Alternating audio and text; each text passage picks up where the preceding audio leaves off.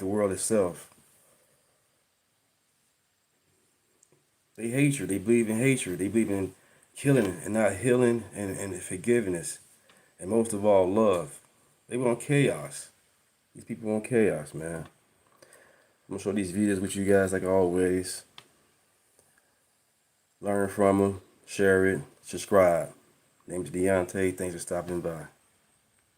I would welcome a trans athlete on my team or against my team anytime. I don't think it's a problem in the world. It's just another way to kind of attack trans people. You know, right now I'm just having a blast in my feminine era. I never thought that I was a woman.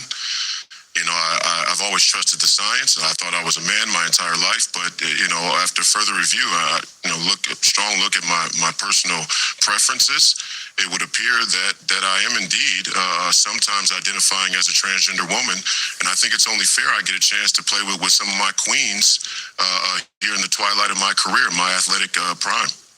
Well, and so exactly what you're saying, Royce, is just sort of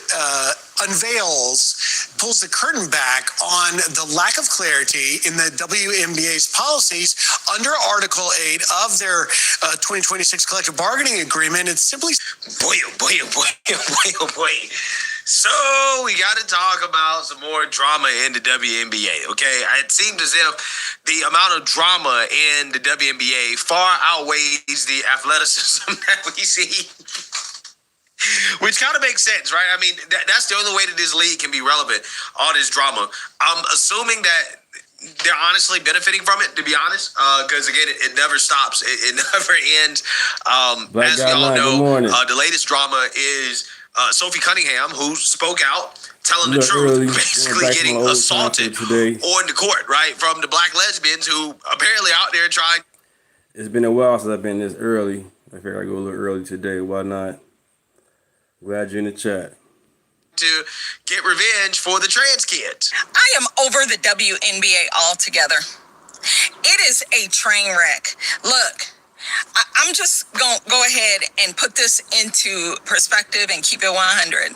These black females are pissed off because the two of the white girls that are holding up the entire fucking league is Sophie Cunningham and Caitlin Clark. And they can't stand it because these bitches can play ball. See, it's black people own basketball. We own the court. Who these white girls are think they coming in here like this? Y'all sit and laugh about this shit before games. Who gonna take down the white girl? Who gonna take down the white girl? You think I don't know what the fuck you're doing? Look. Sophie Cunningham, Caitlin Clark.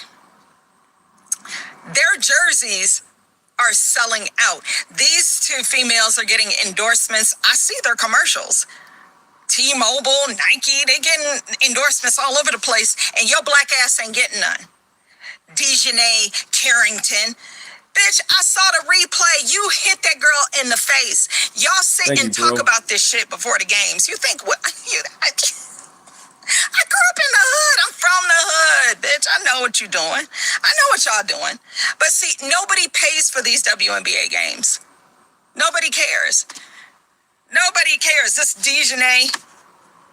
Right, all these women, you know what I'm saying? It's supposed to be more women than men in the planet.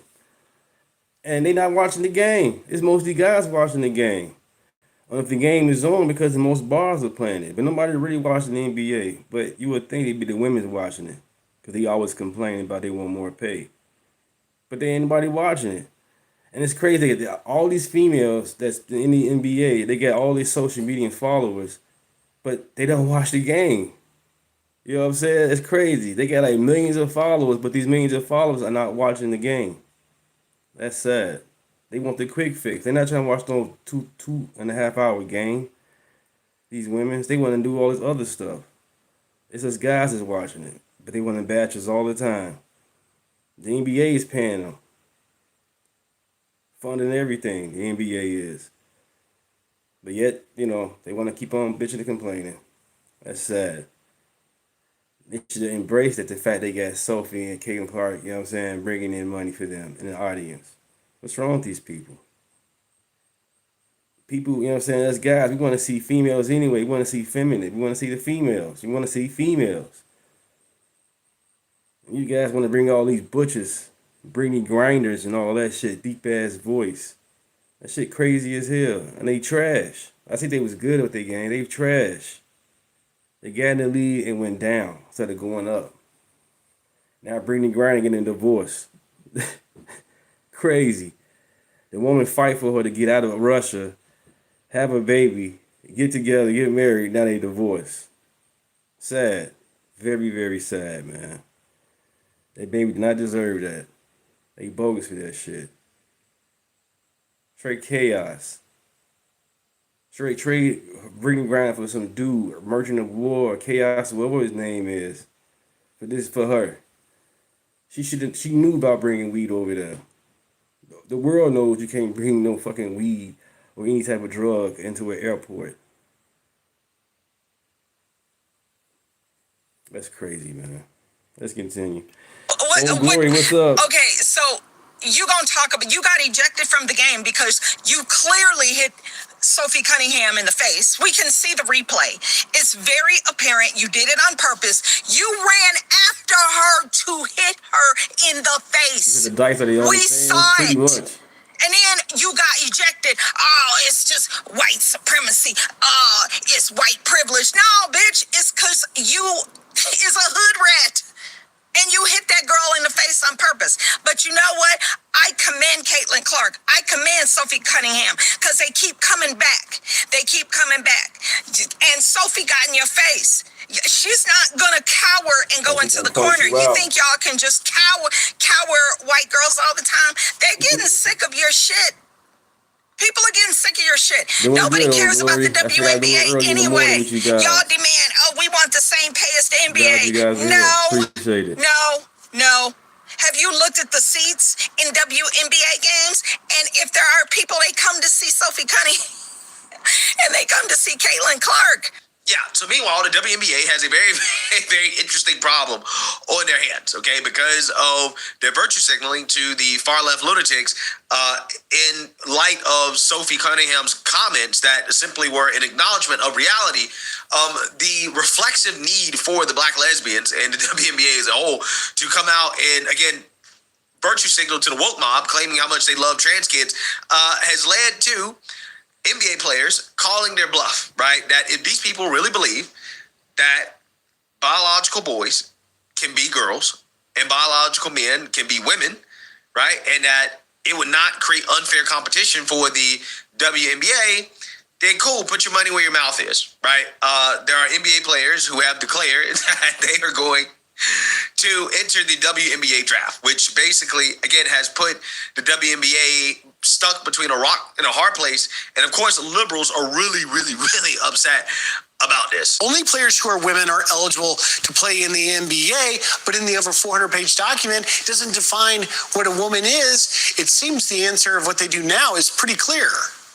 Would you agree? Well, it's just astounding that the WNBA can't define the W in the name. And I think we're going through a very necessary conversation about who's actually eligible to play in some of these professional sports leagues, I guess, on both sides of the. And the problem is these damn liberal women, both black and white, or any other race you call it. These liberal women are dangerous, man. And these are the ones having all the babies. They're dangerous, man. Gotta pray for these ladies, man. They sending people off, these damn Karens. Anisha Kawanos. Damn, man. We gotta do better, America, man. It's not about MAGA, it's not about Democrats, it's a spiritual war literally going on, man. For real. With this Islamic trying to take over. I seen a video, they in Chicago at the Buckingham Fountain. You know what I'm saying? I guess calls of prayer, whatever we call that bullshit. That shit ain't cool, man. If you gonna pray in private. Why are you trying to do, you know what I'm saying, make it public? And they doing it trying to establish their dominance. And that's not cool. We don't care about that shit. Keep that shit somewhere else, man. That's the problem. You guys come here, instead of just assimilating and keeping it peaceful, you guys now want to make it a spectacle. And the DSA, they're bogus as hell, man. The lefties, y'all have been so fucking far left, man. AOC came and answered the basic question, you know what I'm saying? do she go against what they talk about as far as getting rid of the Senate, getting rid of the president? They want to just tax the millionaires. Like, okay, tax the millionaires, and then what? They'll get no plan, the DSA. No plan at all. Just tax the millionaires and this, and that, and that's it. Like, there's no plan. Just watch the video. I'm gonna play another video after this and some more, but I'm supposed to play some videos where they have no answer, no solution. It's just chaos. It's straight bullshit. Gender spectrum. My goal is to help elevate the WNBA. I think the ticket prices and the attendance, will soar.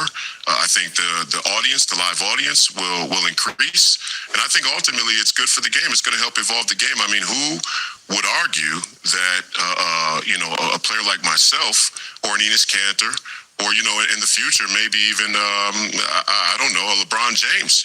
After he expires in the NBA, maybe he wakes up one day and realizes he's a woman as well. Who could argue that wouldn't make the women's game better? So listen, I don't know what to even say to that. Oh my gosh, it's happening. A former NBA star has now declared himself a prospect for the WNBA. Right. This is Enes Kanter.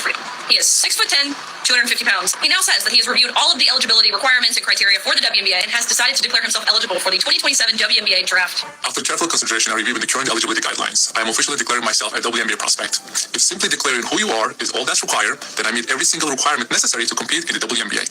My team and I have carefully examined the WNBA's eligibility criteria and government framework surrounding self-identification and inclusion. Based on the current guidelines, I can and am officially declaring my eligibility for the upcoming WNBA draft in May 2027. What the hell is she talking about? First, this creator believes that Enes Kanter, a former NBA basketball player, is eligible to play in the WNBA. And they talking about I'm a tap dancer. This dude's definitely a tap dancer. I don't understand how he's still on YouTube, because everything he done and says all been debunked, straight lies. But people like lies, I guess, instead of the truth. If you did your research, you would have known that's not true. One of the requirements to join the WNBA is you have to be a woman. Declaring that you're transgender doesn't mean that you're transgender, because being transgender is an identity. That's like a full-fledged European claiming that they're black. Kanter has no history of his gender identity being a woman. It's just a cheap joke that isn't going anywhere. I'm about to catch a flight because I'm booked and busy, unlike the transphobes who are so bored they have to make up problems that don't exist. But I wanted to quickly address the cis men that are declaring themselves for the WNBA draft. Like, that's a thing they can do. My friend Tanya Ray Fox, who is an incredible sports account you should follow, made the point that everyone needs to see. The best part is that these men are proving the point that everyone on the left keeps making. Trans people are not the ones we have to worry about. It's cis men. It is always cis men. And I just wanted to add to that, like, listen to how stupid this sounds. And let me start by saying that trans women are women. Women belong in women's sports. Trans women belong in the WNBA. Like, end of story. But right now, there are no trans women trying to be in the WNBA. It's not a thing that's happening. It's not a quote-unquote problem anyone's facing. And yet the right to make their point that it's a problem is having men declare for the WNBA draft and then saying that they should be able to be let in. It's like, okay, so are you against it or are you for it? Are you for it because it would prove your point that what? That men are superior to women?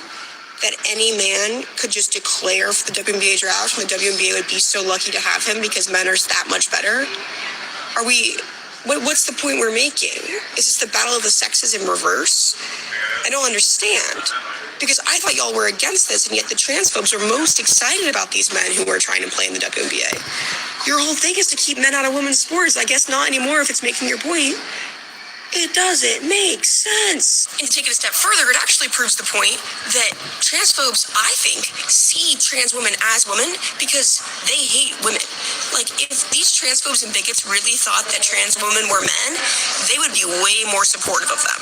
And I've always said that. I love women's sports, all women every time. I gotta catch a flight. Yeah, so again, some amazing mental gymnastics from leftists. Again, pretending like they don't understand how this whole situation has exposed the logical fallacies in their arguments, right? And what they claim that they believe, okay, which they actually don't believe, right? They actually don't believe in all the stuff that they claim they believe in. This is why they get so upset by this stuff, right? They try to make it seem like, oh, it's not a real issue. Oh, this is just the right wing picking on trans kids, right? But no, actually, it is us in a very clever way, again, exposing how fake these liberals are, right? Yeah. Like, for example, Caitlin Collins. All these people losing their minds because President Trump compared Caitlin Collins' looks to a trans influencer, right? Dylan Mulvaney, right? Says she looks like Dylan Mulvaney. And all these people got offended. But they told us that trans women are women, right? And that trans women are beautiful, okay? They say all women are beautiful, right? Beauty at any size, right? So they told us that. They said trans women are women. Okay, all right. Trump compared Caitlin Collins, who is a woman, to somebody who leftists claim is a woman, right? And these people got upset, right? They instantly got offended. Almost as if they actually don't believe that Dylan Mulvaney is a woman, right? It's almost as if they actually believe that Dylan Mulvaney is a man, and it is offensive to compare Caitlin Collins, a real woman or allegedly a real woman, to a man, right? It's amazing how that works. Same thing here. Same thing here. These people claim that, oh, it's not a big deal. Oh, it's not a problem. Oh, it's not about fairness, right? Okay, cool. Well, put your money where your mouth is. If anybody can be a woman, right, then an NBA player should be declared they're a woman and play in the WNBA.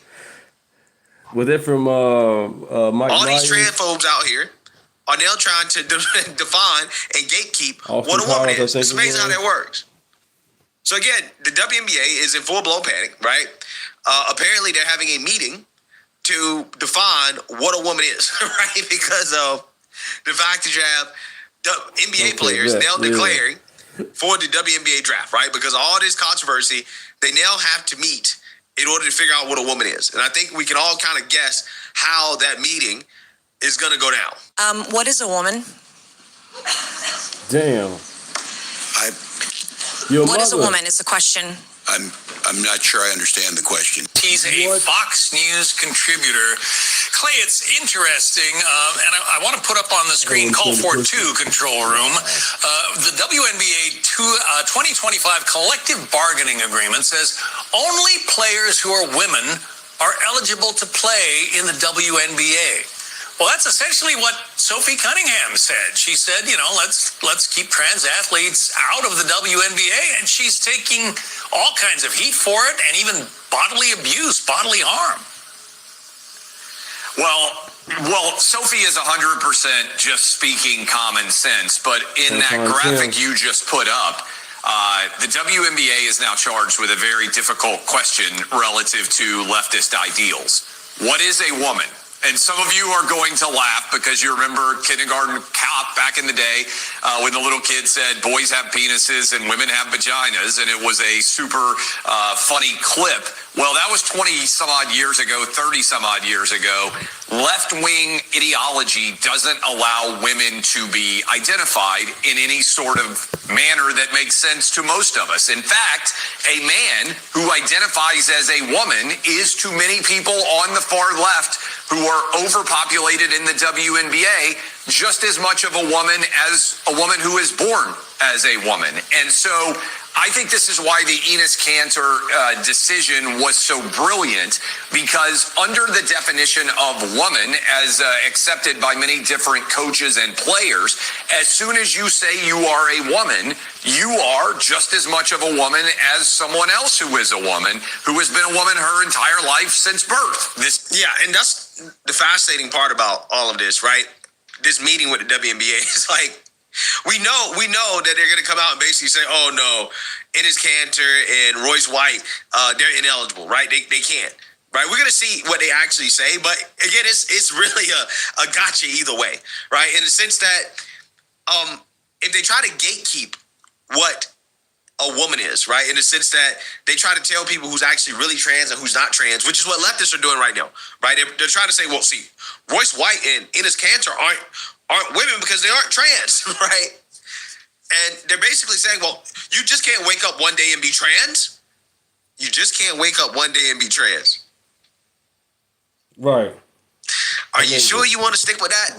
Right? You sure you want to stick with that line of logic, that line of because if that's the logic that you're going to apply, okay, to try to say that Royce White and Enes Kanter aren't trans, they aren't women, then again, who defines what a trans person is, right?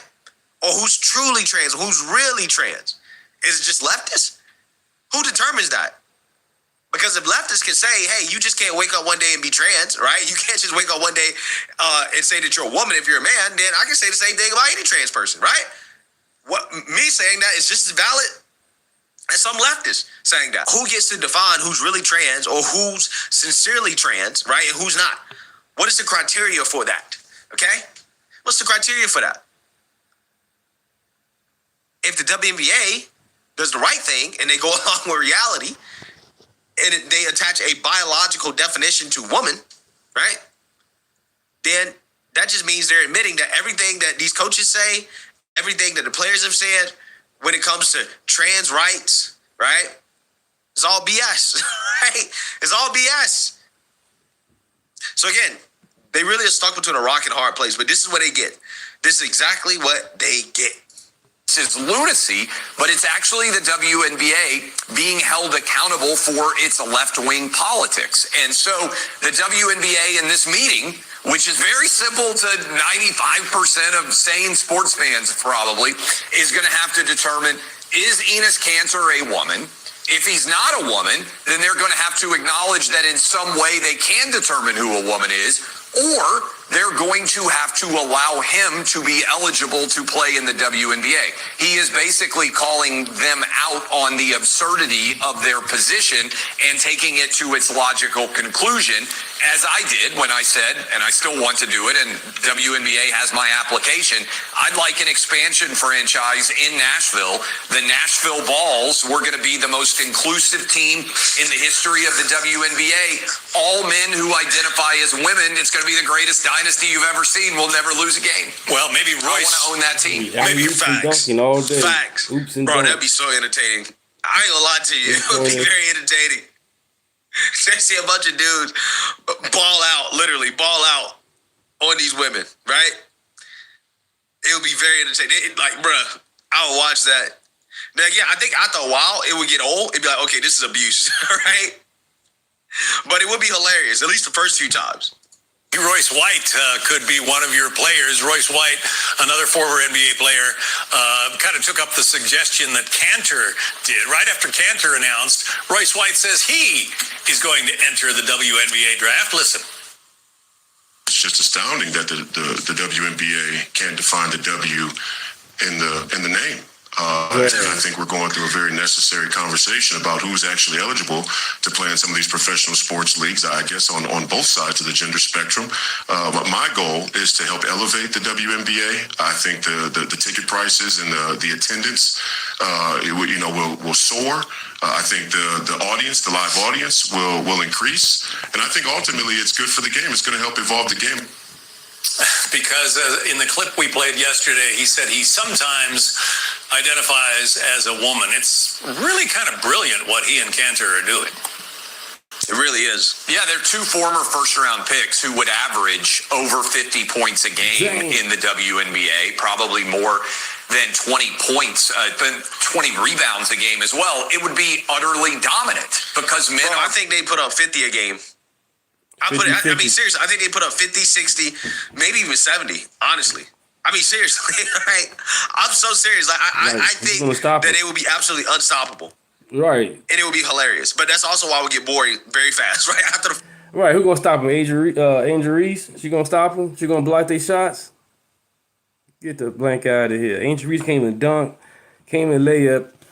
She can't rebound her own goddamn rebound. Just flopping everywhere. It's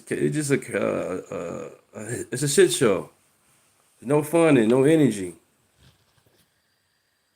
First few times you see it, right? You see all of the black lesbians that you want to see dunked on, right? Once they get teabagged enough, right, on the court, then hey, you can be like, all right, I'm good, right? I don't need to see any more of this, right? Are bigger, stronger, and faster than women, something that we understand. It's why there is a WNBA. Here is the truth. Like, share, and subscribe to the channel, you guys. Like, share, and subscribe. We at 2,290 subscribers. Appreciate it. If we had unisex sports, that is, there was no women's sports, there would be no women making teams at all. Remember, this is only an issue for men who decide to identify as women.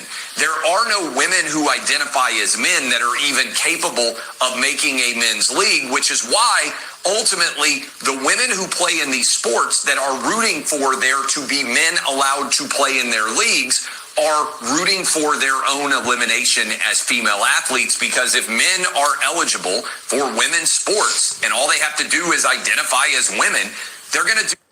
Seth, welcome to the chat, Seth. Welcome, welcome. Everybody is welcome. No bots, no trolls. Welcome to the chat. Enjoy the videos and enjoy the chat. Do it. Here's a stat for you, by the way. The NBA G League, the average salary for male players hoping to make the NBA is $45,000 a year. Under the new collective bargaining agreement, the average salary of a WNBA player is nearly $500,000. Just leave aside the politics for a moment. If you are a male player in the NBA G League making $45,000 a year, why would you not raise your hand and say, hey, I'm a woman now, I'll make over $500,000 a year, and I will play in the WNBA instead? For real. It's basic economics. How many people out there listening to me right now, if you could raise your hand, if you're a guy, bearded guy like me, and you can identify as a woman and make 10 times the salary, why wouldn't you do it? Sure. This is, again, calling the left out on their absurd policy. And somebody's going to be smart enough to pretend to actually be trans, right? I'm talking about like, sincerely, I'm trans, right? You're going to get one of these guys, right? One of these guys in the G League that nobody's ever heard of. And all of a sudden, they're going to be trans, right? Juwanna Mann, and they're going to have a whole thing 2.0. about their journey, right? And then they're going to... It's going to be Juwanna Mann 2.0 for real. That's crazy. Yeah, these lefties retarded, man. They don't know what they really want. They just in their feelings. No logic, just their feelings. With this whole same thing with the DSA bullshit. Cause some of them go their way when they're gonna get rid of it. But once again, with this whole open borders thing, you broke the border. If you come in the border the right way, you good to stay. But if you break the law, crossing the border the bogus way, the wrong way, you shouldn't come here. You're already a criminal. How you reward a criminal? Makes no sense. Accountability, consequences. It's all over again. You come aboard the bogus, they send your ass back. All right, come back the right way. Come with your paperwork. Come the right way. It's not that hard. Say, hey, I want to be in the WNBA. Good morning, I think that's what's Brian. going to happen, bro. Everybody. Seriously. He's right about economics. I mean, the economics, like, yeah, if you had the opportunity to make $500,000 balling in the WNBA as a man, all you got to do is say, hey, I'm a woman, right? And you get superstardom, you get loved by the left. I mean, don't get me wrong. I mean, I'm going to keep it a buck with you. I ain't even going to be mad about it, right? Normally, I'll be mad about it, but they asked for it, right? The WNBA asked for it. So if it actually happened, I'd be like, look, well, see, we told you. We told you. On Friday, the Players Association of the Women's National Basketball Association, put out a statement which read in part, hate, abuse, and demonization of any person or group of people, including transgender people, only fuel fear, division, and harm. We will continue to have hard conversations, but we will not be used as political pawns. I'm not sure what it is that Sophie Cunningham posted that sows hate, division, and fear. She just said, keep it a women's league. Yeah, a couple of things on this that I think are significant. First of all, the WNBA has been an intensely political organization for a long time. You just showed one of the coaches wore a shirt that said protect trans kids on the court during a game. I mean, that's an avowed political statement. I happen to not believe there are any trans kids. I don't think we should be having surgeries to change people's gender, chop off any of their body parts to try to pump them full of estrogen or testosterone. I think that's child abuse. If I took my 11-year-old right now to get a tattoo, my wife would murder me. And let me just point out this on the whole gender ideology. We got to talk about the WNBA today because there was a absolutely viral moment that happened yesterday. And actually, I saw this like literally right after it happened because once again, it went absolutely viral. It exploded online. And that is an incident between a WNBA player by the name of Dejanay Carrington and Sophie Cunningham, which I'm sure you guys are familiar with Sophie. We've talked about Sophie several times. She is the WNBA player that has spoke out against men playing in women's sports. And, you know, when you play in a league that is like, honestly, if I had to guess, I would say 95% LGBTQ, right? Like, I feel like almost every single one of these women is lesbian in some way, shape, or form. Even Dejanay Carrington will admit that before the WNBA, she was not gay, or I guess lesbian technically, and became lesbian while in the WNBA, which I find interesting. But anyway, I'm not going to bury the lead on this entire incident. I'm just going to play the clip and we're going to hop right into it. Make sure you guys smack that like button and subscribe if you are new. Also, go and subscribe to my second channel. That link is down below in the description box. It is called Extra Rich. Let's get into it. Here's Cunningham up ahead of the field, lays it in, plus the foul, and then Cunningham gets into the face of Dejanay Carrington right away in the aftermath. And Cunningham has to be separated. Pretty bad foul there. Both teams will head to their benches. As you guys saw. You'll see it, Dejanay Carrington as Sophie Cunningham comes down, gets her right across the face, coming down, trying to prevent the layup, but that is just a hard hit. That's definitely going to be upgraded, I think, to a flagrant too, Ryan. I think that is going to be a flagrant too. There is wind up. And just getting her out of the way. Yeah, that was on purpose. That was definitely on purpose. That was on purpose. I get it's a contact sport, you know what I'm saying? But that was on purpose, man. Definitely intentional. And then talk shit about it. Like, damn, say my bad, you know what I'm saying? But no, she wouldn't talk shit about it. That's not cool, man. And y'all keep on talking about people racist. That was racist. That's being racist right there, what she just did. Because she's white and she getting all the attention. Her and Caitlyn. Do better. Play better. Your jersey and your shoes to sell. Come on, man. I'll be stunned if this not upgraded to a flagrant too. The defensive foul on Dejanay Carrington has been upgraded to a flagrant foul, penalty 2. Since there's wind-up, impact, and follow-through, high potential for injury, players in a vulnerable position. Since the basket was successful, Sophie Cunningham will receive 2 free throws to make 1. There's wind up, there's follow through, there's potential for injury. The player's in a vulnerable position. And so Dejanay Carrington, who had been off to. So yeah, y'all saw that. And you know, the entire internet agrees that that is absolutely disgusting and well deserving of a flagrant 2 and being kicked out of the game and deserving of a fine. Because that's not a basketball play. Anybody that's ever played a game of basketball, that's ever played any type of organized basketball, most certainly understands that that is not a basketball play. No. There's a way that you can, you know, still play defense. I'm not saying you just have to allow, you know, a person to have a layup, but there's a way to do it without, you know, putting a person's, you know, body at serious risk of injury. You know, for example, LeBron James.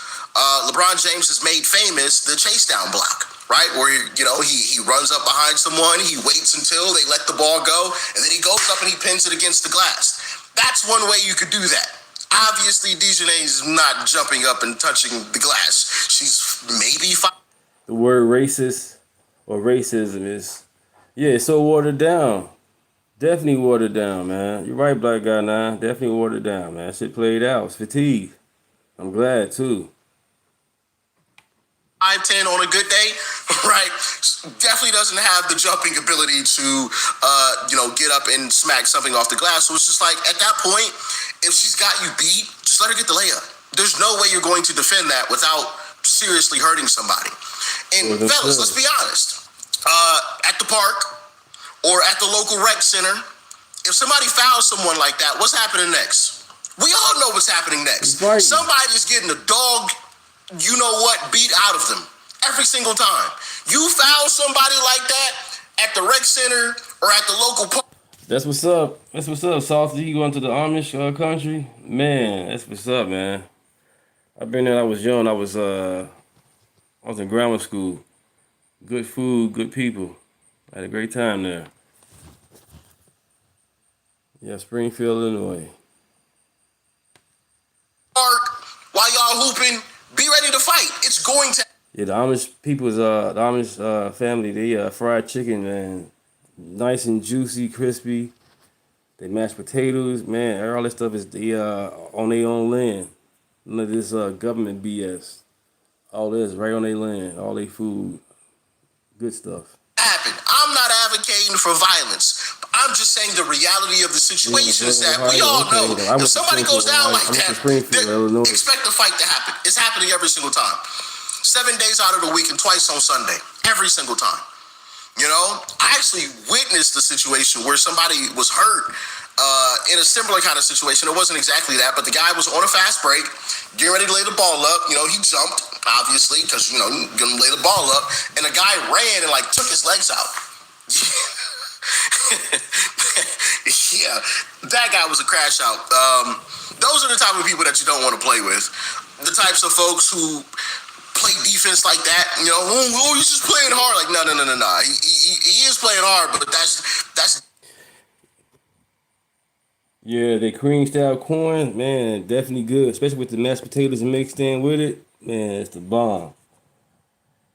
I ain't had the corn, but the roast beef, but I definitely had the chicken, man. It was, man, nice and juicy, better than Popeyes.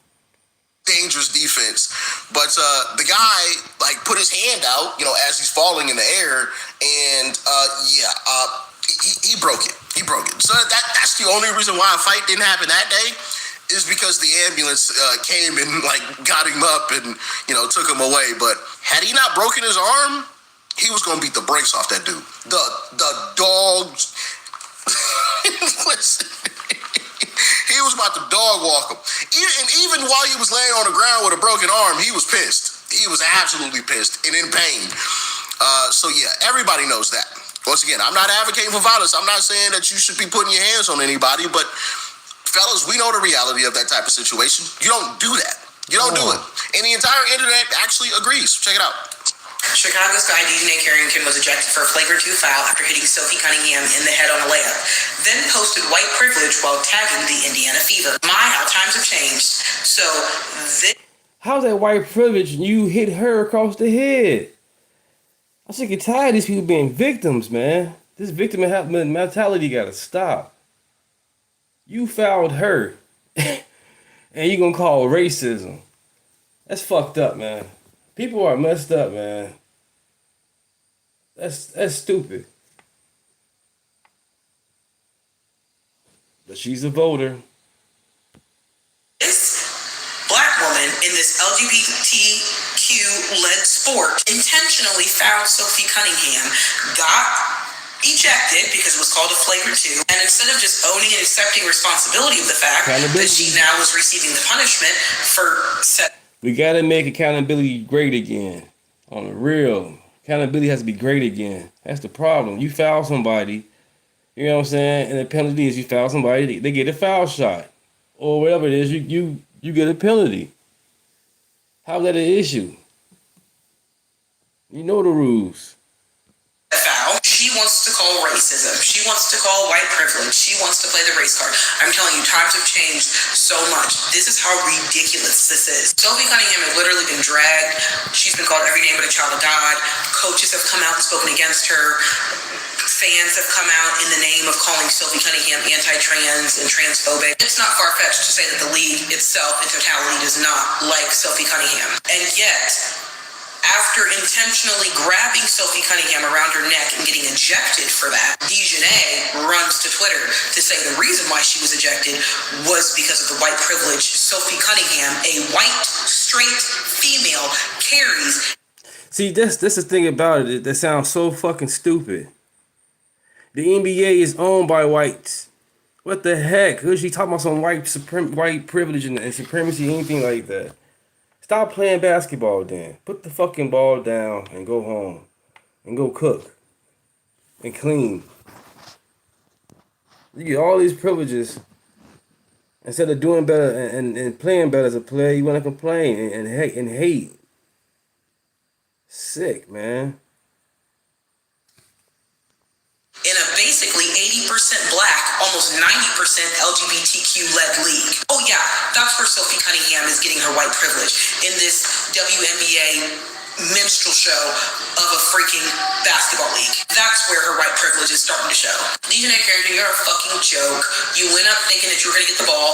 You knew that you weren't anywhere near getting the ball, and so while you were up in the air, you figured this was your chance to grab her, Sophie Cunningham, around her neck and bring her down by her neck. This absolutely was a flagrant 2, and she honestly should be suspended for a game. This is why we can't ever get to basketball, because bitches like this do shit like that. Unnecessary, ain't got nothing to do with basketball. What? You arcade-o'd her, bro. Your elbow is on her neck. You were about to kill her. In 4K. What do you mean white This is privilege? in 4K. Am I flying? What? Dejanay Carrington is such an unserious person because what do you mean you commit a flagrant 2 and then you go to Threads and play the victim? Now trying to prevent the layup, but that is just bullshit. a hard hit. That's definitely going to be upgraded, I think, to a flagrant 2, Ryan. I think that is going to be a flagrant 2. There is wind up, there is follow through, there's potential for injury. Like, that was such a clear flagrant 2. Like, clearly she almost took Sophie's head off. And I don't even like Sophie. And she got me on this internet defending Sophie. Like, but that was a clear flagrant 2. Like, there's no question about it. So the fact that she went to Threads and anybody called this, like, everybody knew she was. Right, and she got a blown out wig. You know what I'm saying? What'd you say? For hating white people. Yeah, she does, man. Right. Just not even just the wig being, you know what I'm saying? Not even just the wig, it's the color blonde itself. Her, Jory Reid, any other black person talking about some white supremacy, but yet you perm your hair and you blonde it and bleach it to be blonde. That's crazy. And then you get upset talking about braids is a black culture. If your hair grows out to a certain length and then goes a certain style, hey, embrace it and do your thing. But don't hate on somebody because their hair grows like that. And then, our black women gotta grow up, man. Our black women gotta grow up, man, for real. Stop hating on each other. That's the problem. They some haters. Who got a better Section 8? Who got a better EBT? As far as who got the most money on EBT? These women are crazy. They be posting and bragging about who got the most EBT or who got a better Section 8 house. Insane. Go get a fucking job. Then brag about the housing and how you eat and your account looks. About to go to Threads as soon as she got ejected from the game. And then the fact that she tagged the Indiana Fever, what does the Fever got to do with it? The refs are who threw you out the game. It has nothing to do with the Fever. And to say white privilege, like, I'm just so confused. You are the one who fouled her. Like, what is not clicking? And it was 100% done on purpose. And I can only assume it's because of all of Sophie Cunningham's comments that she's been making to the media in the last couple of weeks about biological men and women's sports and all of that. And like I said, I don't even like Sophie Cunningham, but maybe the women want the guys to be there. They probably horny. They probably tired of the dildos. Bring in the guys. You know what I'm saying? These people crazy. girl, that was definitely a flagrant 2. At this point, I just have to assume that Dejanay loves attention and clout because you clearly wanted attention when you committed that flagrant 2 and you wanted attention when you went to Threads. I mean, this is the same person who outed her relationship drama on Threads. So are we surprised? Dejanay Carrington is such an unserious person because what?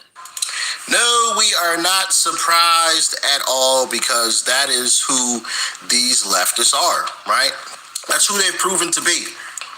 You know, they throw rocks and then hide their hands and scream bloody murder. And it's like, that most certainly was a foul, a flagrant foul at that, excessive, borderline assault, right? That's not a basketball play. And for anybody to say that that's a basketball play, you're kidding yourself. You've never played basketball a day in your life. Like, as athletes, we know where our body is in space. That's why we're athletes, you know? Everybody can't be an athlete. I'm laughing because, you know, for the longest time, I didn't know that some people just don't know how to run.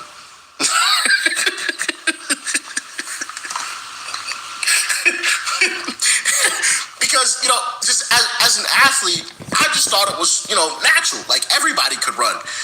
And then you look at some people and you watch them try to run.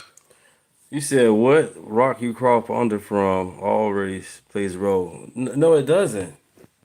You only plays a role when you make it to be. Other than that, you shouldn't just play, have fun, and get the money and go home. Once again, accountability. You fouled a person. You already know the penalty is. They get free throws, or you get your ass ejected based on how the foul is. And you're like, oh my, oh no, what is that? What are you doing? But some people just aren't coordinated well enough. They just aren't athletes, right? And so as athletes, that's why I say as athletes, one of the things that we're good at is knowing where our body is in space. I think it's called proprioception. Right, it's all right, Salty. Race only plays a role when you see it. Right, that's what I'm saying. When you mention that about the color or the person, then yeah, it's out the window right there. You change the narrative. So say, hey, my friend was bogus. Oh, this white guy was bogus. Like, damn, let's say the man was bogus. Or my friend was bogus. Why you put the person color out there? It doesn't matter. It's about the character of the person. I think that's what it's called. Correct me in the comments if I'm wrong. But, being able to figure out where we are in space, when we're running, when we're jumping, in the air, we're able to twist and turn and do things that, some people just can't do. I thought that everybody could do it until I got a little older and figured out, oh, geez, there are some people who just aren't coordinated and just aren't athletes, like not even in the slightest bit. Yeah, the biggest I had no clue for the longest time. But anyway, so when you're out there playing basketball on the highest level, she does play in the WNBA. So she's been playing for quite some time. She plays basketball probably on a daily basis. You know what you're doing. You know when you're sticking your arm out and doing this. That's not an attempt to block a shot. That's an attempt to... Right. That's not what they teach you in practice. In practice, they did not teach you that. They did not teach you in practice. Use your legs, not your hands. Foul somebody in a very disrespectful manner, if not completely try to harm someone. I would argue that was intentionally to harm someone, right? There's no way I'm going for a block and I'm wrapping my arm around their face and doing this. No. Like, she didn't even attempt to try to keep the arm straight, and do this. Like, no, it's straight across the face, yank down type of deal. Like, nah, that's not a basketball play. Not even in the slightest bit. You're not 6'8" or 6'10" or something like that, or even 6 foot and can jump out of the gym. So why are you even attempting to make that block in the first place? Right. You're not going to block it. That's another thing. You're not blocking that shot. So why are you attempting to? That's just my humble opinion on it. Y'all can let me know how you feel in the comments. And especially coming from a league that has, in the past, done things like this, what you see on the screen here. That is Caitlin Clark there lying on the floor with another player's fist in her throat. Clearly in her throat. From a different team. You mean to tell me that's not intentional? Once again, as players, we know what we're out there doing. We know what we're doing out there. Obviously there are some dirty players who do things and act like, oh yeah, I have no clue. We know.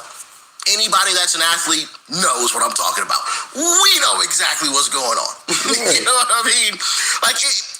And here's the thing. It would have been different if it was like a situation where, Sophie Cunningham was wide open for a three. Dejanay was sprinting out towards her, and she trips and falls, and she kind of slides or rolls into Sophie Cunningham's knee, and now Sophie is out for the rest of the game. Like, that's different. Like, that's a basketball play, even though I personally never... No, not on the closeout. I've never seen anybody, at least no man, fall on a closeout for a jump shot, but still... Theoretically, that would be more of like a basketball play, or, people are scrambling for a ball, you dive for it, and two people hit their heads together, and now you got a guy who is concussed and bleeding and something like that, and he's got to go to the back or whatever, he's out for the rest of the game.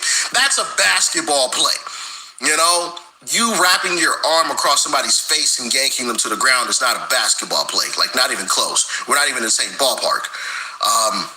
And for her to sit there and say, well, white privilege is crazy because during this same game, Caitlin Clark got called for a flagrant foul for simply stumbling into the ref. Check it out. Paste. Clark on the drive. Finds the cut. Let me rewind that back. Watch right up here on your screen with this ref. There's Caitlin Clark there. I just wanted to emphasize that so you guys know where to look. Watch this ref right here at the top of the screen. And here's Caitlin Clark with the ball. On the drive. Finds the cutter, Hines Allen. Now Mitchell, and a technical foul assessed to Caitlin Clark. And that one is going to put her above the threshold and suspends her for Indiana's game Tuesday against New York.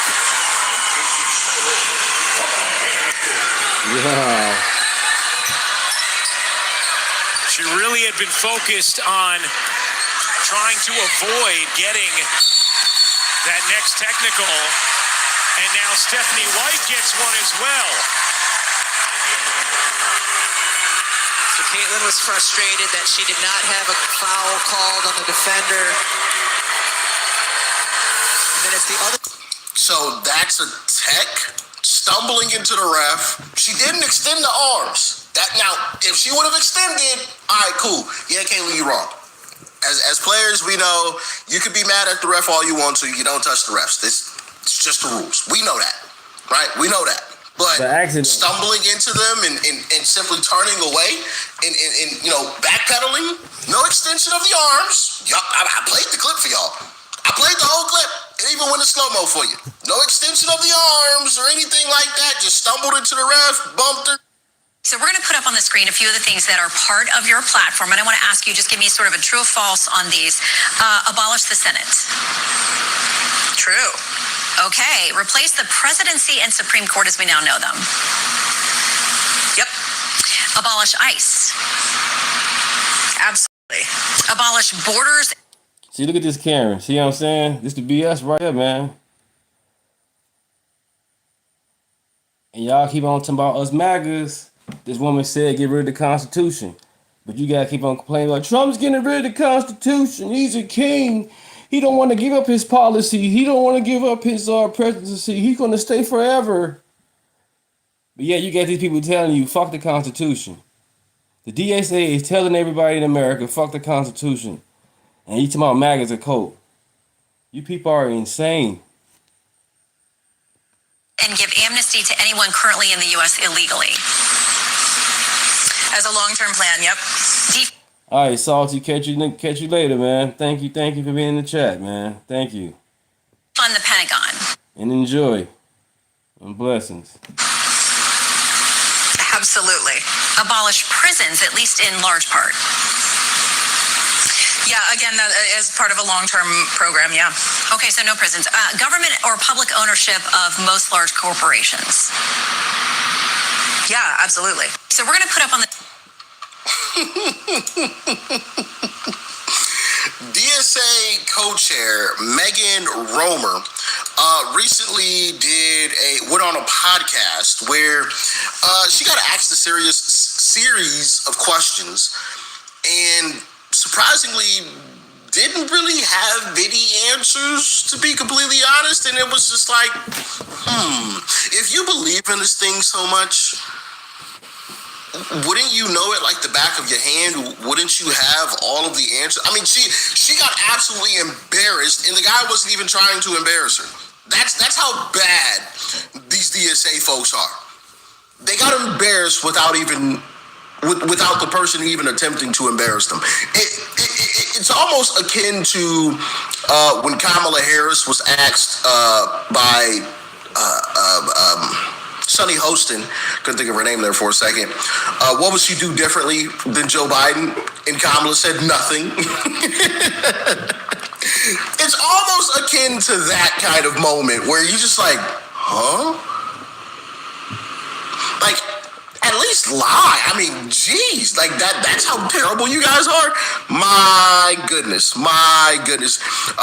Yeah, so I want to get into it. It's absolutely hilarious, and it's been making its rounds on the internet. So with that being said, smack the like button, subscribe if you are new. Also, check out my second channel. It is called Extra Rich.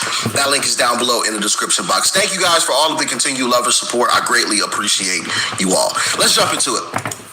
I think what might have disturbed some people who were watching that Fox clip, there was a certain kind of, breezy, yeah, I'm for that, and there was no detail at all.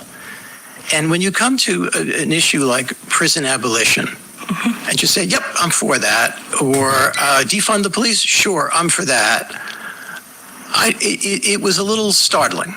Now, it might have been the form of the show, so let's flip the switch here and dig down a little. What do you mean by prison abolition? We've had on this show Michelle Alexander, who wrote The New Jim Crow, and plenty of people in the Democratic Party, even in the establishment, have rejected mass incarceration, and some things have been done to bring it down. What does prison abolition mean to you? So again, let's start from first principles, right? What do we need? We need safety. Let's not begin from first principles. Let's begin from what is to be done, to use a Leninist phrase. No, I mean, I think you have to start from first principles, and that is the core of this. We need community safety. We need people to be safe. We need people to be able to live their lives without fear of being assaulted, without fear of being robbed, without fear of violence. What communities do we know are the safest? It's not communities with cops on every corner. It's communities that have good schools, good jobs, good park systems, good recreation for their teenagers, things like that. Those are the safe communities. Yeah, and why do those communities have those things? Because the crime is low. Why aren't the cops patrolling those areas like they are others? Because the crime is low. So when she says, well, it's not the areas with the most cops, well, duh, because that just wouldn't make sense. Why would cops patrol an area where there's virtually no crime? That's a waste of resources. They're going to be where most of the crime is. They go where the crime is. And yeah, does poverty contribute to that? Absolutely. But it's kind of like a cycle, right? Where there's more crime, there's typically more poverty, and where there's more poverty, there's typically more crime. So in order to fix the situation, you've got to get rid of the crime first. That's the key. You surge the area with police, and you eradicate the crime. Once the crime is down, now the businesses come, because believe it or not, even in the hood, money flows. Money flows. Some might argue more than even some well-affluent neighborhoods, because people are so frivolous with their money. They're just throwing money all over the place, right? So it's not about get rid of the police officers. You need more police officers to get rid of the crime, because once the crime is down, now the businesses come. Once the businesses aren't going to come when the crime is high, nobody's going to that type of environment, let alone have a business, because you're getting your business vandalized, all types of stuff. He said, well, that with Trump said, fuck the Constitution, because he damn sure doesn't abide by it. Are you serious, man? Are you serious? You're going to defend the DSA? That's fucked up, man. You're going to diss Trump, but yeah, you're going to defend the DSA. Are you an American, man? Are you paying attention to what's going on? You see what's happening overseas? Not cool. Not in America. Not here. Nobody wants to work in that type of environment, because now not only are is your money being put at risk, because these entrepreneurs put their money up to start these businesses. That's something that a lot of people don't think about. It costs to start a business. So their hard-earned dollars are being put at risk, but also their life. They don't want to be behind the cash register when some hoodlum decides to run in there with a gun and rob the place. They don't want that to happen. You know how many videos I've seen of just cashiers being shot for no gosh darn reason? The guy wanted to rob the place and he ended up shooting the cashier just because. Like, nobody wants to be in that type of situation.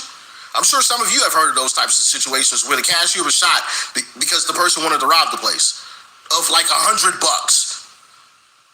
And it's just like this stuff is silly. So nobody wants that. So get rid of the crime, and now the businesses come.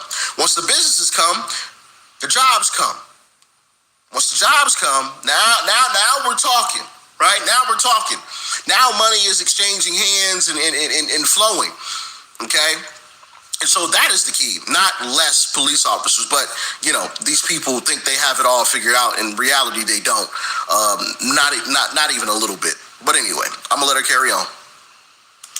Able to live their lives without fear of being assaulted, without fear of being robbed, without fear of violence. What communities do we know are the safest? It's not communities with cops on every corner. It's communities that have good schools, good jobs, good park systems, good recreation for their teenagers, things like that. Those are the safe communities. What does defunding the police mean in your mind? Every year, police budgets go up. Every year, there's a backlog of rape kits that don't get tested. Should they be maintained? I am not in favor of getting rid of police entirely tomorrow. No, defunding the police means no funding. I think that's. I don't think so. I think it means taking funding back and moving it elsewhere. Mm-hmm. Right. So pulling some of that funding back and moving it elsewhere. To the extent to which we are fully funding social services, to which we are fully funding schools, lunch programs for kids, after-school programs for kids, communities should be clean and they should be safe. We should be funding putting trees up so people have more. I don't think anybody's going to argue about any of that, trees or anything of the like. And here's my pushback. I guarantee you, folks like her, if they were allowed to do exactly what it is that they're saying, they wouldn't live in those areas. Yeah, let's defund the police. Let's get rid of all the police. All right, live on that block. Live in that same area where you say there's no police. Live there. I dare you. I guarantee you won't. You're gonna live across town in a nice neighborhood with a bunch of probably white folks, right? The same white people that you demonize on a daily basis, that's going to be your neighbors. Not the people in the neighborhood where you say defund the police.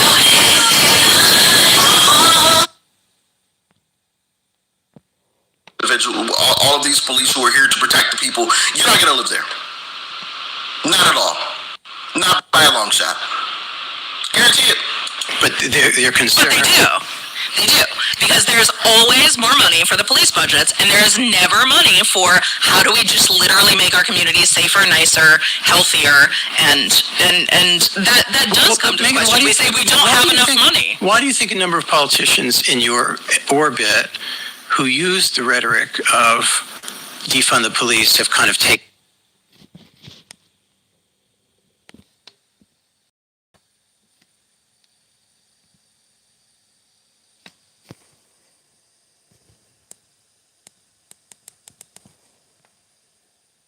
it back or muffled it or gotten rid of it entirely? I think you see, 9% deep. 81 million, so y'all say 81 million voted for Biden, but then y'all, every time you call the Republican Party racist, I'm going to make a video about your man Biden and them. Remember he said this? We already have a nigger mayor. We don't need any more nigger big shots. So, I got 100 ways to prove Biden is racist. And you all voted for him 99% deep. 81 million, so y'all say 81 million voted for Biden, but then y'all call the Republican Party racist when Biden is an outright racist. The Democratic Party is 1,000,000% racist. I can prove it from slavery to all the way up to stop and frisk and 3 strikes you out and crime bill, yada yada yada. Democrats is racist even after this so-called party switch. Democrats have done nothing but racist laws and policies. They're even practicing gentrification on you right now as we speak, and you all don't see it. That shit wild as fuck. But every time y'all call the Republican Party racist, I'm gonna prove that y'all vote for racist Democrats every time.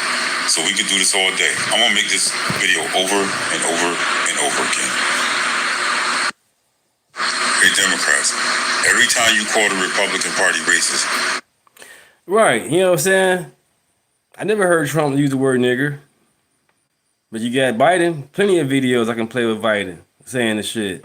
So stop calling me a coon or a bootlicker, because you definitely just one. Obama's definitely a tap dancing nigga. Who you have? Got Al Sharpton, Ben Crump, all them guys are tap dancing.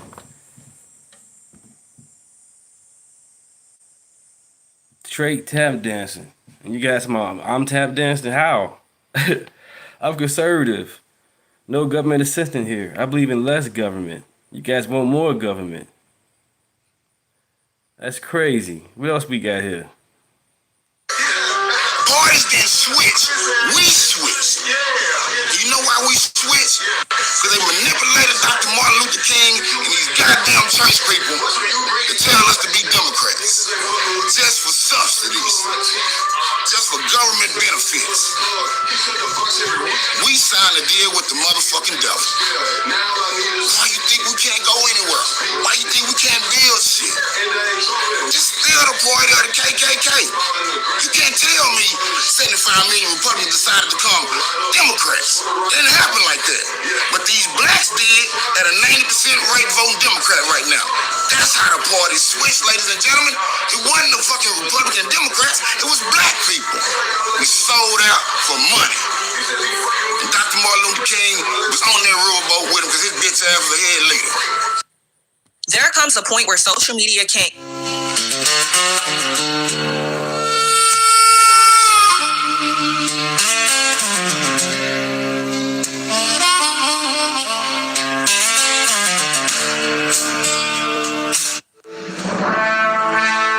Connecticut.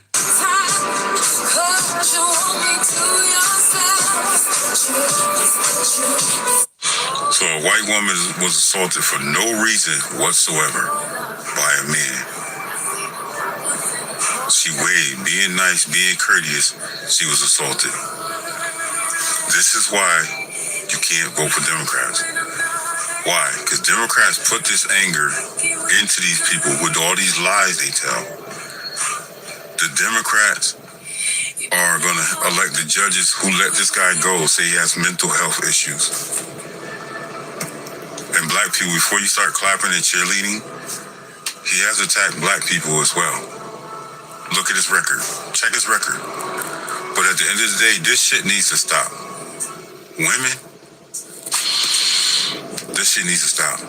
You shouldn't attack an innocent man, but when you attack an innocent woman or a child, that takes it to another level.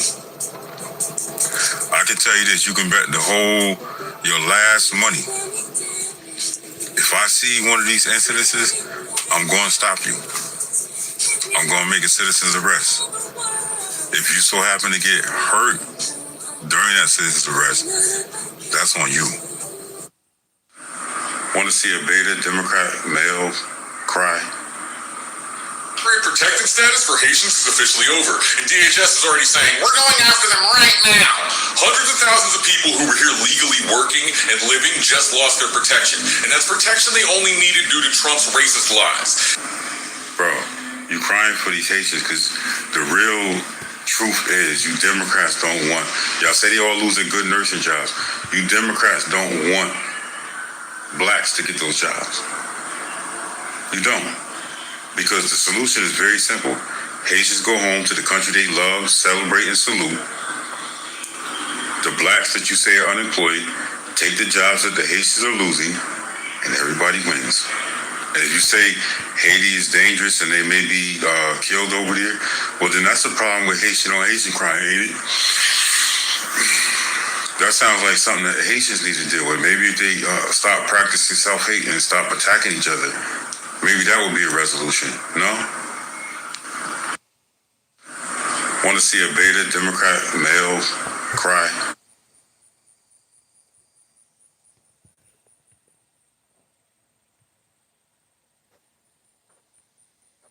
Different phrasings of the same idea. And, you know, if we're just talking about branding, I think that's not really the exercise we need to be spending a bunch of time on. I think we need to be talking to people about, like, what makes your community safe? And that is how DSA functions. We have a million conversations on the door. We are out in the communities actually changing minds. Democrats really like a slogan. They like an ad. They like a mailer. You've made an argument for abolishing the Senate. And we both live in a state that has I don't know what multiple of a population of Wyoming, which also has 2 senators. We all understand that. The Electoral College, we understand why it was put in place in the first place and why it's outdated now. But I think we can also agree that the chances of amending the Constitution to that effect are about 0. Does taking that kind of theoretical position, however principled, distract from DSA policies that might really succeed or be more urgent? I don't think so. I think taking principled positions tells people that you're principled. And I think we see voters really responding to that. And we see people saying, oh, you're actually thinking about the systems. You know, even Thomas Jefferson, for all of his heinous problems, I think he was writing letters to James Madison where he talked about we need a new constitution every 19 years because he did some calculation in his head that that is when a generation changes over. And he said people should not be haunted by these rules set for them by previous generations. So this is not actually, it's not a new concept to say like, hey, wait a second, why are we doing this thing this way? Give me the dynamics within DSA. Alexandria Ocasio-Cortez and Zoran Mamdani, too, have been criticized by people in DSA for moderating various positions. AOC took advice from Nancy Pelosi. Mamdani retained the New York City police commissioner from the previous administration. Yep. So what I think often on the outside looks like nervous laugh, infighting or mess, we just call it democracy. We think it's good. We're always happy to pick apart anything, ruthless critique of all that exists, to use a Marxist phrase. You've quoted Marx now a few times in our conversation. I did quote Thomas Jefferson too. So not happily, not without ambivalence. Well, I was ruthlessly critiquing him for all that exists. Do you think you're going to get far by quoting Marxist theory in this country, or do you think that kind of Cold War antipathy to Marx, to say the least, is gone? I think that people see that capitalism is not working for them. And I think, when you talk to people on the doors, they don't care if you're quoting Marx. That is a lie, and she knows it. Look how fat she is. She eating good off capitalism. Fat ass. She already know with socialism, she be skinny right now. Stop lying. Stop the cap. Thomas Jefferson. Stop the cap, Karen. They care about whether or not their building is safe, whether or not there are rats crawling around in their children's bedrooms. Of course, but. And you can say, hey, guess what? There's this thing in Vienna called the Karl Marx Hof, and it's a house, and it's named after Karl Marx, and it is dignified, clean, high-quality social housing, and that is a real thing that exists. I think people aren't afraid of... Is there a model for a politics or a society that is real and existing in this world that you would like to see the United States copy or somehow be close to? Wait for it. I wish that more socialist experiments could be happening without CIA interference, without U.S. sanctions, messing with it, But I wish that we weren't doing, spending billions of dollars to destabilize Cuba. I think there are lessons we can take from different socialist projects. I think the Cuban Family Code is a really interesting one. Notice how she's changing the subject. It's never worked. On a mass scale, it's never worked. She knows that. Well, it's a little more expressed. There have been experiments. And I think it's funny that these people always quote Karl Marx. But in reality, what a lot of people don't realize is that Karl Marx, for like the last, I believe it was like 30 years of his life, was in exile. He's not even buried where he's from. Karl Marx is buried in like England, I believe. Like his own people didn't even want his dead body. Like he's not even buried where he's from. But yet, like these folks, talk about him as if he was like this fantastic individual. And listen, I'm not glorifying anybody's death, even if I disagreed with him. Now, obviously, he wouldn't be alive today, even if he was like the absolute most healthiest person ever. But like his own people where he was from like hated him. So Why is this guy like to be glorified? I'm kind of confused. I'm kind of confused to the point where he's not even buried in his own home country. You know. Hey, English McCormick. We're against clowns too. Appreciate you being in the chat with us. Welcome. Like, share, and subscribe if you haven't already. That part's confusing me a little bit as well. But yeah, I hear this lady blaming anybody and everybody, but the fact that this stuff just doesn't work. On a smaller scale, yeah, sure, it might work for a little while, but eventually it's going to fall apart just like it does on a mass scale. Like, this stuff just does not work. And I really don't get why people keep trying to run back to it as if it's this new fantastic idea that's never been tried. It's never been put together. It's never been done on a mass scale. It has. It's been tried multiple times in the past.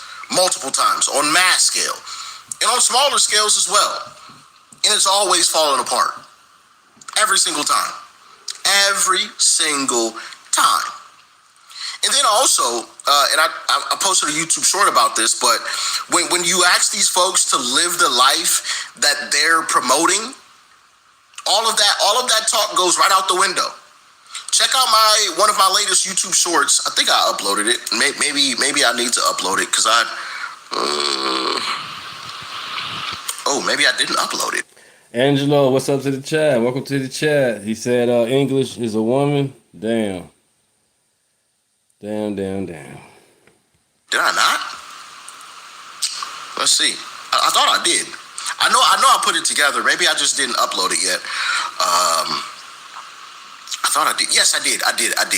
Check out my latest YouTube short where you have Charlie Kirk calling out Hassan Piker, because obviously Hassan Piker, I mean, the guy is very, very wealthy. He's doing very well for himself. Multi-millions. Charlie Kirk calls him out. Like, if you believe in all of this stuff, taxing the rich, taxing the crap out of people, why don't you just tax the crap out of yourself? Give up all of your money. And the moment he says that, all of that talk goes right out the window. Go and check out that YouTube short. But every single time you do that to these folks, it all falls apart. Go if you ask that Megan chick that you just saw on your screen to go and live in these areas that she's talking about, not having police and all of this other stuff. Hey, just put the money towards social programs and all this other stuff. Guarantee you she won't. So, like, why push it? It's for power. It's power. They understand what this ultimately devolves down to. Power. They want people to give up power, so they're the ones with it. And when that's the case, it's going to be hard to reverse it. Once you've given up all of your power, once you've given up all of your guns, once you've given up the ability to fight back, and they have all the power, there's virtually nothing you can do about it. They're the ones that feed you. You gonna bite their...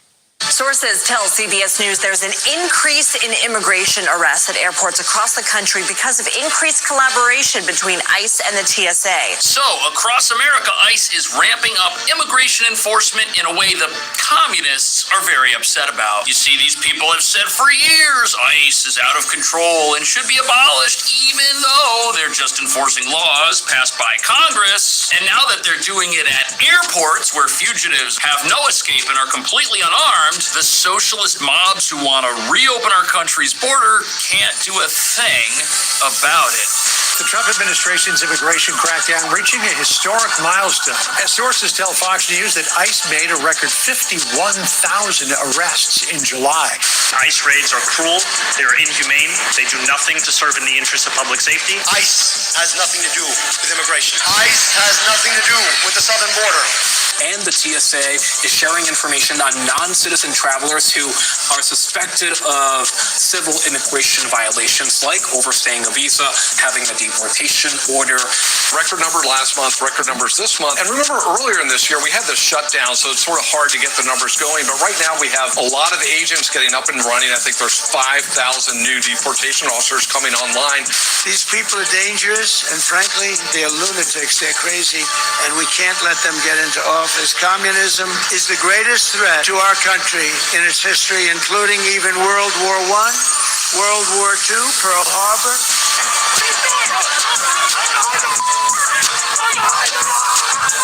Can you believe enforcing our country's laws at the airport is some new thing? And nobody's talking about how these tactics are some of the most efficient ICE has ever come up with. Well, besides the idea of arresting fugitives when they're in the custody of local police, that works even better. But even in a sanctuary like New York, where that's not allowed, criminals and fugitives are in the wrong place when they're in one of our nation's airports. There's only one way in, there's only one way out, and everyone except Johnny Law had to leave their weapons at the door. Plus, at the same time, the masked mobs that have it in for ICE, not only are they non-existent, but to be part of a mob in an airport, you have to identify yourself. And what did we see last summer? We saw hordes of agitators wearing masks, following ICE agents around, slashing their tires, disrupting their operations, freeing fugitives in some cases. Yeah, that's not happening at all in airports. And this has the communists very upset, because how do they make it look like an organic resistance movement has sprung up out of nowhere against ICE, as the American people take it upon themselves, with zero funding from billionaires or foreign governments that dislike our country, to protest immigration crackdowns and advocate for a wide open border they think makes our country better somehow, which is all part of a socialist takeover. Which brings us to the real reason there's this massive fight over immigration. The two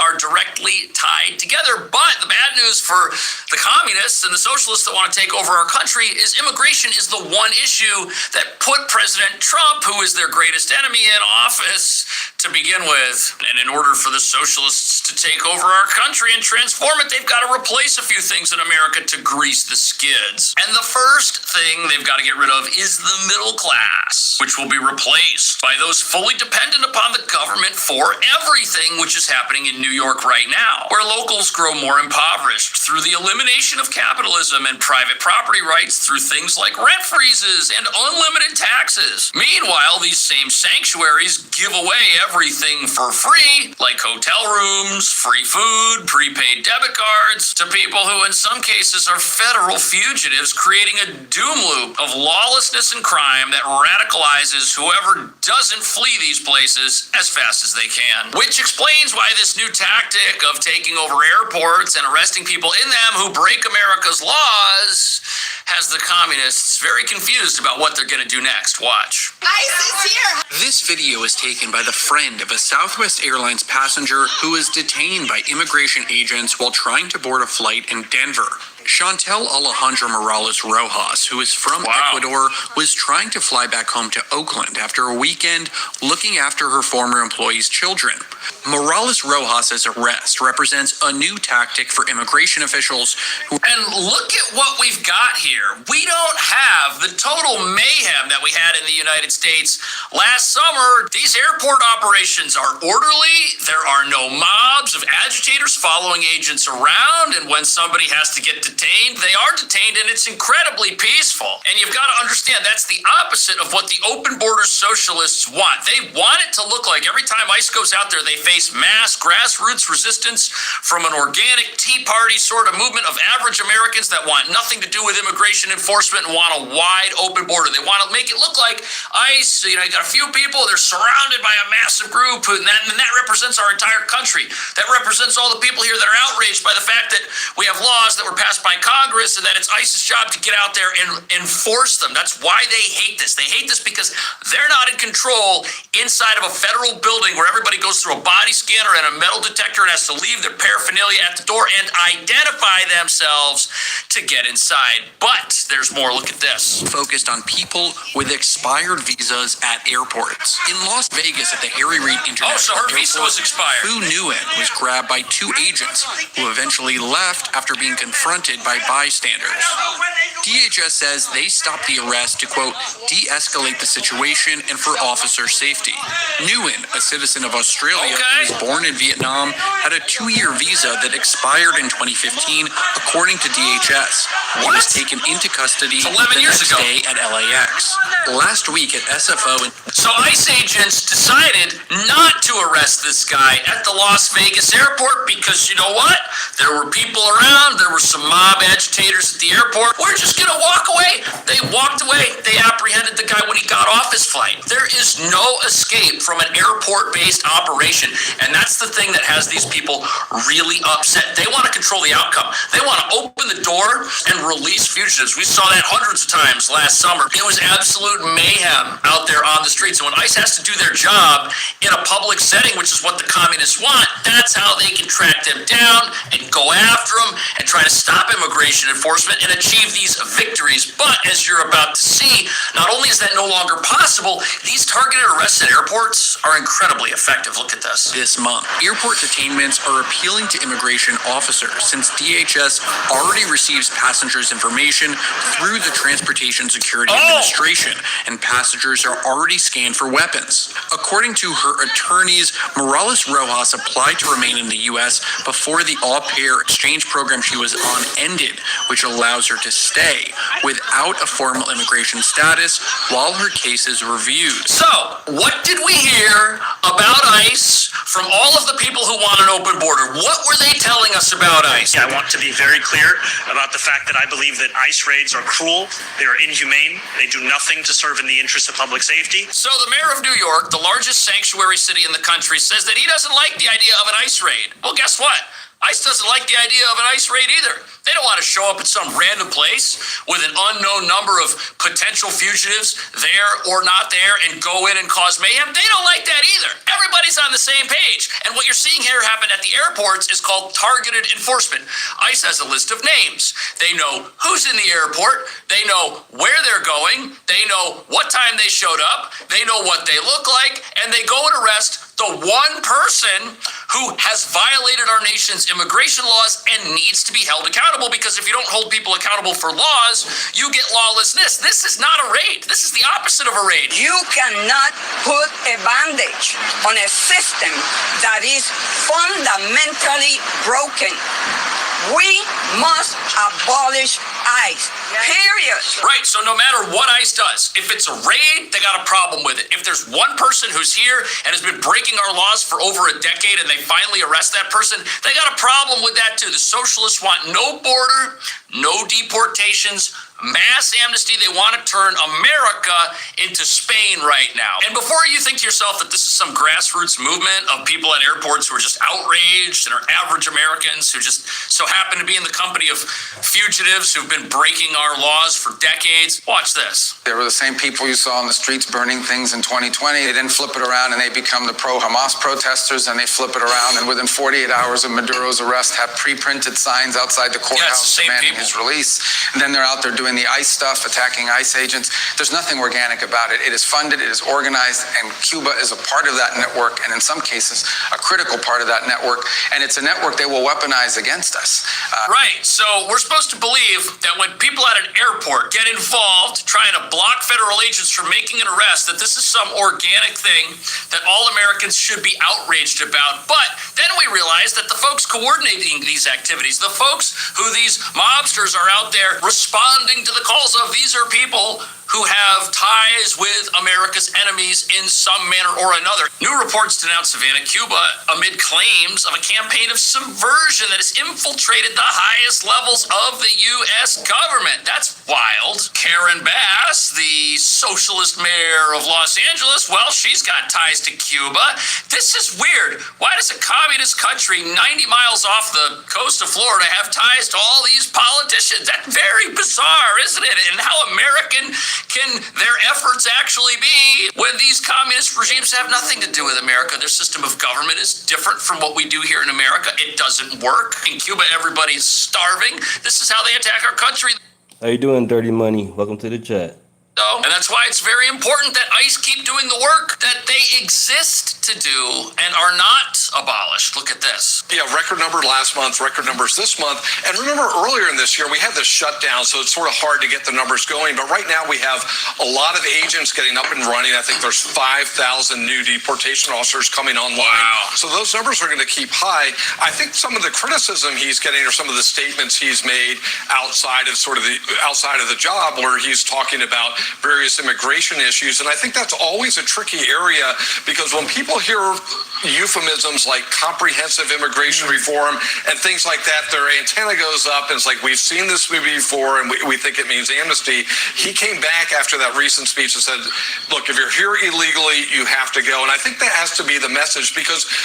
Right. If that's not the message is, if you're here illegally, you can stay forever. It's a very clear-cut issue, and every single country on planet Earth, including Cuba, has immigration laws. There's no country on Earth where you can just sneak in and expect that you're going to get to stay forever and get paid to do it in some cases, which is what places like California and New York are doing. They're paying people to stay who break our laws. These sanctuary cities have created a reward structure for breaking America's laws. That's why we had the asylum crisis to such epic proportions in New York itself. It had the greatest reward structure of any city in America. What did they offer? They offered people a stint in a luxury hotel room, a prepaid debit card, free clothes, free food, free job training, and they even gave people free attorneys so that they could file their paperwork and try to assume some legal status or get permanent residency and a work permit. Now, look, if someone's eligible for all that, that's one thing. But if people are sneaking into the country and they're getting all this stuff for free, how does that do anything other than totally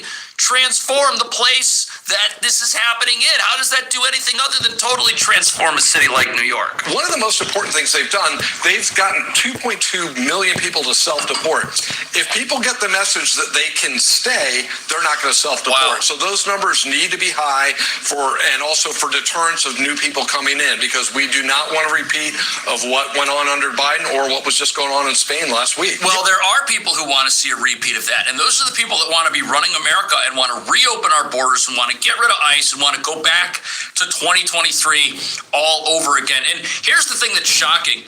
51,000 arrests in 1 month. That's a lot of people who are breaking the law. But the byproduct of that is other people look at that and they say, you know what? I don't want to get arrested and deported by ICE. I know that I'm here in a manner that is not complicit with the laws of the United States. I'm going to take it upon myself and obey the laws of the United States. And that's a good thing. That person can come back legally. However, if you get deported, you're banned from re-entry into the country. You can never come back. The American dream is gone if you're going to break America's laws and be held accountable for it. So people that hold themselves to account, they can come back the right way. That's okay. And that's a good thing. That's what we should all want. We all want legal immigration. Legal immigration is fine. It's just that when people break the law and they get rewarded for doing so, none of that is good. None of that helps the law-abiding who are already here, who are the ideological enemies of the communists, which is why they want an open border. The Spanish government was tougher on these migrants than the Biden administration, because remember the Biden administration, we had upwards of 300,000 people coming in a month. They weren't sending them back. They were bringing them in and welcoming them into the country.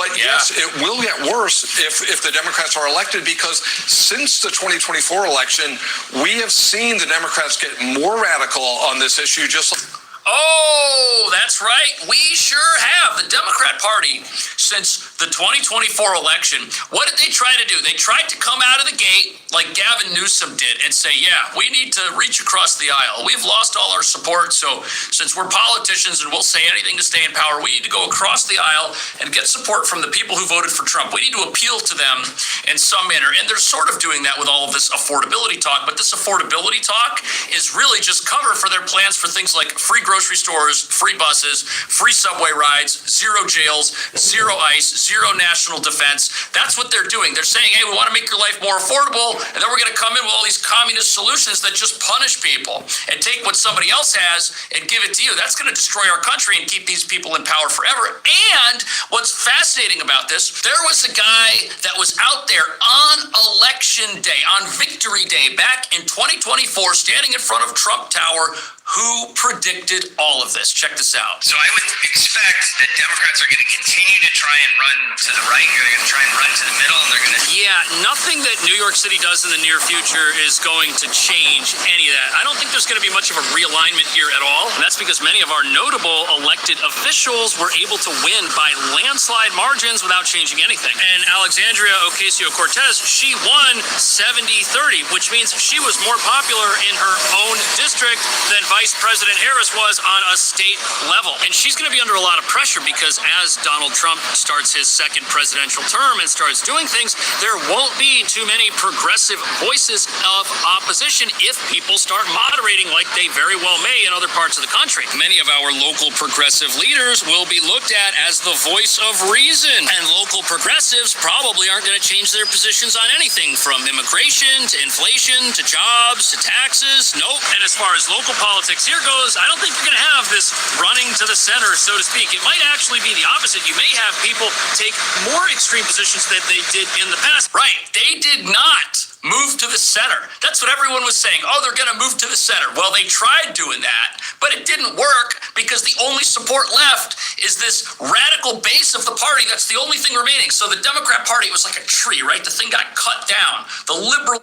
President Trump just announced that black and brown voters are flocking to the Republican Party because of this. I'm going to explain it in just a second. Also, he went off on new evidence, key eyewitness testimony from somebody who actually, he says he has proof, actually vandalized the Lincoln new renovations at the reflecting pool in front of the Lincoln Memorial.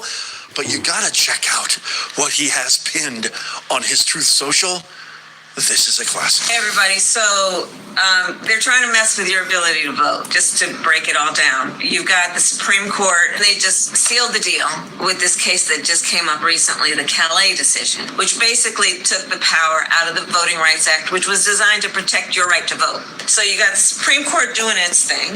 Then this president is trying to push this SAVE Act, which basically would require that for people to register to vote, you're going to have proof of who you are through a passport, which a lot of Americans don't have, or a birth certificate. Same point, obstacles to make it difficult for you to register to vote. So absolutely baffling that this cackling, unqualified DEI hire still has some sort of gumption or belief to get out there, open her mouth, show her face in front of cameras, to advocate for anything. For anything. I wouldn't have her advocate for my lemonade stand in the middle of Guam. Like, I would not want her anywhere near any of my organizations, any of my businesses. Yeah, Kamala, proving who you are is actually something that we use and implement in myriads of millions of things in America, like getting an alcoholic beverage, like getting on a plane, like a million other things I can't even think of. Getting your all-you-can-eat Your prescription medicine. pasta salad bar, you have to prove who you are. Like, look at the way that she's talking down. Like, I don't even know if does she even realize how demeaning, how disrespectful, how elitist she sounds? You guys aren't smart enough. You don't have access. Again, it's like pointing to African Americans, blacks, who are predominantly Democrat, have really been a strong part of the Democratic caucus. You guys can't get birth certificates. You guys can't get passports. Those are obstacles. Why are they obstacles? Who are they obstacles for? I have never, ever met, have you, I mean, literally, let me know in the comments down below. I'm having a bad hair day. Let me know in the comments down below. Have you ever met somebody and just say, hey, Joan, what's wrong with you? You look like you're having a rough day. I know. I've got a lot of obstacles. Oh, yeah? Tell me about them. I'm never going to, my birth certificate. I can't get my birth certificate. I can't get my passport. But wait, it's really easy. You just go down to and just, fill out and take your picture, and what's the problem? Or just go down to City Hall and and fill out a thing. It takes 2 seconds. What's the problem? I don't understand. It's really ruining my day. It's a huge impediment. It's a huge obstacle to everything I want to do. I want to share this with you too. This is a great video, side by side, just in case you're wondering. Nez, why is Kamala Harris, why does she deserve so much of your disdain?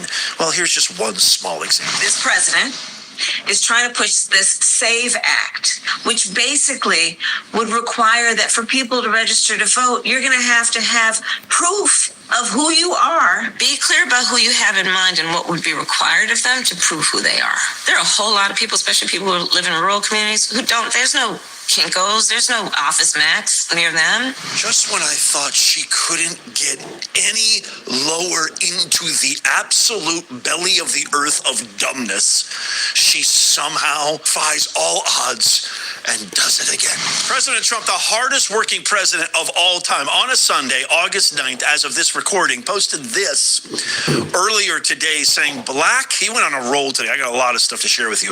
He said black and brown voters don't want communism or socialism.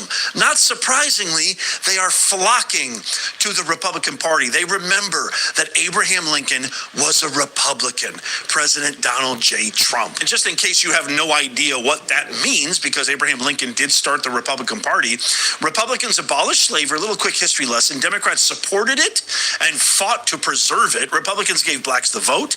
Democrats tried to keep it away. Republicans passed the 1964 Civil Rights Act. Democrats filibustered it, of course. The first black Republican was elected to the U.S. Senate in 1870. The first black Democrat, over 100 years later, wasn't elected to the U.S. Senate until 1992. That one actually shook me a little bit. That was a pretty jaw-dropping stat there. Not a single Democrat in Congress voted for the 14th Amendment. If you don't know what the 14th Amendment entails, equal protection under the law, grants the blacks the vote, grants citizenship.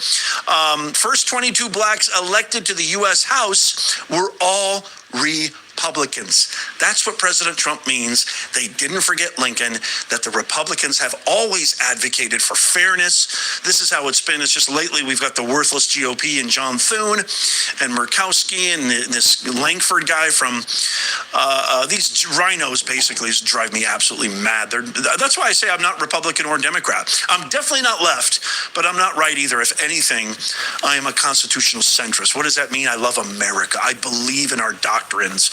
I believe in the values and principles, the pillars that built the greatest country man and God has ever.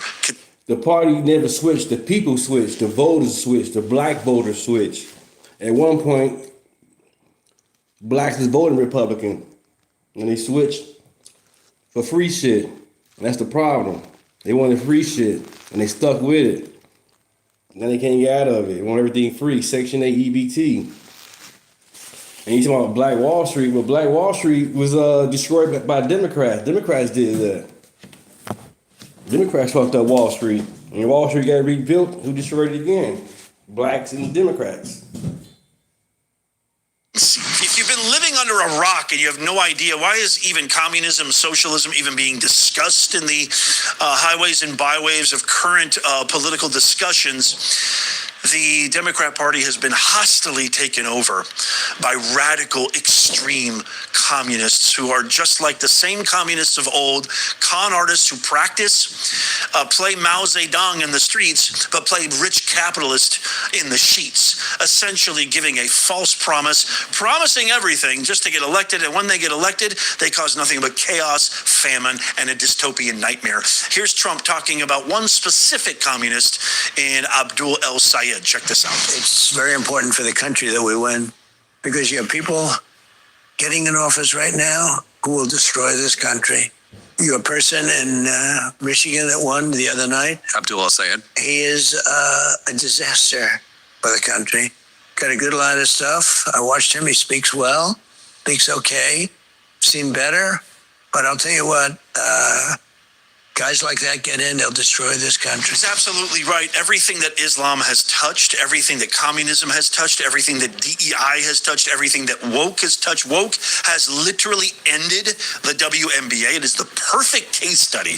If you ever wanted to literally find the exact ingredients, the perfect recipe to destroy an institution, a business, an economy, a country, a continent, a superpower, an empire, all you need to do is follow exactly what the WNBA is doing. They have let woke They have let DEI absolutely consume them. And woke, trans, lunacy, DEI, communism, liberalism, LGBTQism, all that garbage, socialism and Islam, it's all the same garbage.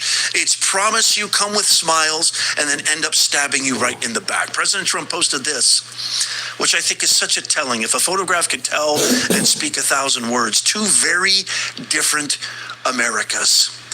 You have Trump with his gorgeous, amazing, smart, down-to-earth, patriotic wife, Melania.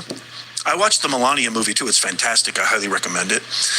And then on the right of your screen, you have Abdul Rahman Mohammed El Sayed with his wife, who's completely wrapped up. And you could almost see through her smile. That is not a happy person right there. That does not. That looks like a... Right, blink twice. a very forced smile. And his is just absolutely creepy and cringy. If you missed my video that I posted a couple of days ago where he was caught on a hot mic saying he hated Mackinac, which is the most American place in Michigan, and now a new video circulating that he was deathly afraid of a big white burly trucker, there is no doubt that this guy hates America. There is no doubt. You could just look. I could if I really went into it in this video would be 6 hours long. But the data, trust me, I do my qualitative, quantitative, I do my due diligence, and I'm telling you right now, all of the data suggests this guy hates America, and he plans, to quote Senator Brandon Gill, who I love from Texas, he plans on importing a zillion voters, replacing the electorate, and then affirming power. That is true authoritarianism. That is true Big Brother. That is true communism. That's exactly the playbook of Mao Zedong, exactly the playbook of Fidel Castro, exactly the playbook of Joseph Stalin. Probably one of the worst, maybe even worse than Hitler, worst despots and tyrannical dictators the world has ever seen. Two very different versions of Americas. I want to play this for you. You're not going to... James, how you feel about the DSA situation? You agree with socialism and communism? You with that? To see this on any mainstream, but this is just a montage of just a few things that communist far-left Democrat Mohammed El Sayed, what are his values that define a nation? I believe that we do need to defund the police. I actually believe in court reform, right? In Supreme Court reform. Every president should get 3 appointments. You can either use your appointment to give somebody who's on the court a second 10-year term and limit everybody's terms to 10 years, or you can include somebody else. Would that expand the court? Sure. But there's nothing in the Constitution that says that there have to be 9 justices. And like the things that I actually look at on Instagram, right? Of course, we get served that on your For You page. But then like every third video that scrolls on its own is going to be some OnlyFans model. I think that the foundational issue here is we need to start taxing billionaire wealth, right? And when you tax billionaire wealth, you disincentivize the accumulation of wealth. If you cannot stand for trans rights, do not be surprised when they come for your rights. I look forward to pushing forward legislation that would preempt localities from participating with ICE. We've also got to make sure that in this state, we are not discriminating by documentation status. Right now, if you're undocumented, you don't get access to a driver's license, so you're stuck. You don't get access to a lot of the basic things the state offers everybody else. And I think that's ridiculous. And so we've got to stop discriminating that way. There is no reforming. AJ. So you said MAGA, us Brad, had people at low IQ. Do you sons of bitches that realize what's going on? Are you paying attention to the video? They trying to destroy America, man. They said fuck the Constitution. I guess you guys with the shit then. Because other than that, MAGA is not stupid, we're not slow, we're not low IQ. You people are. And it's crazy how a fucking hat triggers you. Beta motherfuckers, man. These people are trying to destroy America, man. Fuck Islam. Fuck them. These people want to kill you. They don't care about you. Once they get in power, they want to take over. And get rid of all the shit they talking about they promise to get to you, and you're not going to get. It's not going to happen. Get out your fucking feelings, man. And pay attention to the video. These people do not love America at all. They try to turn America into a third world country. We're here to protect our country and respect the Constitution. Wake the fuck up, man. It's way bigger than this. It's a spiritual warfare going on. And you guys in y'all fucking feelings, man. Fucking bitches. Trump and he destroyed America, and Trump in his hat. And these people telling you they want to get rid of jails, they want to get rid of cops, they want to get rid of the ICE, open borders. 20 million people, or any amount of people that's coming here not to work, it's going to destroy the economy. Shit is already high enough already. More people comes in, more thing goes up. These people not even trying to help. They ain't trying to build. They want to come on here and build EBT and SNAP. They're not trying to come here and work. Wake up, man. Y'all see the videos. Put the phone down, man. And if you're going to put the phone or watch your phone, watch the full video. Don't watch no 10-second clip. If the video is 10 minutes, watch the whole fucking 10-minute video. Don't watch 5 minutes of it. Watch the whole video for its entirety. Get out your fucking feelings, man. Logic. These people are trying to destroy America. Wake up. It's not MAGA. It's not Trump. Trump gonna be here for another 2 more years after that. Ain't no telling. But MAGA always gonna be here. We got Mark, we got Rubio, we got great choices. Common senses. Adults are in the room. We're gonna keep them in the room. You guys want a fucking clown show. Y'all wanna just in y'all feelings. These people do not care about you, LGBTQ community. They want to throw you off a fucking roof. There is no retreating. There is only abolishing ICE. Fuck ICE. That you can't reform ICE. You can't retrain ICE. You have to abolish ICE. It started, it was a bad experiment. It's been weaponized to do the worst things. And I think we need to abolish it and start from scratch. I think he should be impeached. I do not think he should be president of the United States. I think he has done impeachable things. Obviously, as a future senator, I'm not in a position to impeach. But when they make the case about the impeachable things I have seen with my own eyes, I will vote accordingly. So do you think the Israeli government should be considered by the U.S. as a foreign terrorist organization? It's certainly a rogue state. You're not going to play the gotcha game, but you're not going to say you think it's... kidding me. Joe Biden sucks, but was blatantly as corrupt as Trump. Yes, he was, man. You guys come on saying the Hunter Biden laptop wasn't real. Kind of find out it's real. Hunter Biden's son is a fucking cokehead. Ain't no telling what information he gave to China. The man getting money from China, all type of places. Ukraine and Russia, but you guys ain't complaining about that. How they getting money from China and Russia, the Biden family. Insane. Hunter's not Biden, that's his son. What is he talking about? Well, the truth of the matter is that these wildfires are happening more often because it's drier and hotter than it has been in the past. It's drier and hotter because we continue to rely on fossil fuels for our energy.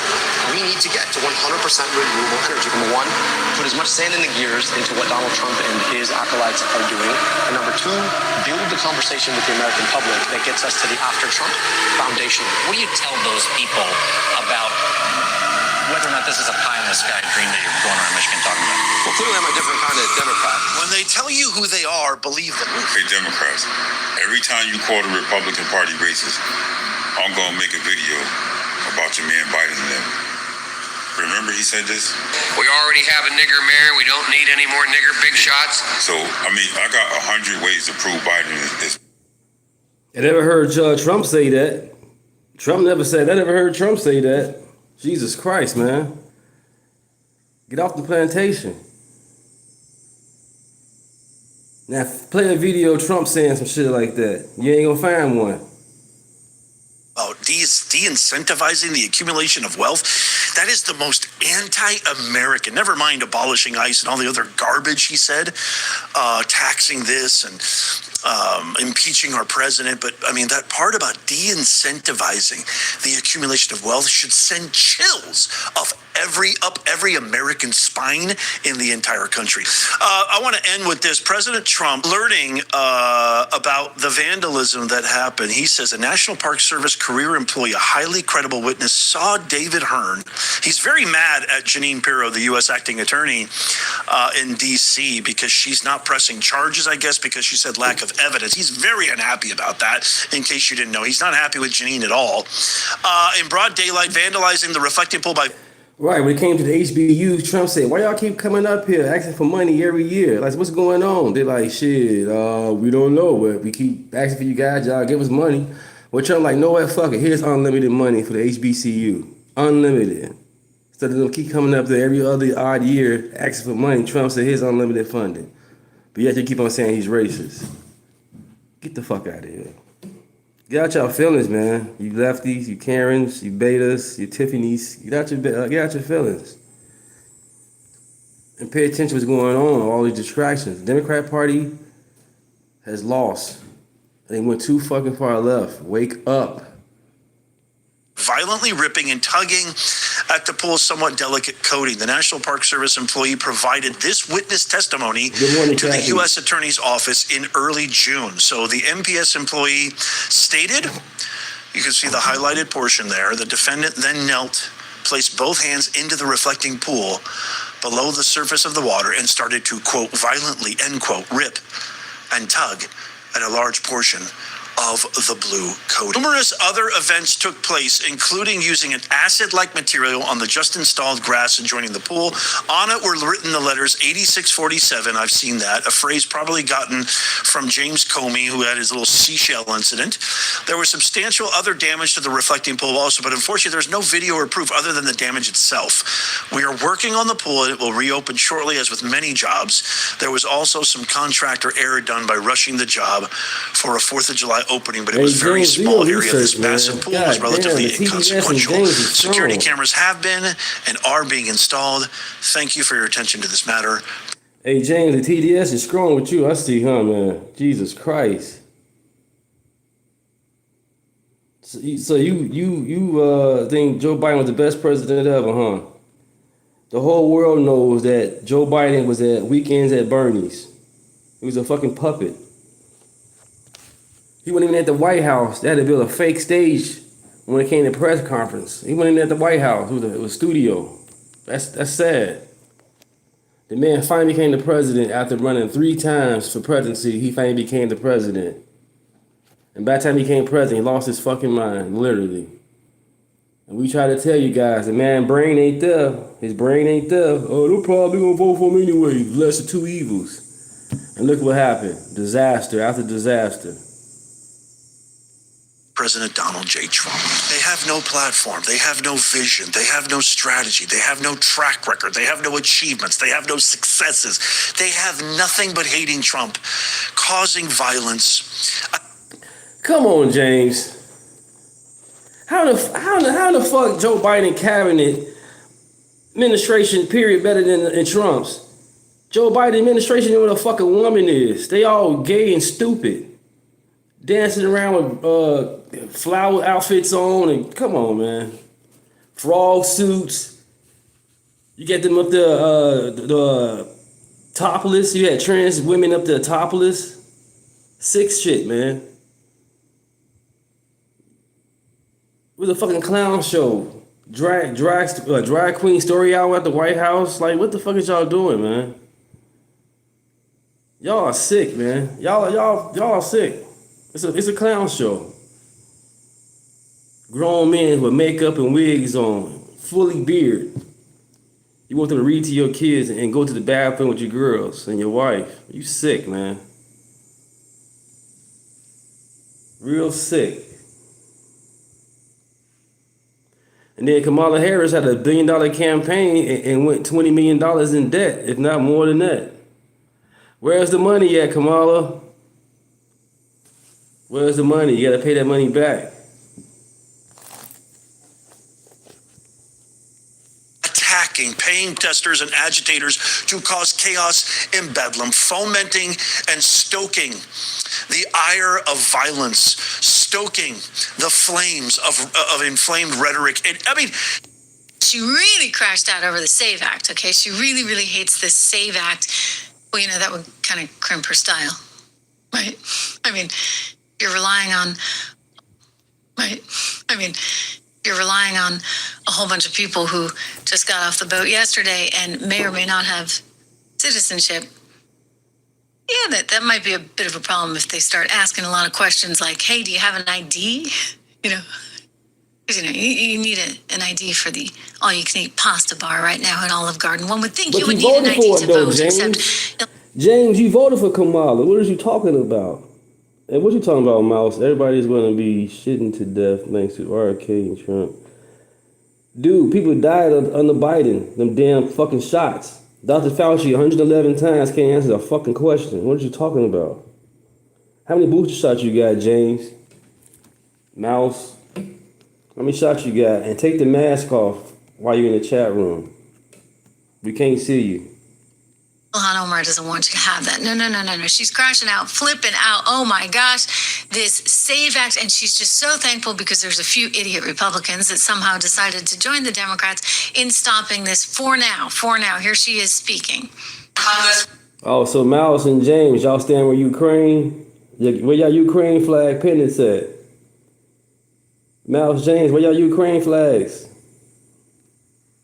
One of the other things that we are staying vigilant and watching out for is the president's number one priority, which is the SAFE Act. We believe that is a piece of legislation that is going to disenfranchise so many people from their ability to vote. And we do have, fortunately, partners in the Senate that are bipartisan, that are advocating for the bill not being passed. Oh, okay. The bill not being passed. I know we're having a little bit of technical difficulty. So bear with me here. I think we had a little bit of buffering in the shot, but we're coming back. We're coming back strong. Sometimes some people don't want me through to you, I think. Anyway, she's basically going on and on about how, we got to keep this thing from happening. We got to stop it in its tracks. And it's like, Ilhan, why? Like, I keep saying this, like, why are they so upset about this? If you need ID for literally everything, if you need an ID just to go in and hear this woman speak, then why wouldn't you, seriously, why wouldn't you have an ID to vote? It shouldn't be this difficult. It shouldn't be this contentious, really. Meanwhile, she was also asked today about where she was on that whole impeachment thing because, there's a bunch of rabid lunatics out there that still want to go back to the well and still want to talk about impeaching the president of the United States. Of course, I would say to her credit, she's not as stupid as sometimes we think. She knows that if she doesn't have the votes in the Senate, it's probably kind of a waste of time. So she kind of makes that point, not before she's giggling happily. The whole audience is giggling after the guy's like, so when are we going to impeach him? Watch. See, giggling. I mean, I don't know because our numbers are not set yet. There's still, like I said earlier, there's still primaries happening. So it depends on what the makeup looks like in the House and the Senate. There is, to me at least, I don't believe that there is a reason to engage in impeachment effort if he is going to be acquitted in the Senate. So depending on what we're looking at and what purpose it will serve, that is going to be something that we have to look at. Okay, so she's saying, what purpose will that serve? Well, I mean, it might serve your purpose of just looking like a fool all over again because, you're not going to get it to first base. So she's kind of figured that one out. And maybe they're all, which is that at some point you can't just be anti-Trump. At some point, the party actually has to stand for something more. This is why the Democrats are in the position that they're in. It's why they've got all the inmates, running the asylum at this point, because You don't have anybody who's actually standing for anything real. I mean, that's what's so, these communists, I mean, I'm going to go out there and just say they're communists because they're not socialists. They're really not. And they're trying to sort of weaponize this anger and this hate, and they're using Palestine as part of it. I mean, I really think that this is Marxism, but it's dressed up with this idea that somehow we're saving the Palestinians. And so that's how they drag in all the Muslims, and they're all there, the Abdul al-Said and Ilhan Omar, Rashida Tlaib, and Mamdani, and the rest of them that are pushing a certain agenda. I mean, at this point, AOC might soon start looking quaint. One of the biggest phonies of them all, and one of the most stupid, I'm sorry, but she's just not right. Justice Ketanji Brown Jackson, humiliating herself on a new appearance with Michelle Obama. Michelle Obama has a podcast these days. Who doesn't have a podcast? I don't think it does very well. But she gets kind of big old guests, right, to come on, like a Supreme Court justice. Now, the Supreme Court justice, like I said, isn't the brightest bulb. And because of that, kind of walked right into this. Listen to how she's telling Michelle, and Michelle's, was it her brother or her little friends along the set with her? And she's telling them, I have to be so careful. I have to be so careful, because I don't want anybody thinking that maybe I'm biased. I have to be so careful about anything that I do. Oh, well, she's on the former First Lady's podcast, where we know what her bias is. For goodness sakes, come on. Don't try and pretend to be something you're not. Leave that for Mamdani and El Said, Ms. Brown.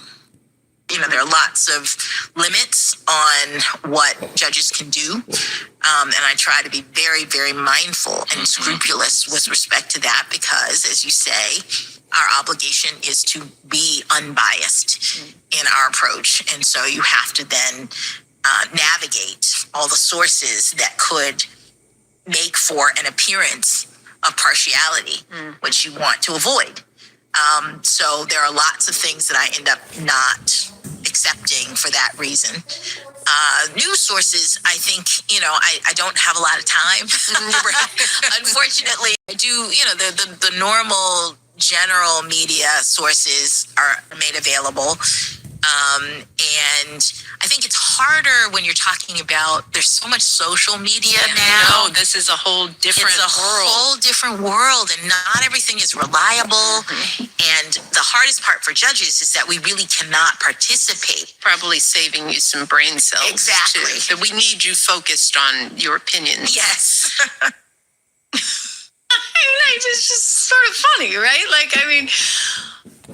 She's supposed to be brilliant, right? That's kind of like a big deal to get the Supreme Court justice gig. You're supposed to be really smart. She's very stupid. I don't think she's that smart, because you wouldn't just walk right into that one. Here she is, unless she's just so obtuse. And that's actually something to think about. A lot of these people on the left are so clueless in terms of perception, right? They just think that, they can have their own sort of standard, their own way of life that has nothing to do with what they spout off. It's the rules for thee, but not for me kind of thing. And here she is saying, oh, I have to be so careful. I can only do this, that, and the other, because I don't want to be accused of having any kind of political bias. And then you go on Michelle Obama's show. Talking about being tone deaf, having no ability to be self-aware on anything. I mean, she really humiliated herself, if you ask me. She humiliated herself on there. Hey, we were just talking about the markets being up today. If you guys haven't gone to check out my company, 76research.com, please do me that favor. When you get a chance, go look at those portfolios. I really think that this is where the value add is, because, we do have a wonderful newsletter. We just published a big piece this morning on, did anybody follow that Leopold thing? And how Ken Griffin got the best of him. It's a little lesson in, how not to be too naive or too greedy, if you would. Anyway, we put a great note on that today, but we have these model portfolios, and there's 8 to 10 stocks in each one of them, and the portfolios have done very well. So I encourage you to go check that out at 76research.com today. You can get the 76 report for $1 a month for the first 2 months, and it goes to $9.95, or you can get these portfolios, which again, that to me is where so much of that value add is.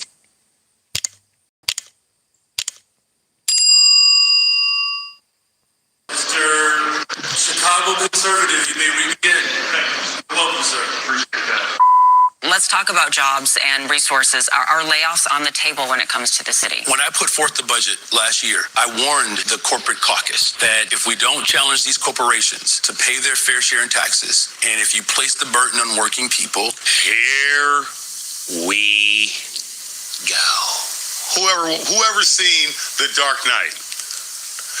And here we go. Brandon Johnson, please tax the ultra-rich, please. I have to fire the janitors from City Hall because we don't tax the rich enough. Now, guys, we all know Brandon Johnson's an idiot, right? I just want to, put that on the table. But how the hell does taxing big corporations help people keep their jobs? You do realize that the people, like the business owners, these are the people who supply jobs. They're giving out employment for people who want to feed their families, Brandon Johnson.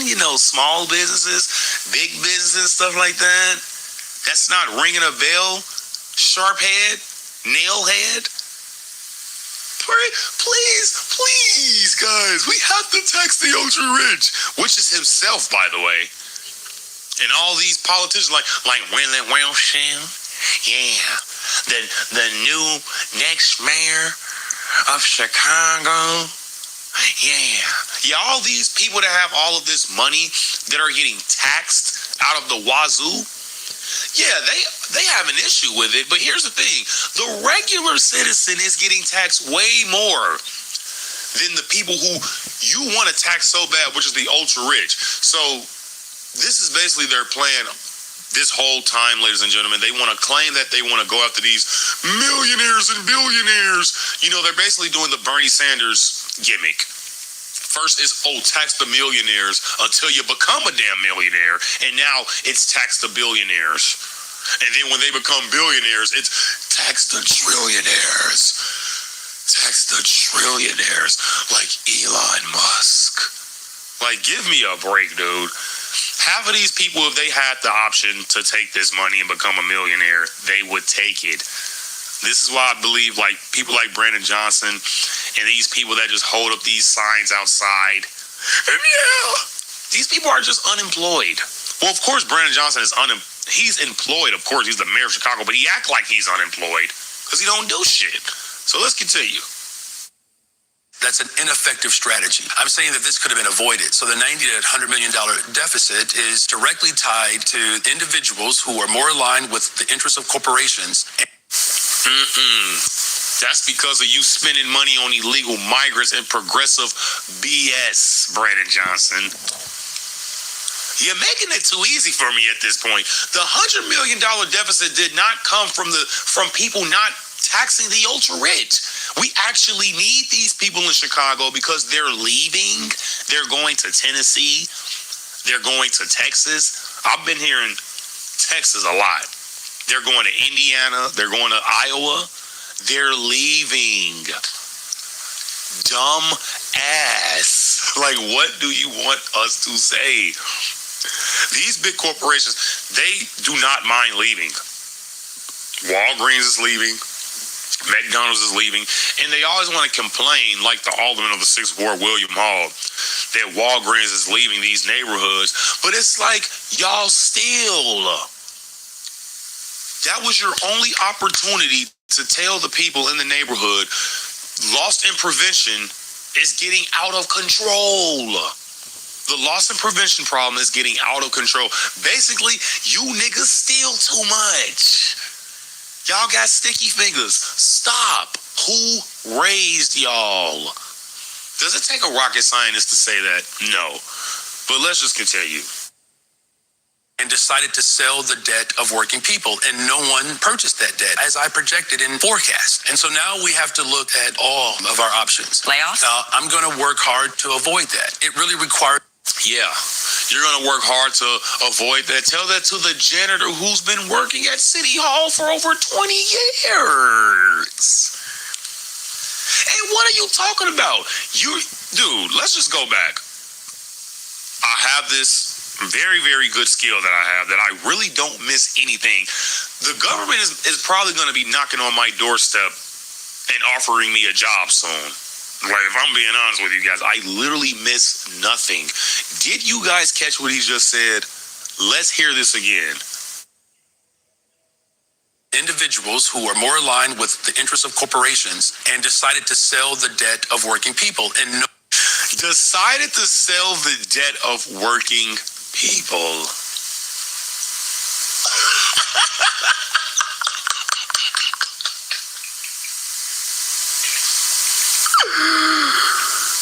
Dude, it's like he literally wakes up and forgets he's the mayor. You do realize, on top of the property taxes that you've already raised, and on top of, and I don't even know why the hell this is a thing. You guys can correct me if I'm wrong or if I'm losing my mind. J.B. Pritzker has a back-to-school tax happening right now. So you're taxing people so they can get their kids to go back to school, JB Pizza? Like, who mans is this? Why are you taxing the citizen for them wanting their child to go back to school? Yes, JB Pritzker has a back to school tax, and it sounds fucking stupid. It sounds like a cash grab. It literally just sounds like a cash grab. And my thing is this.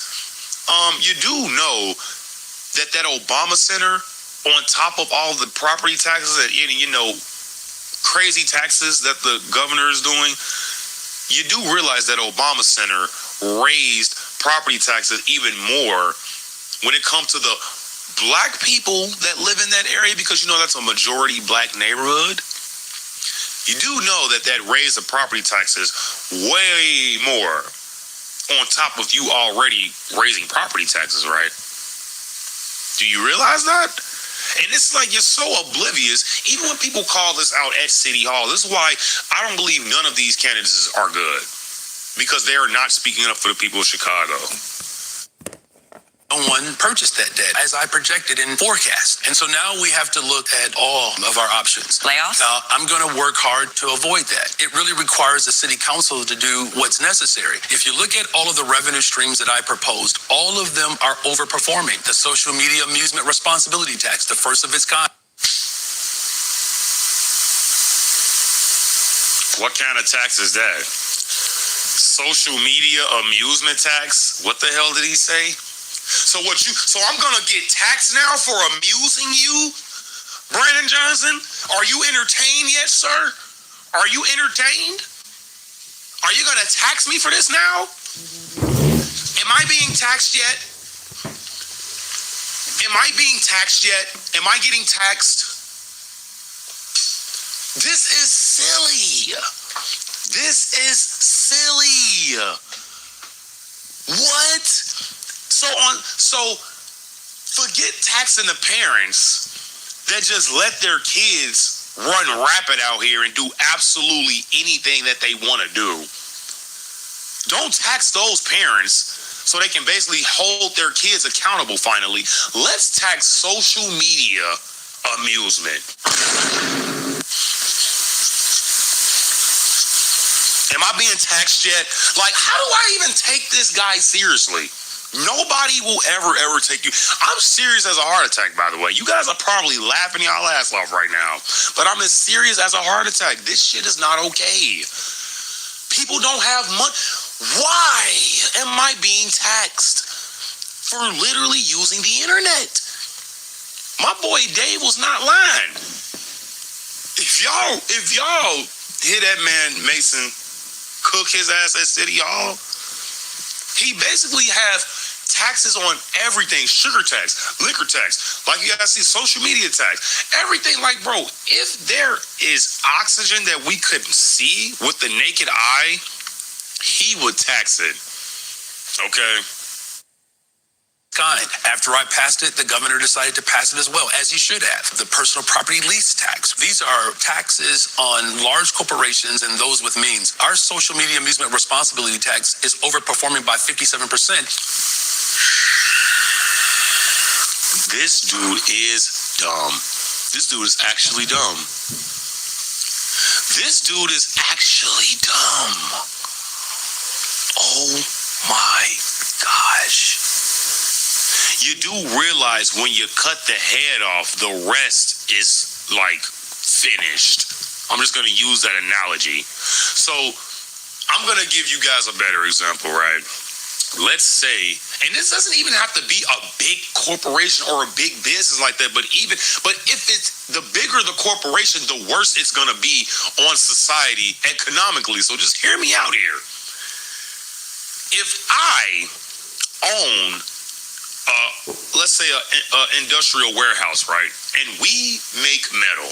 We make sheets of metal, okay? And basically, Brandon Johnson comes on in, strolls on in and say, you know what? We're going to tax you. We're going to tax you because we don't like you. You're in the 1%, and I'm dumb as hell, and I'm Brandon Johnson. So me as the owner of this metal sheet making company, I'm going to look at Brandon Johnson and say, you going to tax me for what?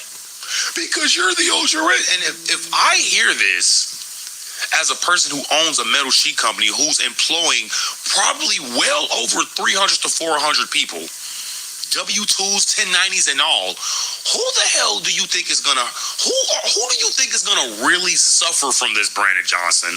The person who owns the business or the corporation or something like that, which in my opinion, yes, he will suffer for because he has the most skin in the game when it comes to that, or the 300, 400 employees that I'm employing is going to get hurt after that.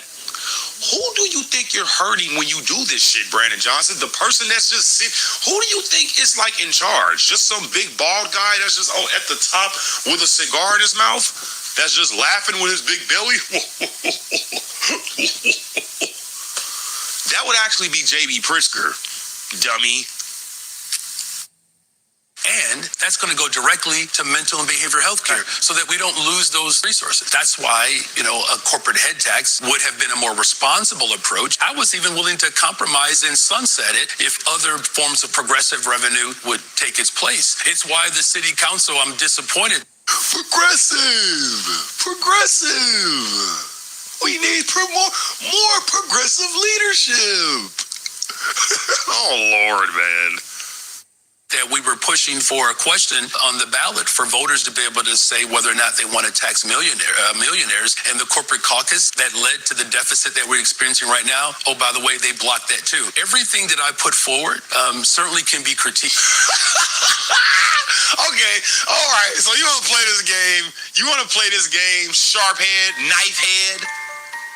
Do you want to play this game, yes or no? Because I love to play. I want to play a game. Nigga, I want to play a game. You have 3 seconds to grow a brain, or the Chicago Conservative is going to cook your ass. And those 3 seconds are up. Ladies and gentlemen, you do realize Donald Trump did no tax on tips, right? And J.B. Pritzker blocked that. Why would you do that? And you guys sit up here and say J.B. Pritzker and Brandon Johnson and Democrats love the working class citizen. J.B. Fat Boy Pizza blocked the no tax on tips bill. How is that helping Americans? How? So yeah, you talking about, they blocked that. Why aren't you talking about J.B. Pritzker blocking the no tax on tips that Donald Trump literally ran on? Why aren't you saying that? That doesn't make any sense, Brandon Johnson. Nobody gives a... The only person that is getting hurt in all of this is the middle class citizen, the lower middle class. I promise you. Poor people are honestly like the most freest people you can think of. They don't have to do anything. They wake up and be unemployed. That sounds fairly easy. But if you actually look at the evidence, there's benefit to the things that I put forward. Do we have more work to do? Absolutely. Are we on pace to become the safest, most affordable big city in America? You better believe it.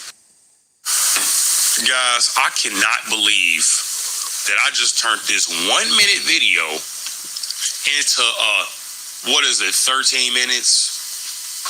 because he lies so much. I can't let him get away. He can't keep getting away with this. Mr. White. Like, he can't keep getting away with this, man. I cannot keep allowing Brandon Johnson to just lie, especially when when the mayoral election is coming up in 2027. This will not stand. This will not stand, okay? And with Brandon Johnson just absolutely lying throughout this whole interview, is first of all, it's kind of contradicting for Brandon Johnson to always bring up taxes when the Illinois governor is absolutely attacking the taxpayer, even when it comes to back to school. You're taxing me to go back to school? That's so gay to me. And my thing is with Brandon Johnson, social media amusement. Yeah, I'm going to get taxed for this now, guys. I'm getting taxed right now. Why I'm getting taxed? I don't know. Because maybe you guys are just being amused right now. And yeah, Brandon Johnson don't like that. So yeah, we're just going to, amuse you guys and, just get taxed for no reason. Like, this is the dumbest form of leadership I've ever seen in Chicago. This administration, everything is just absolutely abysmal.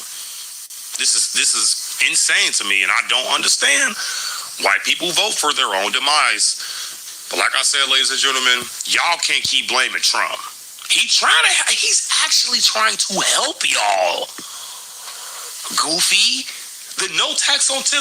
Do you know how much money that would have saved the Illinois taxpayer? The taxpayer that live in Chicago? Do you know how much money that would have saved? And I'm so mad because y'all already know what I do outside of this. I need that. What Peter Parker say? I need that money. I need that money. Who seen Spider-Man 1? Dude, I need that money. We all do, okay? And it's not like I'm asking for what's mine. No, I'm asking for what's mine. It doesn't make any sense. So, ladies and gentlemen, if you guys enjoyed this video, please hit that like button. Subscribe if you guys are new. Hit that hype button. I'm pretty sure you guys laughed. Okay? Comment down below what you guys think. Last thing I'm going to say, we cannot elect any progressive mayors in 2027, guys.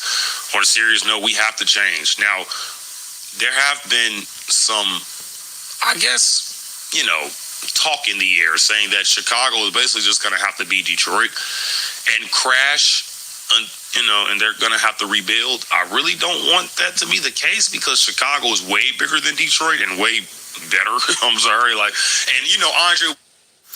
Democrat strategists are openly panicking as they're watching their own base torch their party. The far-left socialist wing promised they would burn the entire system down. The establishment elites never imagined in their worst nightmares that would begin with their own Democrat Party. Stick them to the very end of this video because I'm going to show you the latest data that's absolute disaster for the Democrats. Their brand is in a free fall, and we're already seeing the fallout. A safe blue seat just officially flipped, and many are saying that's just the beginning. Hey gang, it's me, Dr. Steve, your patron professor, here to help you make sense of the madness with breaking news and analysis you're not going to get anywhere else. So you know what to do. Make sure to smack that bell and subscribe button. Also, for the first time in years, I'm excited to open a live virtual classroom, a masterclass dedicated entirely to my brand new book, Civcosm, taught by me, your patron professor, personally for 6 weeks, starting in September, on everything you need to know about the rise of a civilizational cosmocracy all around the world. Once this cohort fills, that's it. The class is closed. So if you've been waiting for a sign to actually understand what's been happening in the world instead of just reacting to it, this is it, gang. Join my Civcosm Masterclass waitlist simply by clicking on the link below. All right, let's dive right in here. CNN's data analyst Harry Enton has just dropped a bombshell on the Democrats' hopes for taking back Congress. And it's a comparison between Democrat approval back in 2018, when they went on to win 40 seats in the midterm that year, and public approval of the Democrats today as we speak. Roll it. They were actually on the plus side of the ledger. They were actually in positive territory at plus 1 point. Look now in 2026. We're not just talking down there underneath the Potomac. We're talking down there with the Titanic. We're talking 24 points underwater. And this is just the party overall. This isn't the congressional leadership. This is the party. The party. It's just a terrible, terrible, terrible brand. Terrible. I want to almost get my Charles Barkley. Terrible, terrible. I can't even do a Charles Barkley. But the bottom line is it's absolutely terrible. Now, we don't need to look very far to see what Harry Enton is talking about here. According to the latest Quinnipiac poll, the Democrats have fallen to an approval rating of just 17%. 70% disapprove. So that's even worse than what Harry Enton found. That's a minus 53 below water. I mean, things are absolutely abysmal for this dying party. And so, of course, the fundamental question is why? Why are the Democrats in such a polling freefall? Here again is Harry Enton. Now, what is the reasons? Why is the Democratic brand so terrible? Well, one reason why the Democratic brand is so terrible at this point in the voters' minds is, take a look at this trend line. Voters saying that Democrats are too liberal.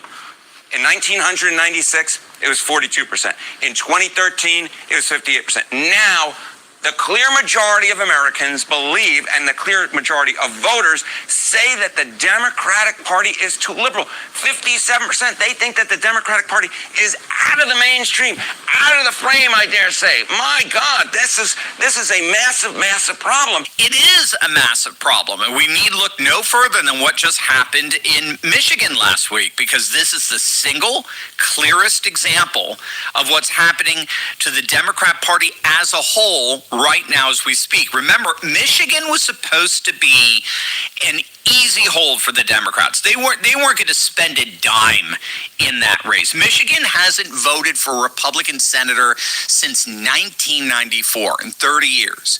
But then the party's radical activist base went and nominated Abdul El-Sayed, a bona fide Democrat socialist. He's literally a communist.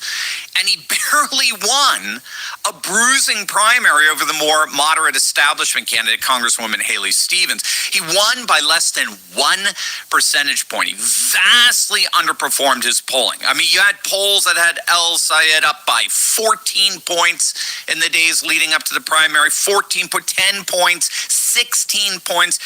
And he barely squeaked by with just 1%. It was a bitter, expensive primary that left the party bloody and divided. But in the immediate aftermath after that primary, polling averages tracking the general election against Republican Mike Rogers show this race has completely flipped. Real Clear Politics has Rogers up a point in the post-primary average, and other trackers like 270 to Win and Decision Desk show Rogers with leads ranging from 2 to nearly 5 points. Now, you compare that to what the race looked like before the primary, when Democrats had an 80% chance of winning, according to the prediction markets. I mean, you can see just how fast the seat has collapsed for the Democrats. The numbers cratered that in the prediction markets. The numbers cratered down now to the 50s, with Republican win probability nearly doubling just since last week, since El-Sayed won. A seat that Democrats were supposed to run away with is now a genuine dogfight, maybe even a Republican favorite. And again, we're learning why from the demographic breakdown of the primary vote. CNN's own election analysis found that El-Sayed won exactly zero of the 15 Michigan counties with the lowest share of college degrees in the primary. 0. While sweeping 13 of the 15 counties with the highest share of college degrees. In other words, the guy running on I'm a working class populist message got demolished with actual working class voters. And instead, he is the most popular man on the planet with affluent, college degreed white progressives. That is not a coalition, gang. That's an inversion of these socialists claim to represent. And a poll commissioned by Michigan's own largest teachers union actually found El Sayed trailing Rogers by 7 points in a general election matchup, while the more moderate Stevens was actually running neck and neck with Rogers. The union that's supposed to be a core Democrat constituency is quietly telling its own party that the socialist candidate can't win. And that's exactly the conclusion of none other than veteran Democrat pollster Mark Penn. Mark, you worked with Bill Clinton. How are Democrats dealing with this political collision?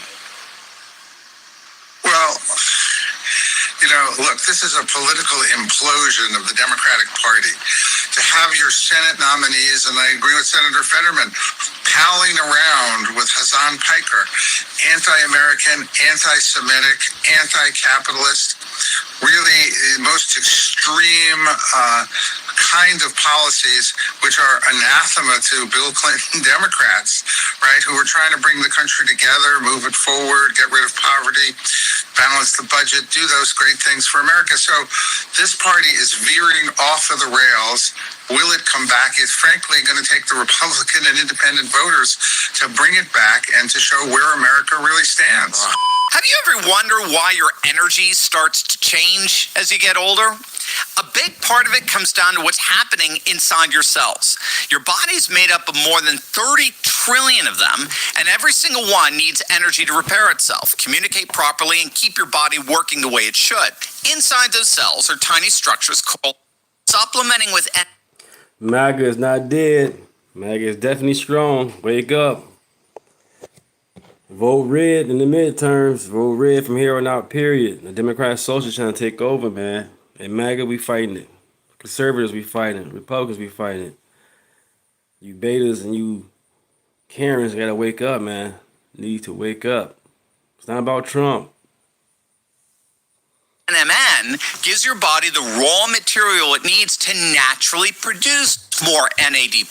Disaster for the socialist wing of the Democrat Party. 55% of Americans, nearly 60%, say they would not even consider voting for a Democratic socialist president, compared to just 39% who said they would. So it's basically a 60-40 split. If you dig into the numbers, I think that's a bit misleading, because it's a poll that actually claimed that 12% of Republicans would be totally cool with voting for these socialists, which I find very hard to believe. I haven't seen any polling to corroborate that. So I would see this more as a 70-30 issue, and that fits more with the overall pattern that we've been seeing with woke cultural socialism. And we've talked about this ad nauseum on this channel, but the key to understanding all of this comes down to the reciprocal dynamic. It's a single reciprocal dynamic, meaning it's two dynamics working in tandem with each other. So one single reciprocal dynamic. Cultural socialism splits the left while at the same time it unites the right. That's what you have to get. Okay, cultural socialism splits the left and it unites the right in opposition against it. Again, we saw this explicitly play out in the Michigan primary, at least on the left side of things. Cultural socialism, as we saw in that primary, split the left, literally 50-50, right down the middle. But at the same time, it unites the right in opposition against the cultural socialists. So there's actual academic research that found that these identity-driven, redistributive social issues divides the Democrat coalition while largely uniting Republicans and independents against it. And so what that means is there's always going to be more people to come out and vote against the socialists than vote for them. Again, for the exception of these socialist enclaves like New York York City or something like that. But even then, Mamdani barely won. He only won by a few points. Same with Crazy Katie out in Seattle. She won by less than 1%. The reason it splits the left is relatively straightforward. Cultural socialism holds that public policy should redistribute wealth, power, and status from the privileged to the underprivileged victim groups, right? The oppressed. And that tends to be understood in racial terms, gender terms, and the like. The privilege versus the... That's why they're not so much economic Marxists as they are cultural Marxists. The money's still there, but it gets divided, it gets redistributed in accordance with the privileged versus underprivileged cultural, racial, ethnic, gender categories, sexual categories. That message energizes a slice of the far left, but it alienates moderate Democrats, working class Democrats, and virtually every independent who just wants a functioning, prosperous, safe country.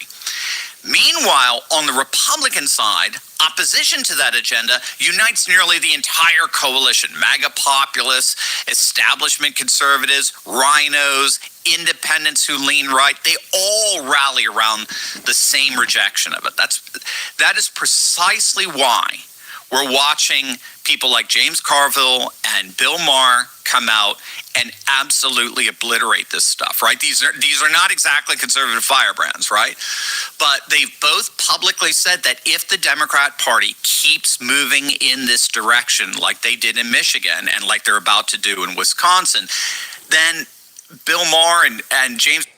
Sharon, wake up, Sharon. I'm glad you're in the chat, but nobody in this chat is going to vote blue, no matter who. We're not going to vote blue, period. We're going to vote red from here on out. Get off the plantation. Welcome to the chat. Common Sense Channel. Right, Trump is the GOAT. Hey, Sharon, what is a woman?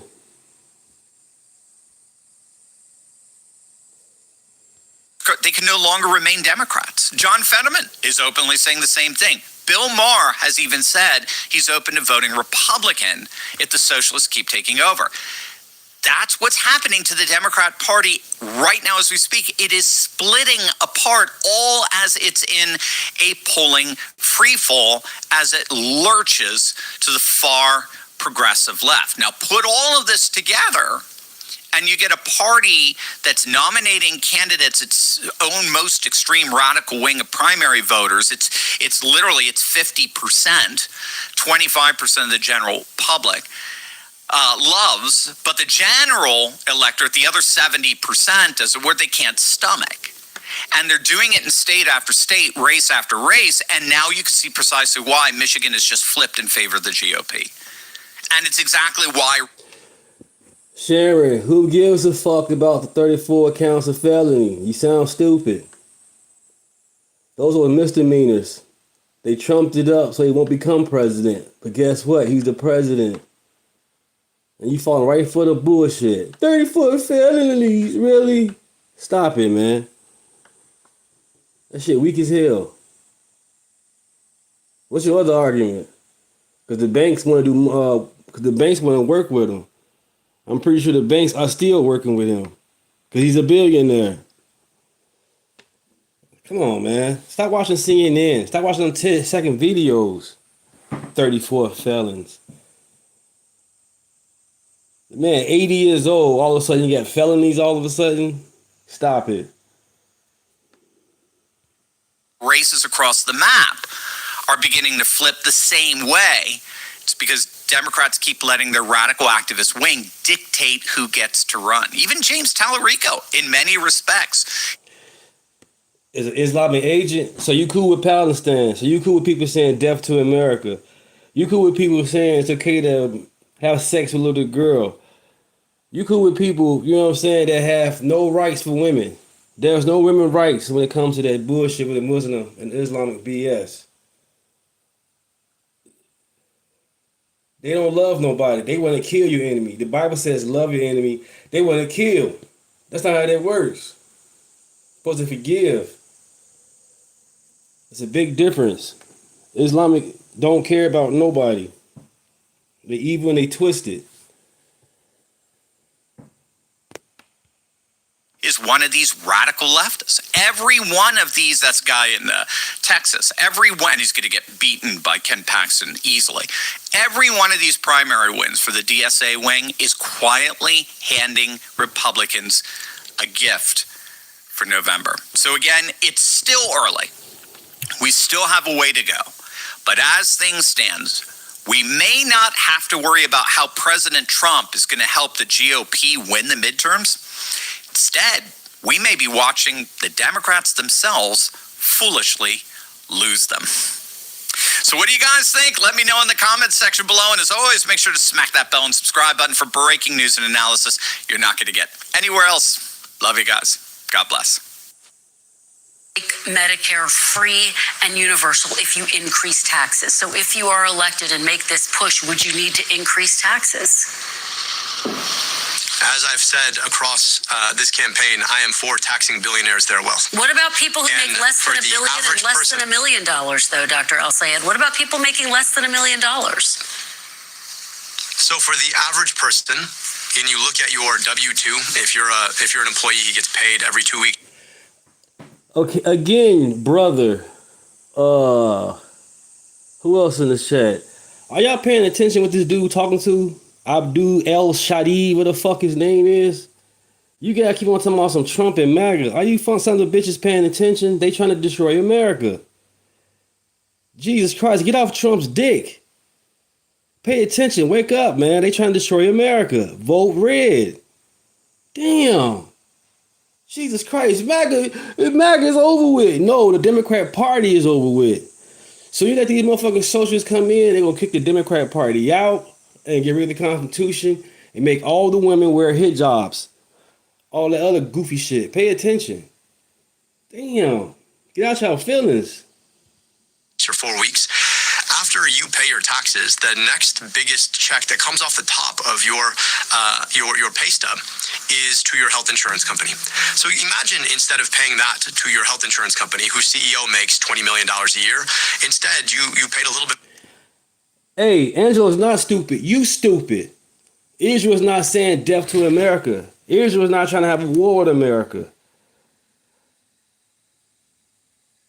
Israel's not a communist or a socialist country. You know what I'm saying? Wherever you want to put it. So you guys are cool with socialism? You guys cool with communists? Are you fucking serious? You guys are all one of stupid. Yo, Israel don't like America. Israel is a puppet. So you guys must be puppets too for communism. You guys are bogus. Socialism. You guys want socialism? Are you serious? Oh my gosh, man. I stand with Israel. Fuck Iran. Fuck Israel. Fuck Islam. Fuck Islam. What's wrong with Israel? More in taxes for healthcare that you wouldn't lose if you lost your job or turned 26 or got married or got divorced. I think all of us would be a lot more interested in that kind of a system if we knew that our healthcare would be free at the point of care and would be free without having to worry about losing. You know how much Jesus did for us, man? Jesus Christ died on the cross for us, man. Jesus died on the cross. That man got beaten for us, man. Half to death, and he died for us. What was he busy searching? Searching for what? What are you talking about? Why need to search? These people are evil, man.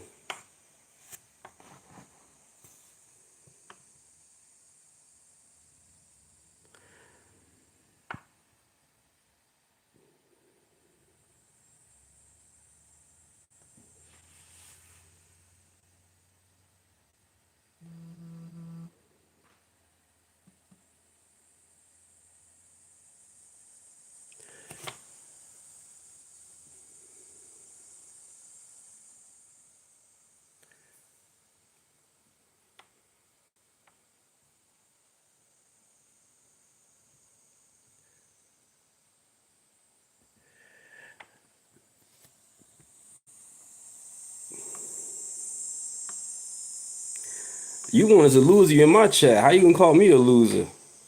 AK. You the one in my chat. I'm no loser. Welcome to the chat.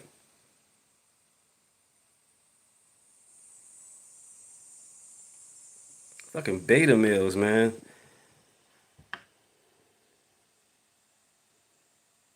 MAGA is not a cult. So, brother, how many shots you got? Because you know Trump got a shot. Trump got the booster shot, whatever you want to call it. I didn't get none.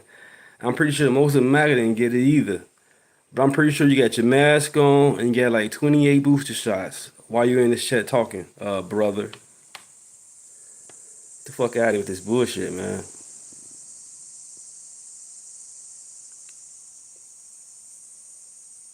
We are not a cult. We love America. You guys are insane. You don't know what a woman is. You want men and women sports.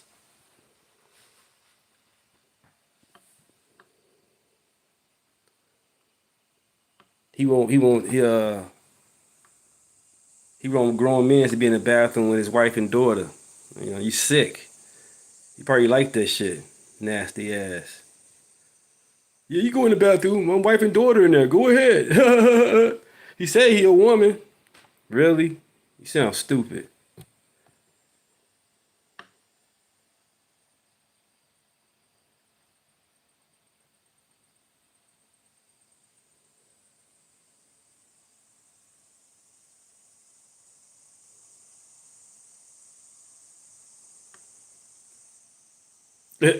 They can't find it on the map because it doesn't exist. Yeah, these people are silly, man. On the real, come in the conservative chat trying to tell us what's going on. Yep, they still living in Jim Crow laws, yep. They actually do care about COVID, man. You got like 5 booster shots probably.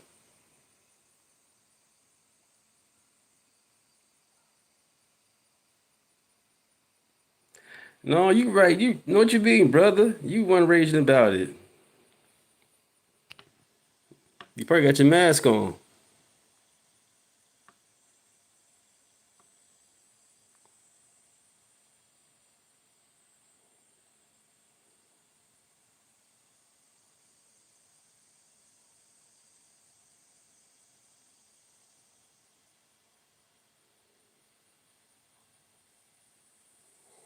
I don't care if I brought up or did bring it up. You in my chat. You want us to beta.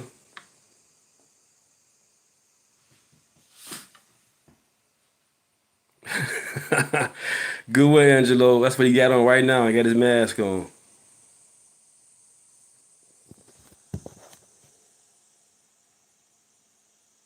MAGA's a coat. Fuck out of here.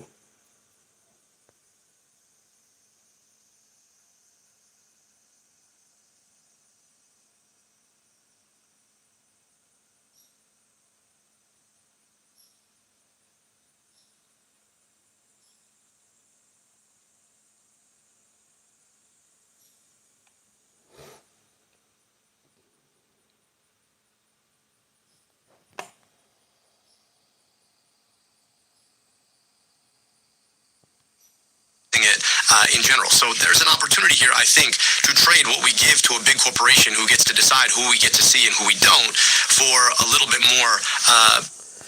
By you calling us a code, we really don't care as MAGAs. You know what I'm saying? I've been called a coon or bootlick, all type of bullshit ass names. So you calling us a code, I really don't care.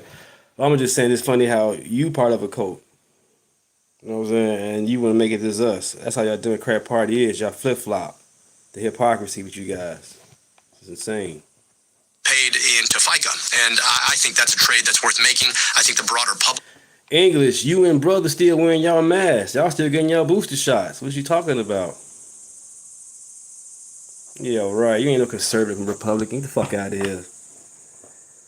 How you offended by me wearing my MAGA hat or me being MAGA? How you offended by being in the chat anyway if you conservative? Understands that that's a trade worth making considering how many people are holding medical debt, a third of all Michigan households right now. Just to be very clear, you're describing this trade-off. You are effectively acknowledging that people making less than $1 million could see their taxes go up. I just want to be very clear. Is that a yes? I'm saying that we'd be paying for healthcare in a different way. Instead of paying a health insurance company whose CEO makes $20 million, I would much rather. And then just look at this dude. What'd he say? English, COVID was 6 years ago. Yeah, but you still got your mask on. You still getting your shots, man. How many shots you gonna keep on getting? MAGA's not a Republican. They are cancer. No, we're not. I ain't taking no shot. We pure blood on here. We pure blood. You guys go follow what the government go tell you to go do. I guarantee you right now, the Democrat Party say, you know what, you guys, IDs is right. You can go right along with it. And all along, we telling you IDs okay to have when it comes to federal and state elections. You got your IDs for everything else. Rather pay for durable health care into a government, which, of course, we all know provides health care for seniors who need health. And they go to show you how stupid people is. Because RK's with Trump, all of a sudden, RK say something. We think we're going to go jump on it because RK said so. No, that's you guys. That's you, Dr. Fauci guys. 111 times the man can answer the goddamn question. Trust the science. The man brag about how if the government come to him about how COVID was handled, he gonna answer it all with no problem, be transparent. Soon the man got confronted, he turned to a bitch. What happened? Oh, okay. Right. Care the most. So if I'm trading paying a CEO to make more money or paying government to guarantee me health care. What's going on, everybody? I appreciate you guys pulling up and hanging out with me for a little bit today. This is Abdul Rahman Muhammad El Said, doctor, that is, who it's really funny because a lot of these people that are part of the DSA, the Democratic Socialists of America, or let's just call them the communist wing of the Democrat Party, most of these people hadn't actually held jobs. So this dude's a doctor, but he's not actually a practicing doctor, physician, whatever you want to call him. And he basically has come out and said, yeah, we plan on raising the taxes. And we want the government to do the job that the private sector has done in our country for a very, very long time. The last time we had healthcare reform in our country, healthcare got worse and it got more expensive. Every time the government gets involved in an industry, the service gets worse and it gets more expensive. So if you think that, oh, you're not going to pay that much for healthcare, and the healthcare is going to be great, you're going to be able to be seen, when you actually need to be seen. How about you ask the Canadians? How about you ask the Canadians how that government ran, healthcare is? How about you ask them? Hit the like button, share the video, subscribe to the channel. Absolute dog shit. It's actually insane that people say that, oh, it's free healthcare. It's the worst healthcare imaginable. I strained my groin in May, okay? In May. I got an ultrasound recently. They're like, okay, you have a hernia and a groin strain. Cool. They're like, you can go to the clinic, the surgeon, to go do a consultation. Cool. Go to the surgeon. Oh, your hernia is actually not bad enough for us to do surgery. Okay, cool. I haven't been able to run or do anything lower body or be at all active, and I'm in constant pain for the... Yo, boy, Dr. Fauci said, trust the science. And he said, I am science. You forget about that? I can pull the video up. last 6 months, but okay, it's not bad enough for you. So they're like, oh, but what you can do is you can go the private route. I'm like, okay, cool. How does that look? They're like, okay, go to this website. Go to the website, contact them. They're like, oh, I see that you selected that you wanted to have this done in Ontario. You can't actually do it in Ontario because that's your home province, but what is allowed is if you want to go to another province. So if... Here we go, you guys. Somebody with other stupid ass talking points. Trump said people should drink disinfectant to kill COVID. No, he didn't, idiot. You saw a 10-second clip and went right with it. The content was way longer than that, what you've seen. Come on, brother, man. Come on, BA. Come on, man. Stop it. If I live in Ontario, I can go get private done in Quebec. And if I'm in Quebec, I can't get it. If I lived in Quebec, I wouldn't have been able to do it there. I would have to go to Ontario because it's only if you do it out of province is it allowed. How stupid is this? What does that make? I guess they like socialism and communism. They like to be told what to do. They told to get the shot. They told to wear about like damn near 5 masks. They told you had to be 6 feet. They told you when you eat, you had to put your mask back on your face and chew. Instead of having the mask down and eat and chew, you got to keep your mask on. Come on, man. You guys are idiots, you Democrats. You guys love daddy government. On the real. Talking about we are coke. You guys are coke. Still wearing your mask in your car by yourself.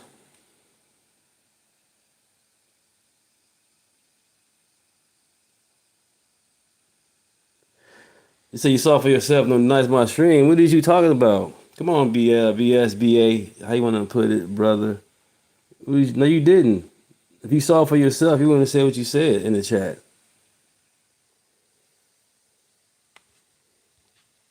So I'm going to have to drive to another province entirely just to get some decent air around here. It's actually insane. And they're like, okay, like your ultrasound, it didn't show anything here, but, now let's go for an MRI. And they'll call you and it'll be sometime in the next 6 months. What the what the how is this actually a real society where like people actually live? And to be fair to the healthcare, like I see people going to the hospital every time they have a so like it is hard, but at the same time, it's like, this is not efficient. This is not effective. This should not be the way that we live. Like everybody who hates on the American system, I will tell you, in my time in America, when I went to any sort of doctor, hospital, anything, it is a world-class experience. So yes, you pay out of pocket a little bit, but you pay for it here through your taxes. That's what people don't realize. It's not actually free. You pay through it with your taxes. And it is extremely inefficient and ineffective. No, the difference is socialized medicine. Anytime you get the government involved, it doesn't work.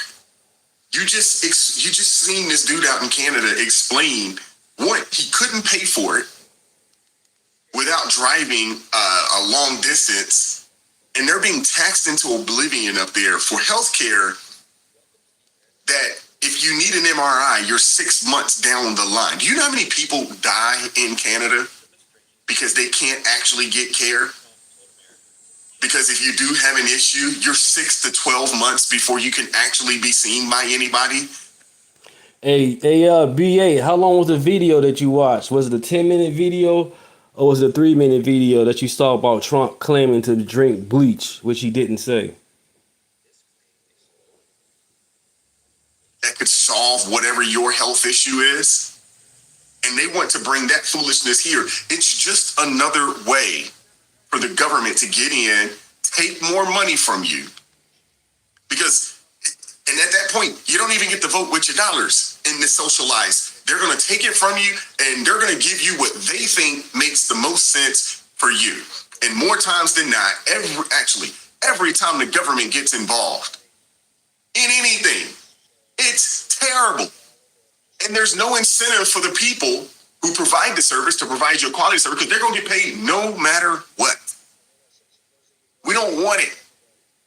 We do not want it. You have people in Canada coming down here to just pay out of pocket for service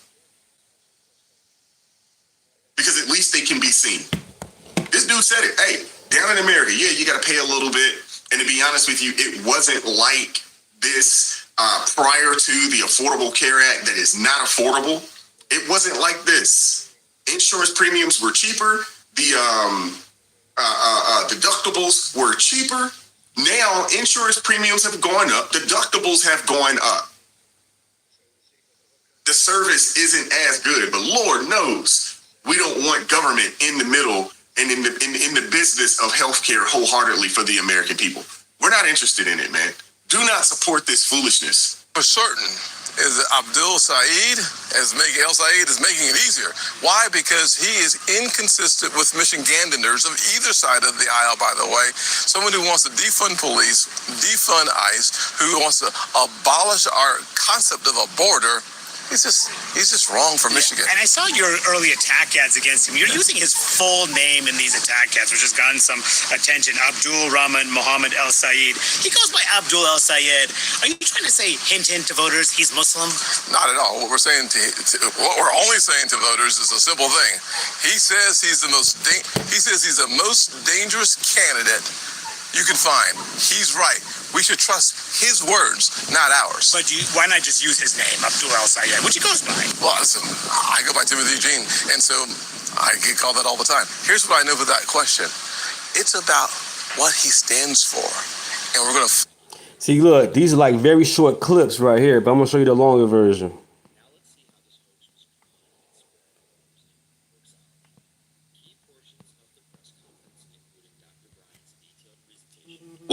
American Debunk, where we break down media hoaxes and expose the strategies behind them.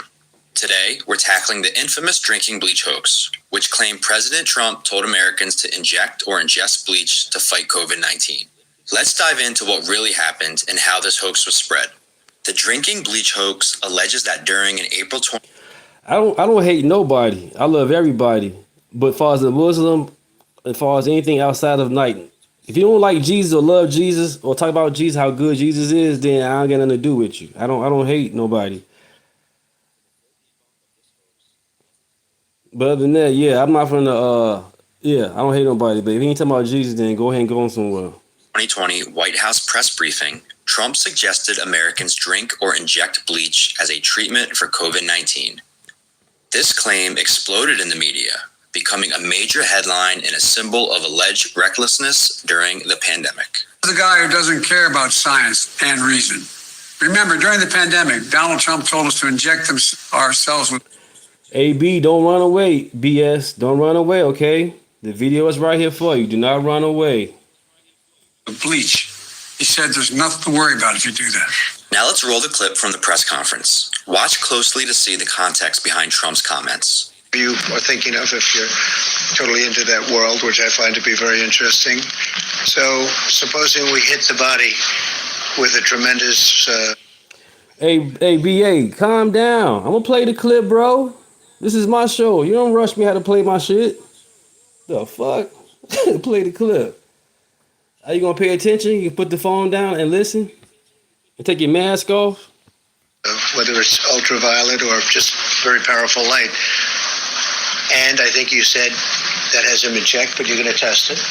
And then I said, supposing you brought the light inside the body, which you can do either through the skin or in some other way. And I think you said you're going to test that too. Sounds interesting. Right, and then I see the disinfectant where it knocks it out in a minute, 1 minute. And is there a way we can do something like that by injection inside or almost a cleaning? Because you see it gets on the lungs and it does a tremendous number on the lungs. So it'd be interesting to check that. So that you're going to have to use medical doctors with. But it sounds interesting to me. So we'll see. But the whole concept of the light, the way it kills it in 1 minute, that's pretty powerful. As you just saw, the discussion was about emerging technologies being researched to fight COVID-19.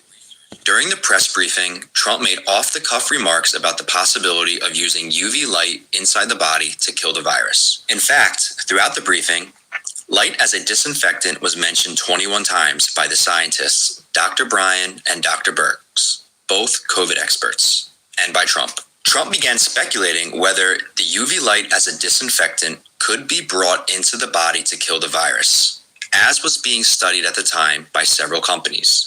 However, this was more of a question about whether it could be studied further. Nowhere in these comments did Trump suggest injecting or drinking bleach, as the media or Biden later claimed. Now let's see how this hoax was created and spread using hoaxology. Key portions of the press conference, including Dr. Bryan's detailed presentation, were omitted in viral clips and reports. This made Trump's speculative question appear to be an official recommendation to the public. This is called selective editing. The phrase injection inside was lifted from Trump's broader comments, completely detaching it from the context of UV light technology as the disinfectant. This distorted the meaning of his words entirely. Once they removed the context, they were able to assign their own context, and the new context they assigned was bleach. Thanks for watching. For the full debunk of this hoax and dozens more, visit AmericanDebunk.com, where we use hoaxology to uncover how these narratives and hoaxes are built. See you next time.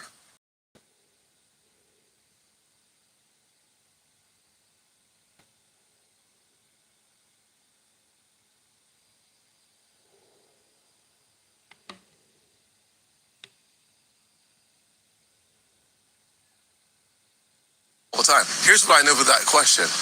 It's about what he stands for. And we're going to focus and bring attention to the fact that not only is he sympathetic for Hamas, not only does he run around with Hassan Pike or someone who said that Americans deserve 9/11, he should be held account for exactly. See this shit, chat? You got BA, who the fuck this is, complaining. You show a video longer than his fucking 10-second video. He being a pussy about it. Gaslighting. Nonsense. Are you fucking serious, man? Damn, you guys are fucking betas, man. Where he stands and what he's for. I agree with the senator here. He's absolutely right. And I'm a firm believer that, when people show you who they are, believe them. You listen to them.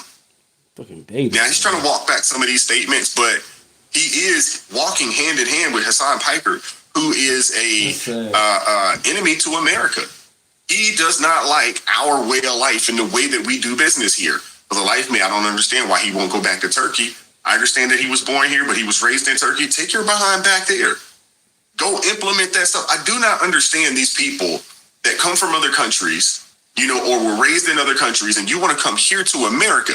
Those of us that are Americans, again, we're not saying that our country is perfect or without flaw, but what we do know is that our country and our system is the best system in the world. That's why we have so many people that want to come over here. But if you don't like it, sir, take your butt back to where you were raised at. Hold on, brother. You know what I'm saying? You came in my chat, trying to challenge me about a fucking video, and I played the video. Now you being a bitch about it. That's fucked up, man. That's really fucked up. Play the video. Now I play the video. It's not showing what he wanted to see. Now it's an issue. Fuck out of here. I don't understand people like this. Those commercials are running now, and his lawn signs are everywhere. But they're thin, like his resume.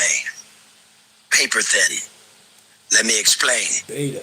Became a doctor to help people. He's not a real doctor, he's a paper doctor. He doesn't have a license, he never had a patient, he can't even give away aspirin off an ambulance.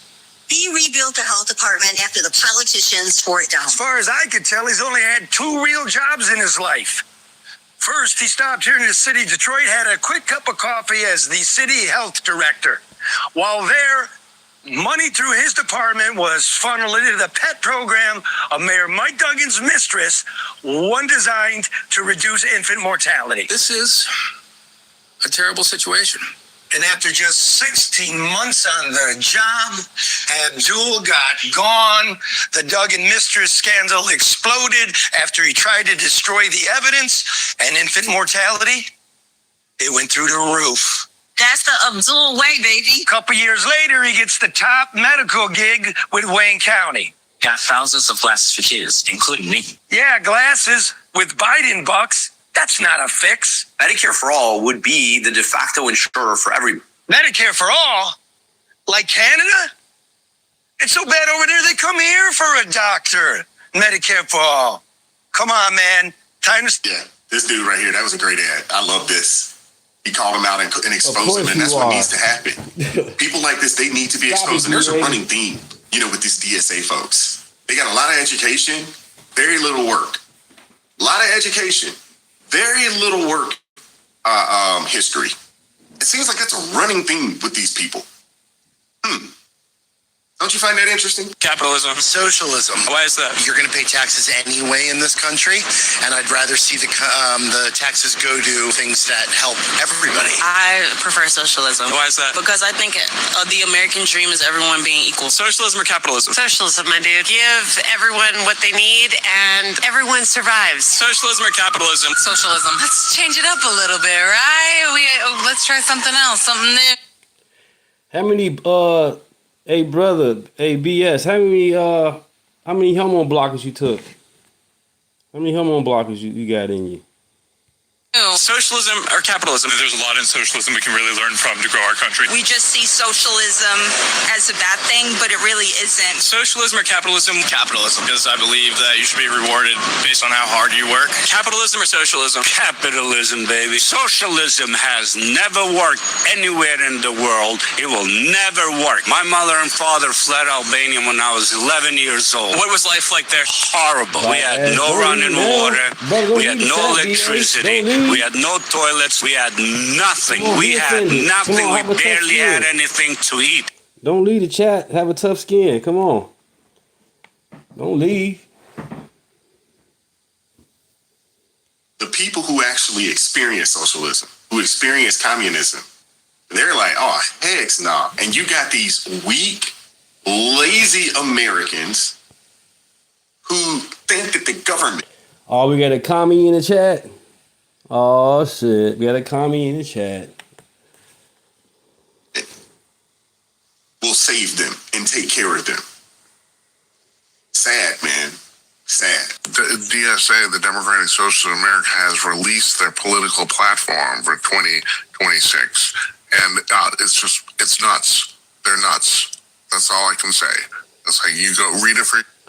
Oh, no wonder you talk all that bullshit. You a commie for real. Communism is the future of mankind. And you got 7 subscribers. Wow.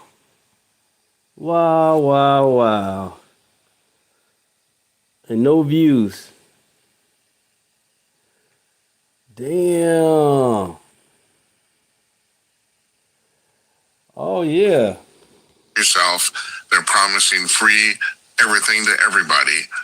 And they don't understand. They say, you know, people say this, we might be dreamers, but we don't understand why we can't do this. Well, I can tell you. And that's the thing. I'm actually thinking about doing a separate video about it. It has occurred to me that. Are you fucking stupid? You want AI to what? AI should control administrative and means of production. For what? Oh my gosh, man. What we got in the chat? What we got going on here in the chat?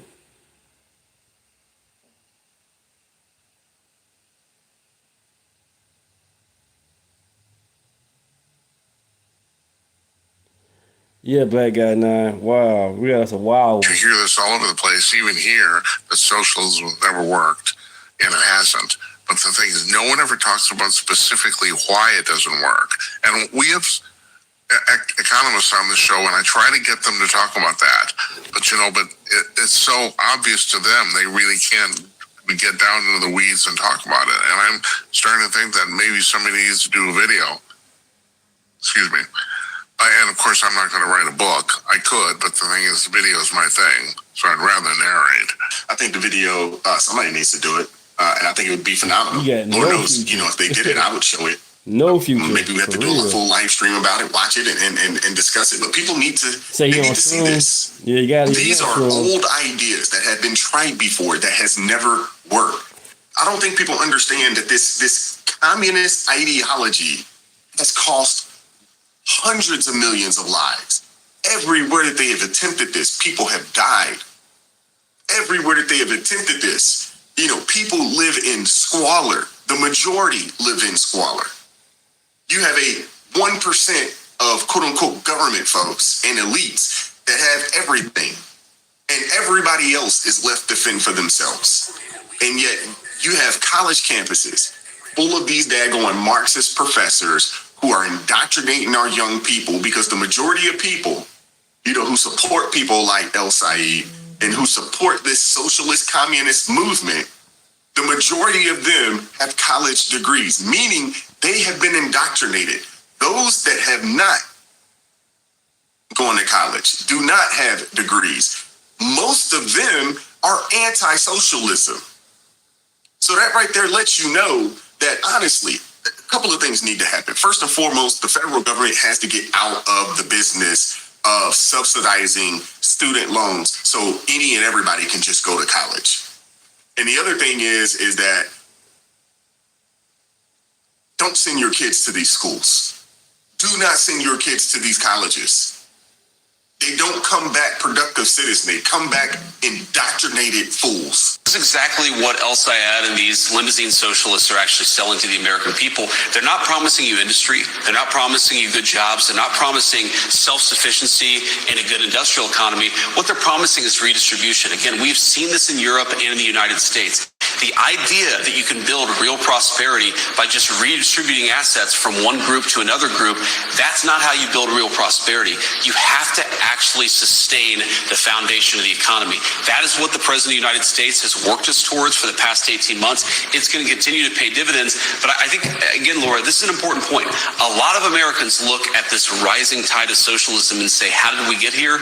We got here by 40 years of bipartisan leaders selling our industrial base to foreign countries, allowing low-wage immigrants to come in and compete with Americans for jobs, by destroying the foundation of the middle class. That's how you got socialism. How you fix that problem is by doubling down on Donald Trump's economic nationalism, not going back to the way we've done things for the past 4 years. It's failed everywhere it's tried. Failed everywhere it's tried, and it always leads to socialism. It always leads exactly where we are. The only way to get out of it is to double down on the economics of the past 18 months. Hey, the choice is clear. You cannot support the Democrats. You cannot support the communist wing of America. I know some people don't like J.D. Vance. Others, are more in favor of Rubio. But whoever it is in 2028, it has to be whoever wins on the Republican ticket, and in the Senate in this upcoming election here for 2026, in the midterms, we have to make sure that we get out and vote, and we got to make sure that Republicans are winning. Democrats want to destroy our nation. What is that?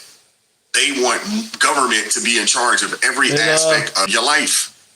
I'm not interested in that. It has been. So I have one question that was emailed in that I want to open it up to y'all. Please. He couldn't make it here, but he had this question. The DSA appears to be more of a white movement that focuses more on class than race. Mayor Mamdani focuses on race, but I don't feel welcomed by the DSA. How is Mayor Mamdani working to make the DSA have a better racial lens? Well, first I would say thank you for the question. And I think that what I appreciate about it is criticism in good faith. And that's what we need more of in our politics. And I think, to me, one thing I've appreciated about New York City DSA is that it has been one of the engines behind the creation of a new generation of black and brown leadership, the likes we hadn't seen in quite some time. When I look at other elected officials who I ran alongside, and I'm thinking about in 2020, it was Jabari Brisport, it was Farrah Souffrant Forrest, it was Marcella Matenis, it was a number of us, and we see in every single cycle more and more of this new generation of leadership that isn't looking to rewrite history, but rather to honor the history that came before. We have a lot of internal reckoning to do, but that it's important to see it through the lens of toxic white supremacy culture that is ingrained in this country's history, that racism is actually at the backbone of this history. And when people talk about Constitution, federalism, the rights of the people, we really have to take a step back and look at, how those rights have really only been offered up to a certain group. And what that... Boy.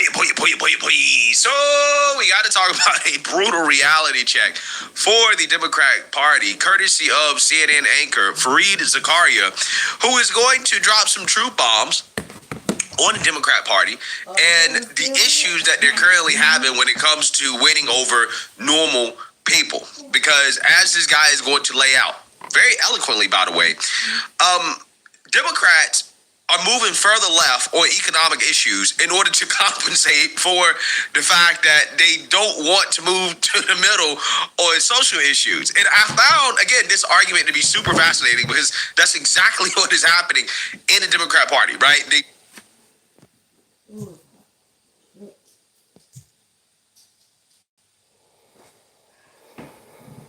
My client's emergency room, she's still in there. Oh, wow. But when she fell last week, the bruise got big as hell on her leg.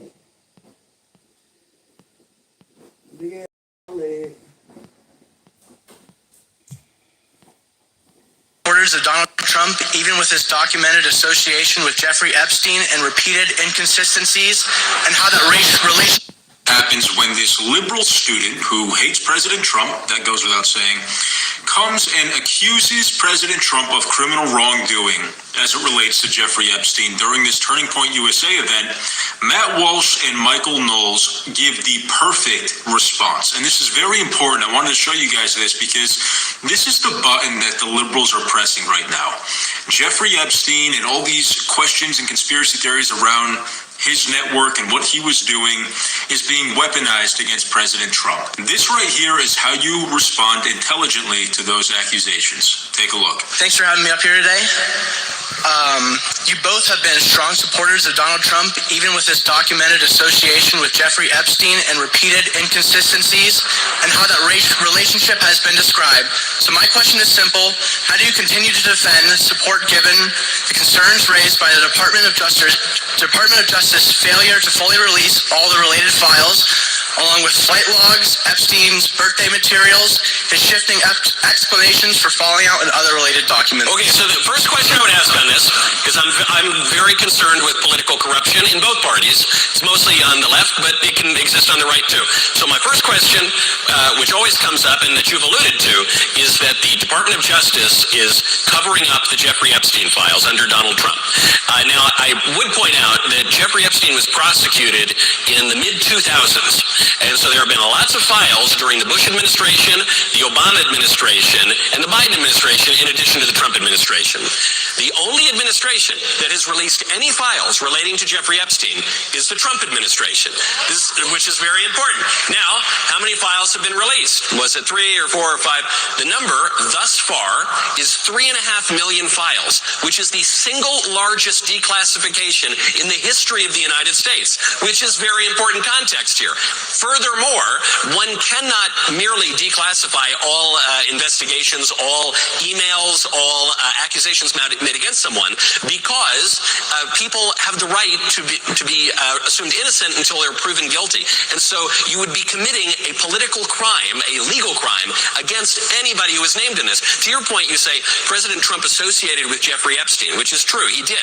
The problem is that, like everybody in the United States associated with Jeffrey Epstein, like the whole faculties of the Ivy League universities, the top politicians of both parties, and those associations can be relatively minor or they can be more extensive. If you're Bill Clinton and you were flying around on the Lolita Express for years on end, that would be a much more extensive association than with President Trump. To the question of Donald Trump, what I would always ask is, what crime is being alleged here with regard to President Trump's erstwhile association with Jeffrey Epstein? And I never really get a solid answer on that. So first of all, I'll address the Department of Justice's failure. I agree it's very difficult, but there was also numerous cases. The only information that was supposed to be redacted is names of the victim, But what about names of the accused, or the people who are not even accused, but insinuated of committing a crime without any charges and without any firm accusation? Law is not, if you're embarrassed by it, it's victims and then something. There's no law to keep it as transparent every email from everyone who's ever accused of a crime or not accused of a crime. That's the point. And what's been lost in this saga is the right of people to be presumed innocent until proven guilty. So at the very least, we need to allege a crime that someone has committed. And in the case of all of the hoopla, which is mostly coming from President Trump's consistent political enemies on the left, though there's a little bit on the right as well, my question remains, and I never get a good answer, is what crime is actually being alleged here? All the stuff that went on what's the stuff? What's the crime? Can I please speak? Sorry. Pedophilia, raping children, sex trafficking of women. What are you accusing Trump of doing? Trump has been so I'm going to go into this. Trump has been on record lying about. What an idiot. That I've made recently stating that all of the illegals should be gone has pissed off the CCP bots in the comment section, so allow me to reiterate. All illegals need to be gone. That includes you disgusting ass fake Jew Gomerites. That includes you filthy ass Hamites that call yourselves Africans. You shit throwing East Indians got to go. If you're a Frenchman, get the fuck out. If you're an Englishman, roll out like your name was Ludacris. Take your Russian vodka drinking ass back on over to your country and get the fuck out of the U.S. We don't care about you Chinese, you Taiwanese, you Japanese. If you belong to Iran, get the fuck out. You swollen, blow-pop-headed ass Somalians can get the fuck out as well. You filthy ass Haitians that can't govern your own damn home, you could get the fuck out too. And so can you Arabs. You motherfuckers better bounce like you were the Energizer Bunny. Notice how you can make a pro-American video, and for some odd reason, a Chinese spy account shows up and starts talking shit using an American name. Take your fat neck ass and get off the internet. How the fuck are you a Chinese man and or woman and morbidly obese? That shit creeps me out. Using a fucking bot account with no face and talking shit like somebody gives a shit to read what the fuck you talking about. Hell, you can't even read what the hell my subtitle says with your slanted eye ass. Get the fuck out. We not Bijan, we Asian. I will slap all the yellow out of you. Get the fuck out the chat and listen to the video, bitch. I'm glad you motherfuckers have stumbled across my page. Don't go nowhere because now you're stuck on this video. Let's not forget that you Chinese have descended from 2 daughters of Lot who have decided to rape their father when they got their father drunk in the Bible. Don't think I don't know about your past, you disgusting, filthy-ass mongrels. Or should I say, mongoloids. You came from a product of incest. That's why you look the way you do. And you will forever look this way until you get cleaned. Thus saith the Lord. For you to claim that you have a great land over there in motherland China for some... Hey, BS or BA, I'm glad you're in the chat still. I really appreciate that. You know what I'm saying? You call me Uncle Ruckus, I appreciate it. I be Uncle Ruckus, you know what I'm saying? Because I know what a woman is. You know what I'm saying? I know what common sense is. So you can call me all the names in the planet. I'm not going to get offended by it. My skin is tough over here. And the people in this chat, our skin is tough too. So if you stick around with us, you know what I'm saying? I appreciate that. I guess you got a little somewhat tough skin because you're still in the chat with us. Appreciate it. We're not going to change our stance as being MAGA or loving American, period. So I'm glad you're in the chat. But if you're in the chat thinking you're going to change that mind or try to debunk something, not going to happen. But let's continue. The reason you like bringing your retarded asses on over here. Do understand that the reason that you come on over here is because we grant you the opportunities. And see, this is dumb shit right here. Travis said he's reason why America. What'd you say, Travis? That's who is screwing America up. This guy is screwing America up. Americans. Are you fucking serious? You just got in the chat, Travis Nicole or Travis Nicholas. Because obviously you must be cool with the DSA bullshit. The communist socialist going on. Because what he's saying is 100% true. If you're not going to love America, respect America, values and all that, keep your shit somewhere else. Keep this shit over there. But people like you know what I'm saying, you just jumped in the conversation of what the fuck is going on. That's crazy, man. Slow down in the chat. Slow down. That your shitty ass land can't grant you. Your technology also comes from us. You wouldn't get that far if you didn't steal it. So that means if we can just stop your productivity, halt your knowledge, and we can put a stop to the building and upgrading of Chongqing, China. That's a very beautiful place. Now, it would suck if you would wake up and everything were to fall apart in his own footstep. You guys like to use your bot account and talk a good game up until you realize your life is on the line because we allow you to be alive. Well, I got thick skin because I'm a child of God, not because of my race. Not because I'm black. You know what I'm saying? That's crazy. That's racism right there. That's crazy, man. Let's continue.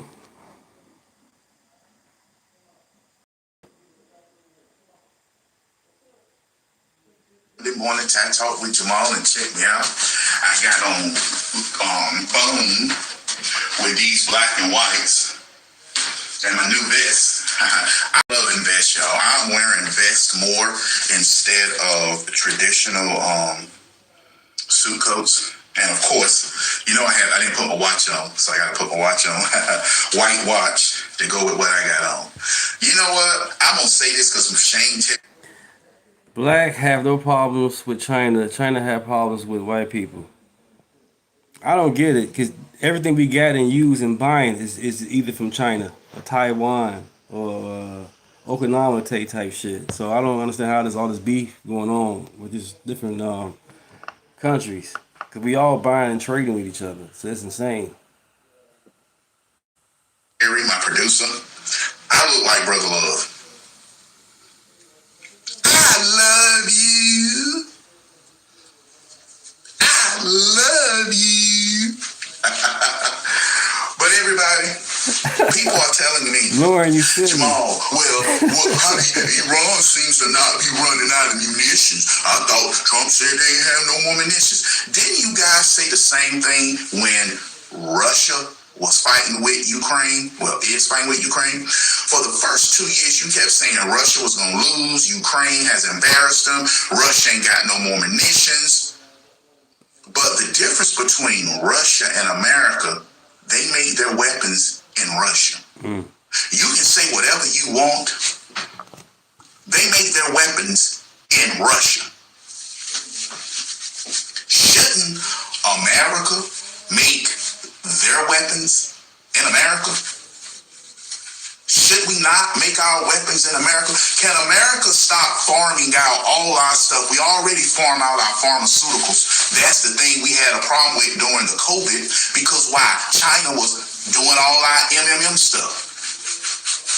Can we please bring manufacturing back to America and let these greedy unions sit down and shut up? Because you do know why these companies left, right? They left because of greedy unions.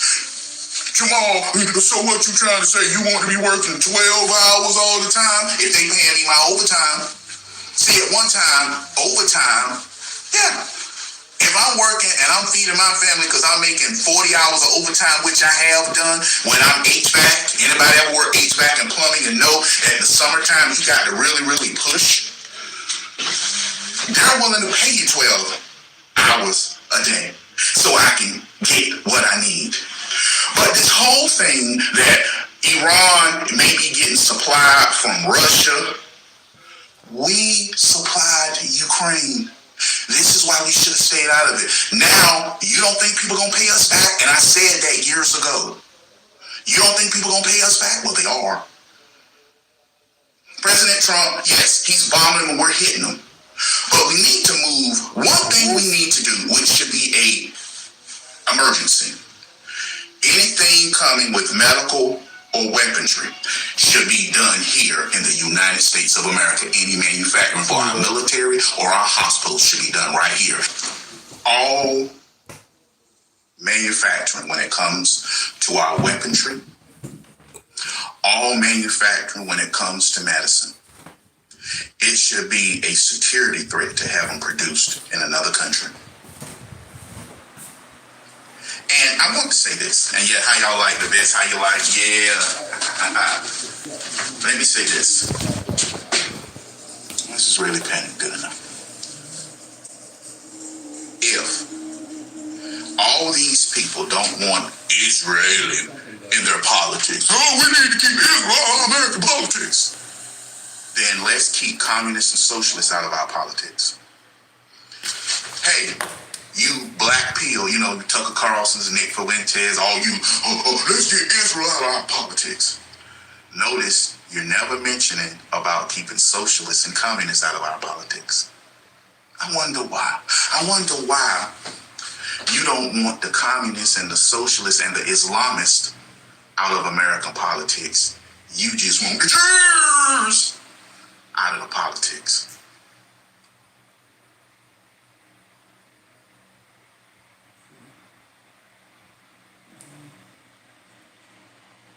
Flight home. I think they should be sent home immediately because here's the thing. You cannot be an American if...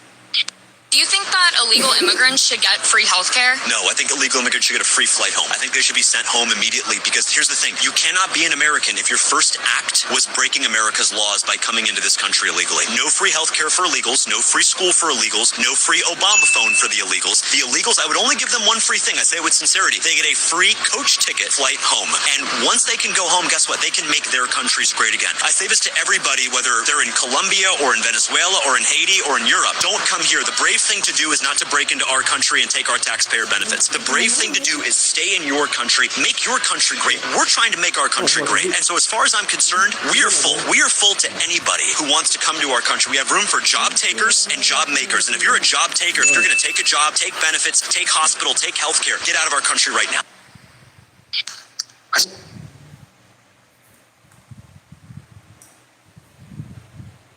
That what happened in Minneapolis happened. I don't know how many times this has to be said, but ICE are not police officers. We don't have to obey commands from them. They don't have any authority over U.S. citizens. The amount of confidence you had to post that video is mind-blowing. But let's see what the law actually says. So point number one, ICE authority comes directly from federal statute. According to U.S. Code 1103, it says that the Secretary of Homeland Security shall be charged with the administration and enforcement of immigration and naturalization of aliens and may establish such regulations and issue instructions to carry out that authority. Everybody asking, well, why is ICE in Minneapolis, in Minnesota? Because they were directed to go there. That is the legal basis as to why ICE exists. And it encourages its agents to enforce federal immigration laws, whether that be arrests, detentions, or serving warrants. But let's see what else their specific powers entail, because the federal regulations spell out what ICE and other immigration officers are allowed to do, including the force that they may use. According to CFR 287.8, it assigns authority to certain immigration officers, special agents, enforcement officers, etc., to use non-deadly and deadly force only when reasonably necessary to protect the officer or other persons from imminent danger of death or serious physical injury. This is explicit legal text authorizing ICE officer to use force even if that force is deadly. You know, like someone slamming their foot on the gas pedal while an ICE agent is right in front of their vehicle. That is deadly force. And DHS has a force policy. The Department of Homeland Security, which oversees ICE, has a formal use of force policy that applies to federal officers. It is required by law under Title VI of the U.S. Code. The DHS, listen very clearly, it assigns deadly force may only be used when an officer reasonably believes the subject poses an imminent threat of death or serious bodily injury. Well, let's take a moment and see who that ICE agent was, because if you just glance at his record, you will know that not too long ago, that same ICE agent was dragged from the back of another vehicle of protesters. So when he sees someone slamming on the gas headed right towards him, what do you think his trauma response is telling him? Keep in mind, he's been dragged by a vehicle before, and now a second vehicle by an activist that has been getting in the way of federal officers from doing their job is now pointing their vehicle right at him. You don't think he reasonably thought that he was in danger? That potentially his life would be on the line again? So please, for the love of God, don't believe people like that lady in the beginning, because it's due to misinform people like that stuff that happens in Minneapolis is happening today.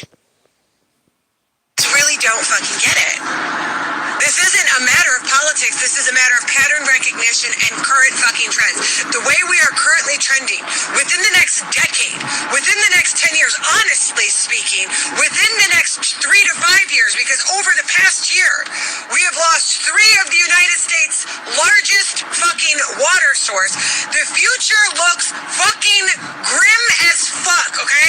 If we're just talking about the actual landscape of the United States, it is going to turn into a water-barren desert. Where there is no water, there is no crops. Where there are no crops, there is famine. People will starve and dehydrate to death on a regular fucking basis.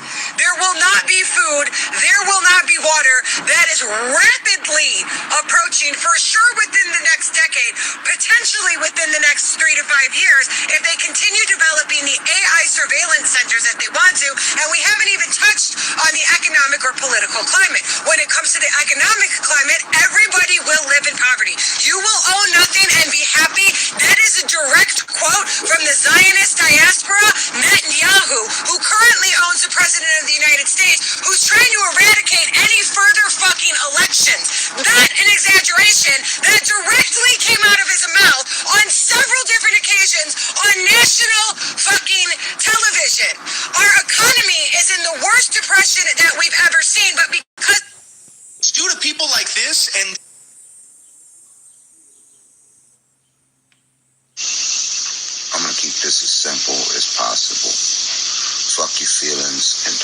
shit go over your head. Because some people just tend to motherfucking take shit and not have a clue what the fuck they're talking about.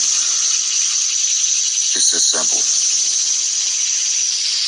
People's thoughts and actions are based on their experiences. It's that simple.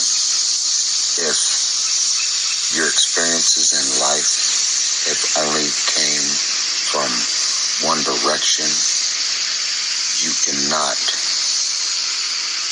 act according to someone else's experiences. A person that grows up with everything handed to them has no experience of what it's like to go to bed eating a ramen. They don't know what it's like to stand in line and wait for food stamps or housing assistance because they've never experienced it. Just like a person that has never paid a bill in their life because it's all been handed to them can't tell you what it's like to go in and have to work fucking 40 hours a week just so you can pay bills and hope you got enough left to fucking eat off of. So, when you look at it, if a person's experience with a certain culture has always been bad, they're not going to have a good feeling towards that motherfucking culture because every time they run into that same culture, they get bad vibes and bad experiences. And that goes for whether you white, you black, you Asian, you Mexican.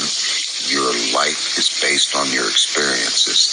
A black kid that grows up in an all-white neighborhood is going to have a completely opposite experience in life than a black kid that grows up in the projects. Just like a white kid that grows up in the trailer parks is going to have a completely different experience in life from the white kid that grows up in the suburbs. It's all based on experience. Fuck your feelings. Those are facts. It is.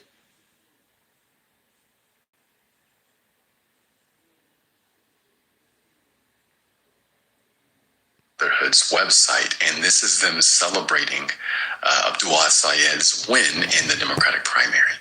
Now, the Muslim Brotherhoods, I'm going to read you a little bit about it. So, its central belief is that Islam is a complete system for governing every aspect of life, personal, social, economic, legal, and political, and that Muslim societies must return to rule by Islamic law, Sharia. The group's classic motto is Allah is our objective, the Quran is our constitution, the Prophet is our leader, jihad is our way, and death for the sake of Allah is the highest of our aspirations. And they pursue a lot of these things primarily through gradualism, building parallel social institutions, schools, clinics, charities, professional associations, and political participation when possible, while maintaining a longer goal for Islamic order. But also you should know the Muslim Brotherhood has a documented history of involvement in political violence, assassinations, bombings, and the creation or support of armed offshoots. For example, Hamas was founded as the Palestinian branch of the Muslim Brotherhood. And again, if you don't know who Hamas is, they are a genocidal terrorist organization in Gaza. And on October 7th of 2023, they went into Israel and indiscriminately slaughtered civilians and took civilians hostage. And when I say indiscriminately slaughtered, I mean indiscriminately targeted them and slaughtered them.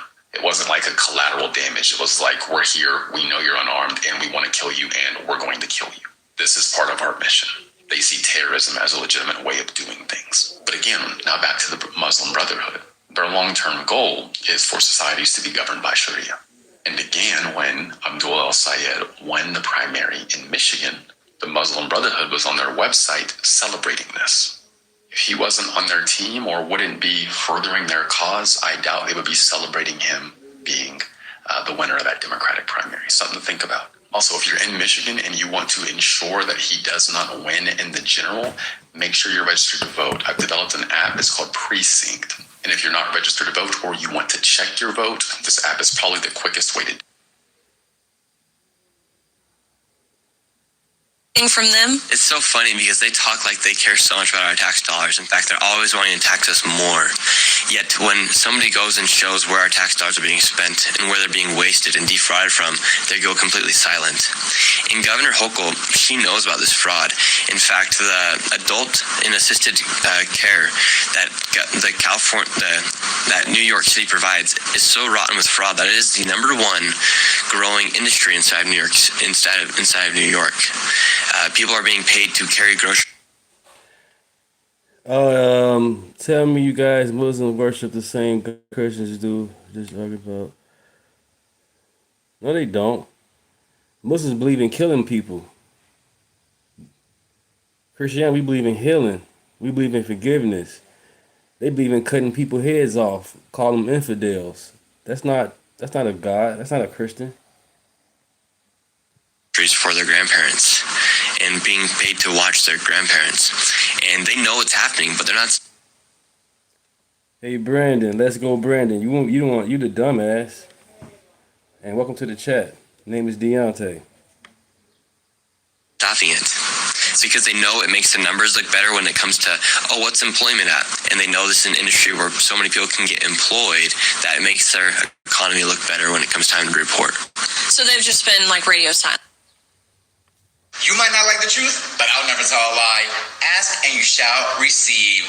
Apparently, Daddy Elon was listening to me last week. Remember when I told you guys about certain content creators who swaggerjacked my work and then were monetizing off?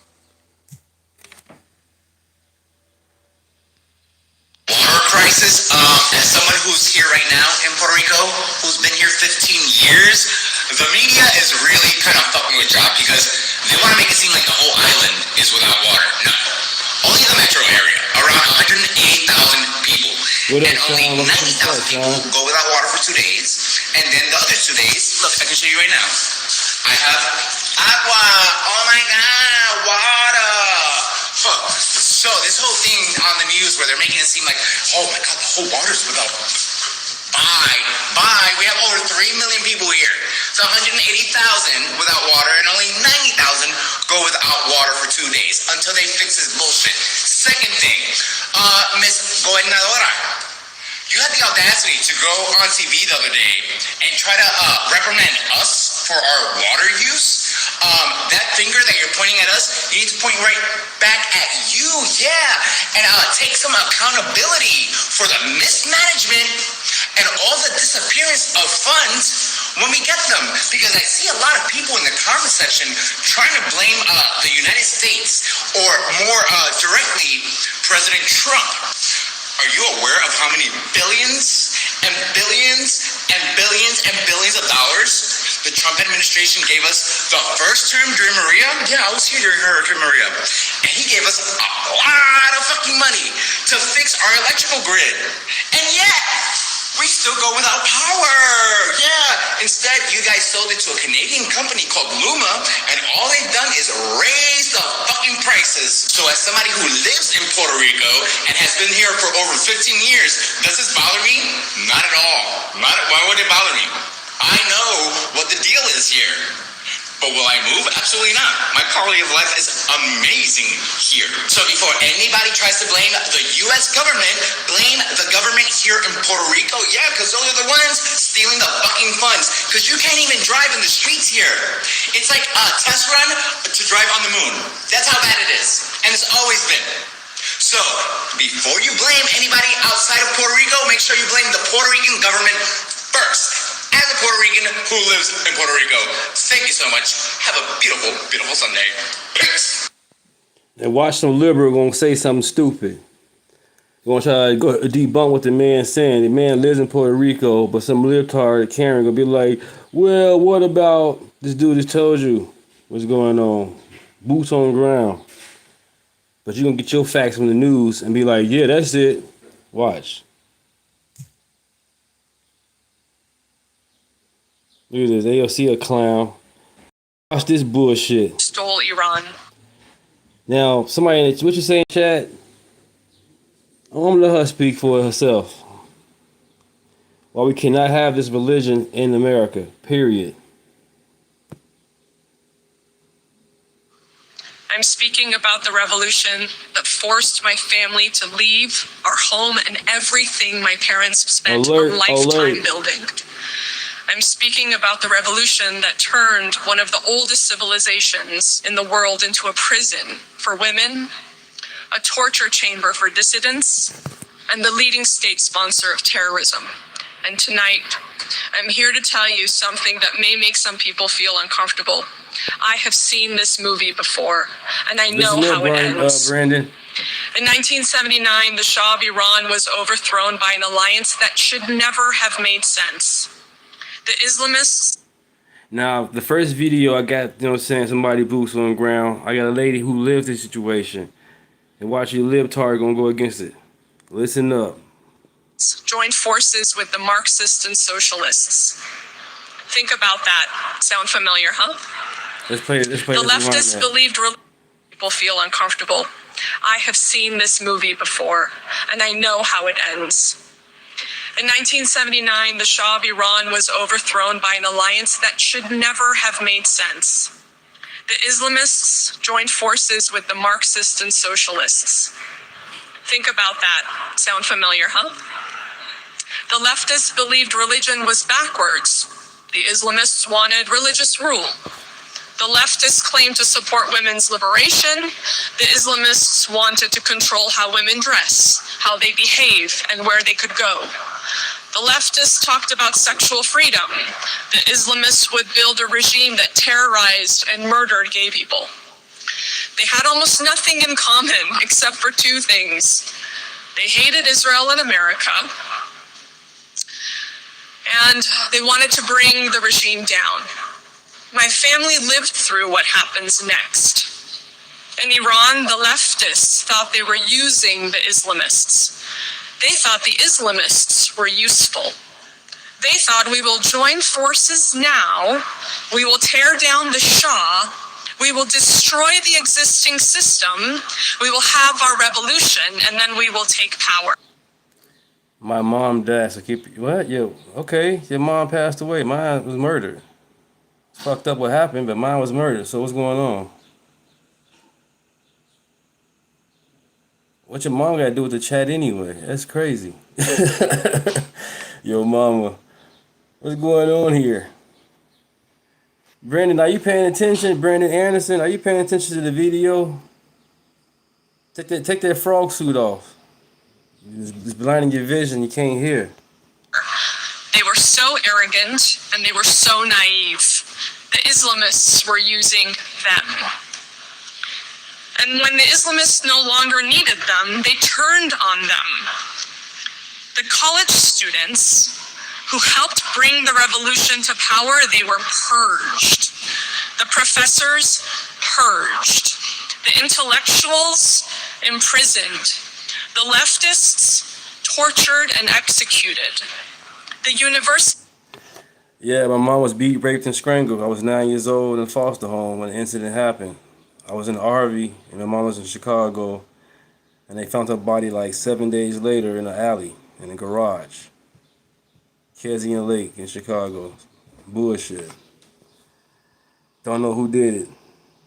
These themselves were shut down. The Islamists used the college students to take power. And then they crushed the very college students who helped put them there. And you know what the Islamists told them? They said, if you will turn on your own country, how do we trust you not to turn on us? If you don't stand for your own country, you stand for nothing. That is the part of the Iranian Revolution that every American college student should be forced to study.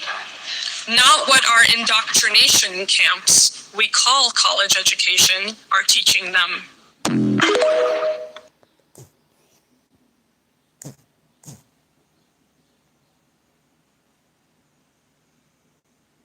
Of New York's 14th congressional district.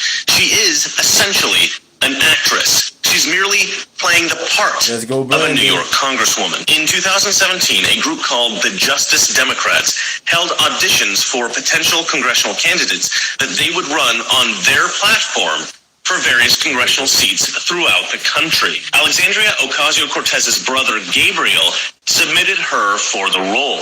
Back in 2016, we put out a call for nominations, trying to It's all good. I was 9 years old. I'm 43. It's all in God's hand, man. No complaints. You know, it's all good. Thank you for that. capture the diversity of background, of experience of the American electorate, the people that aren't currently represented in office. We got over 10,000 nominations. Out of those 10,000 nominations, we found Alexandria. Profile is not what you think of as someone who should run for office. My brother told me that he had sent my nomination in the summer, but I was like literally working out of a restaurant, and I was like, there's no way. There's no way. Feeling like it was a movement and that it wasn't about me was the most convincing aspect. Being like, oh yeah, I'll do this because it's a bunch of crazy people.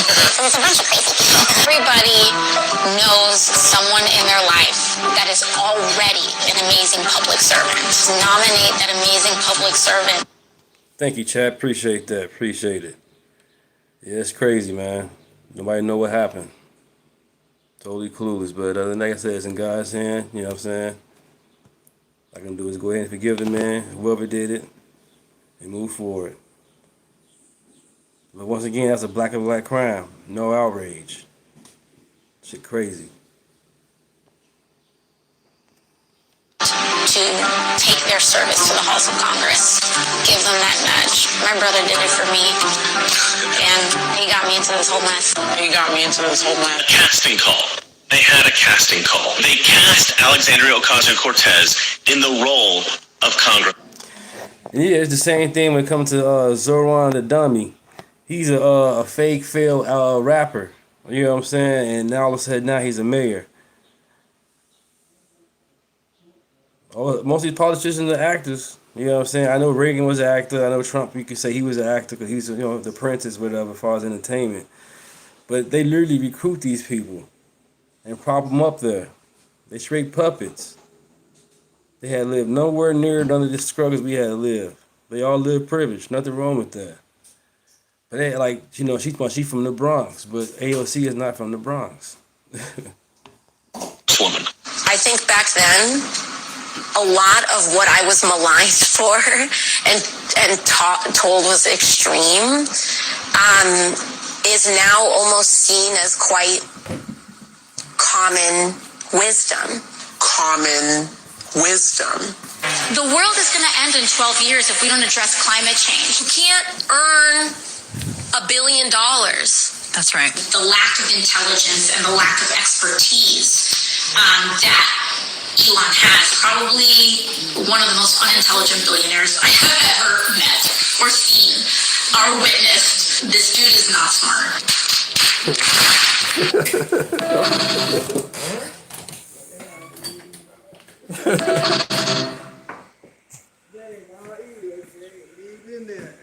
I got it.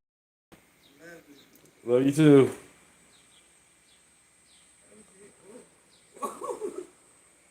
Right now, coming live out of Washington, D.C. As you all know the news right now, the D.C. Senate committee has voted to hold Dr. Fauci, a.k.a. Anthony Fauci, a.k.a. the Menace, Senator Palpatine. No, that's Joe Biden's name. In contempt of Congress, voting 8-5 down party line. Now, here's the thing. For whatever reason, Democratic Party is trying to protect this man. We know that Joe Biden and Biden administration gave him a pardon along with Hunter Biden. We know at this point, fast forward 6 years later, post the pandemic, based off the diaries, right? Based off him pleading the fifth over 111 times during his hearing last week, that there's a lot of things that's suspicious. There's a lot of things that's suspect, right?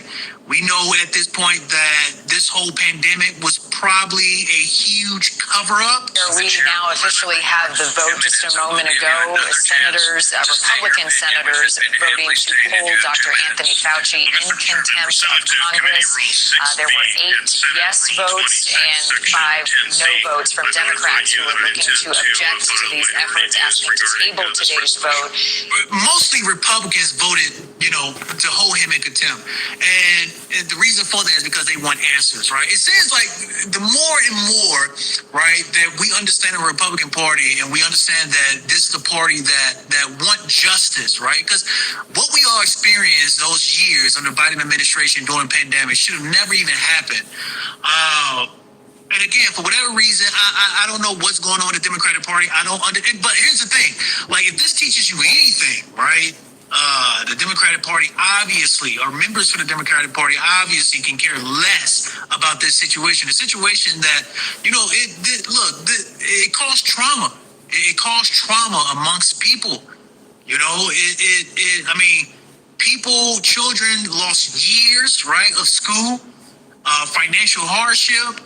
The list goes on. And this is a situation that should have never happened, but they used this for political gain. Biden administration used this for political gain. The question needs to be answered, man. And, hopefully, but look, Biden, he pardoned him. So it's nothing much that they can do, to be quite frank, because we understand pardon is the most powerful tool that the president has, quite frank. So, yeah.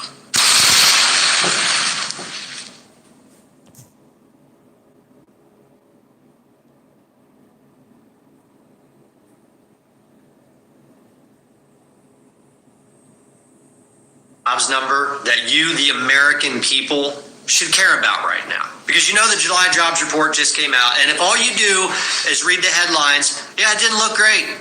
Didn't look good at all. But because you're smart people, you know that you should probably ignore what the mass media, what the liars and propagandists on social media are telling you, and maybe you should look just a little bit deeper into those numbers, because when you do, you're going to find out that it's not bad. As a matter of fact, the one jobs number that you should only care about is pretty damn good.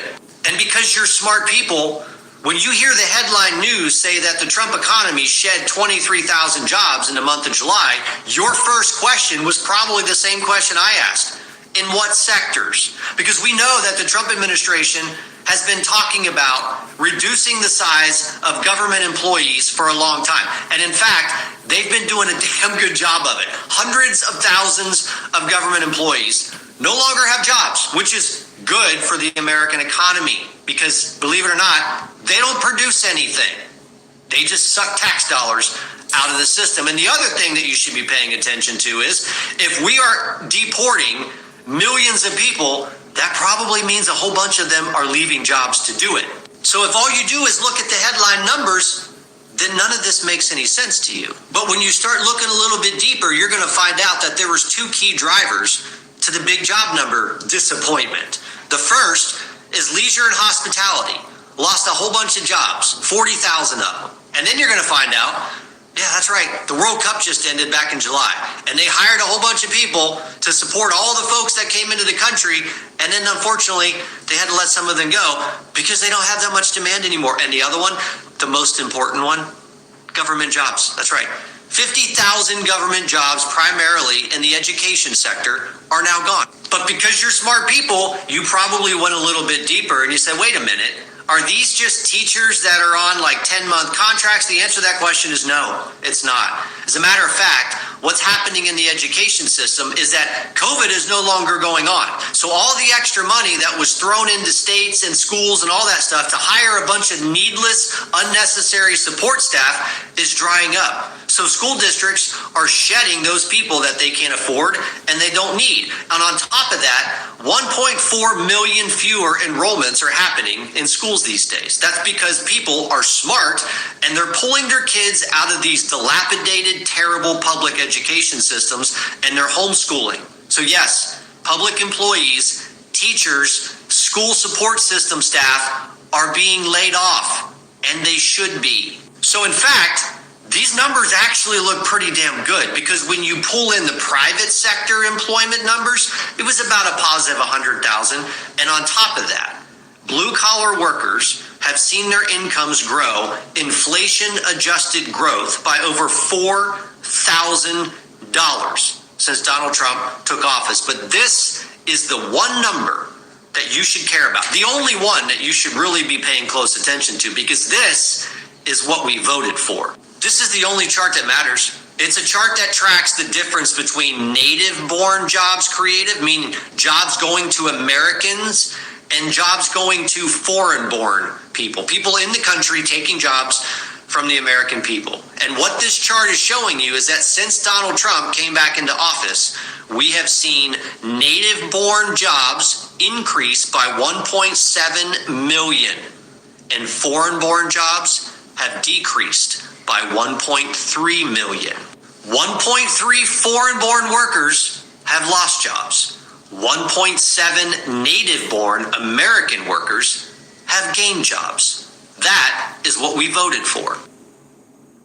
Zohan Mandani, mayor of New York City, the Muslim, the confused Muslim. So he's under investigation right now. Let's take a look. The Justice Department is now reportedly demanding answers from New York's Zohran Mamdani amid allegations of unequal treatment for Jewish residents of this city.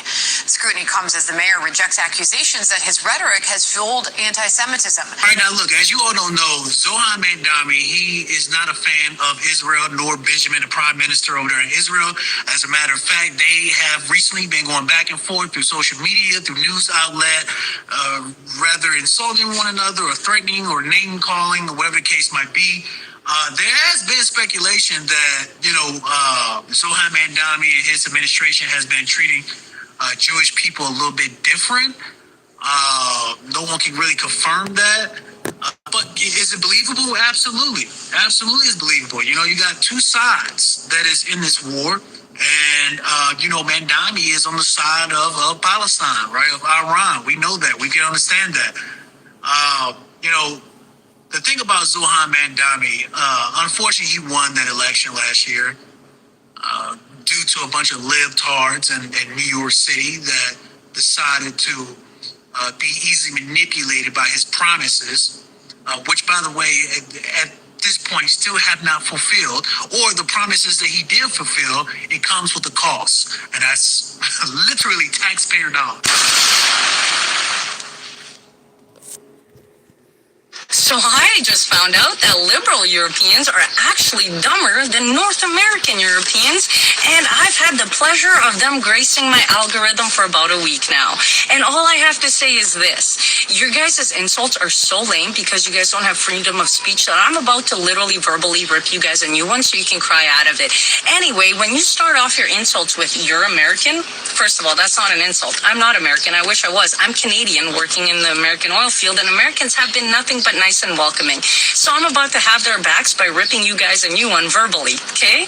Also, I was born in Europe and worked in the European oil patch, so I know exactly how big of a pussies you guys actually are. So, while you guys are only allowed to call me ugly and say things like "kaka pee pee poo poo shire," I can say that most liberal European men are a bunch of man bun wearing, Mohammed cock sucking, and loving it. They love that Mohammed jizz. Bunch of loving commie pieces of shit, right? While van der Leyen is telling you to give up ownership of your vehicle and shut down energy, I actually drive a 10-inch lifted diesel truck in the oil field that's bigger than your dick. Isn't that cute? While most Americans can take their personal tanks to a parking lot, do donuts in it, you can't even drive 1 kilometer over the speed limit in certain cities without getting ticketed, right? Also, what about the pickpocketers in Europe? What are you allowed to do against them? Oh, right, you're not allowed to do anything except for thank them and take it up the ass. Meanwhile, it took a woman, an American mother of 5, to go to Italy, get pickpocketed, find that pickpocketer, and slap her until next Wednesday. Because if that pickpocketer was in Europe, she'd be meeting Jesus. Yeah, and it got so viral to the point where other Americans are like, we're not going to put up with this shit. Fuck these European pussies, right? And the government had to give a little, notice out, dear tourists. So in Europe, we like to protect criminals because the criminals like to fuck the native European population in the ass, and the Europeans love that, right? To the German guy who came into my comment section and was like, "You're American. How does Mohammed's dick taste in your mouth?" Because I know you have to suck it dry and thank him afterwards while paying for his 20 wives and retarded children to live in your country for free. While your energy and all of your, resources are getting siphoned out of Europe.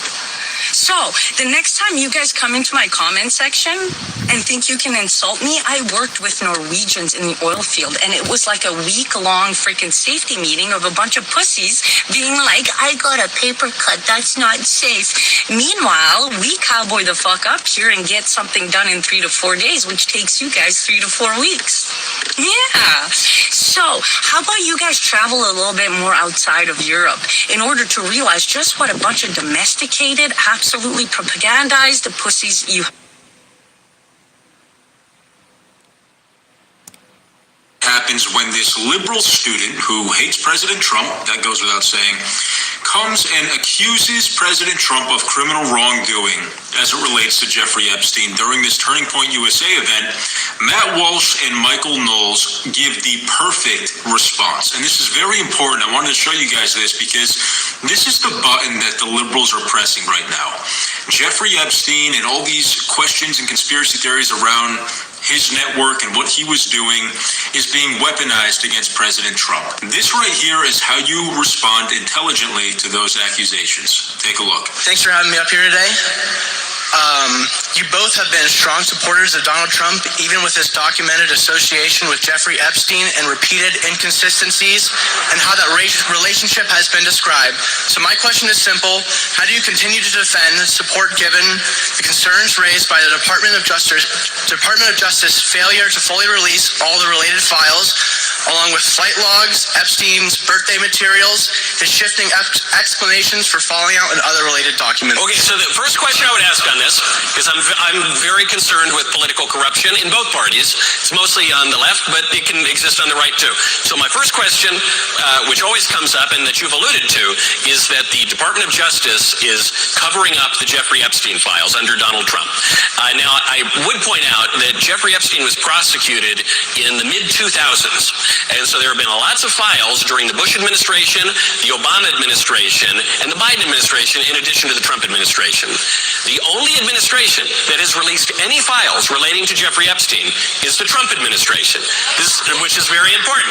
Now, how many files have been released? Was it 3 or 4 or 5? The number thus far is 3.5 million files, which is the single largest declassification in the history of the United States, which is very important context here. Furthermore, one cannot merely declassify all investigations, all emails, all accusations made against someone, because people have the right to be assumed innocent until they're proven guilty. And so you would be committing a political crime, a legal crime, against anybody who was named in this. To your point, you say President Trump associated with Jeffrey Epstein, which is true, he did. The problem is that, like everybody in the United States associated with Jeffrey Epstein, like the whole faculties of the Ivy League universities, the top politicians of both parties, and those associations can be relatively minor or they can be more extensive. If you're Bill Clinton and you were flying around on the Lolita Express for years on end, that would be a much more extensive association than with President Trump. Right, Ruby Goldberg's in the files. Everybody named mama's in the goddamn files. They all read the man. The man was a billionaire. He was a celebrity. He was popular. But when Trump found out he was weird, Trump got rid of him. Stopped being friends with him. Jesus Christ.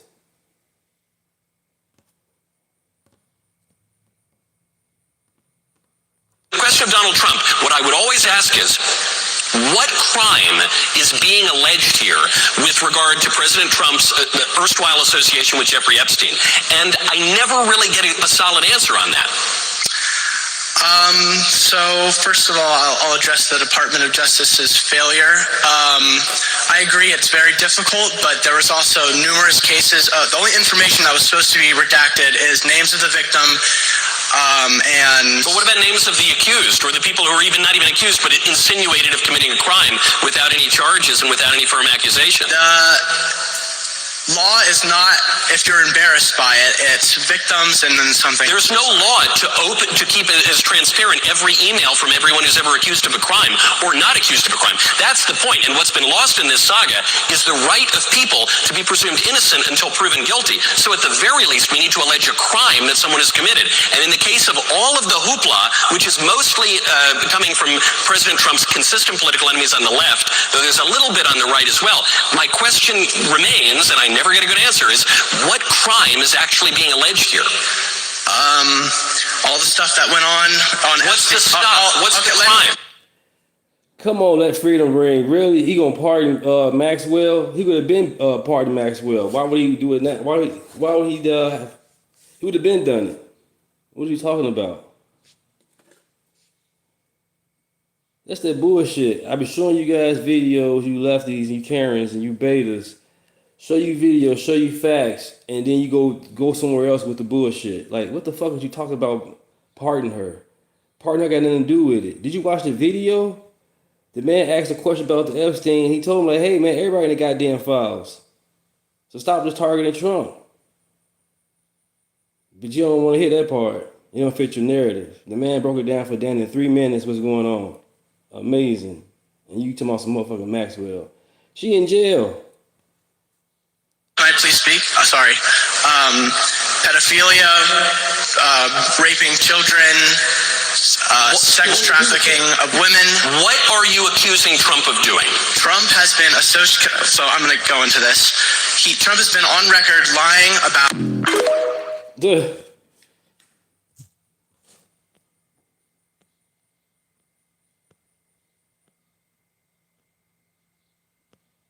Try and make this as painless as possible for you. Muslim man and woman come to America, they don't get married. Muslim man breeds his Muslim woman like a dog until she has a kid. So chat, you know what I'm saying? Listen up, you know what I'm saying? It's like a minute long, you know what I'm saying? A minute and a half long, but it's worth it. She's breaking it down, how they infiltrate different countries and how they infiltrate America. Just listen up, chat, on the real, especially you lefties. And then she collects welfare checks from the government and gives it to her partner. When her partner has enough money, he then buys a house. She moves in. He becomes her landlord. Now, since they're in America and they have the right to exercise freedom of religion, that does include Sharia law. So now in his house, he can practice Sharia law. In Sharia law, you can have 4 wives. So now he's breeding 4 women like dogs, collecting all that money. Now he can buy his neighbor's house and practice Sharia law in 2 homes.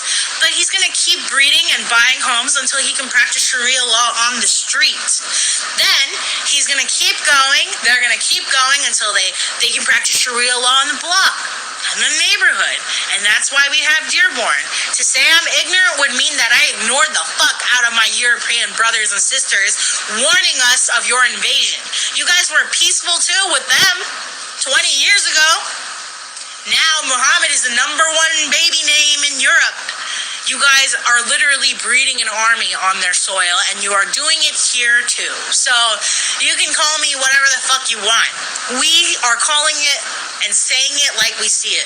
Sorry, Americans aren't as stupid as they made us look in the movies. We might be fucking lazy, but we're not that stupid.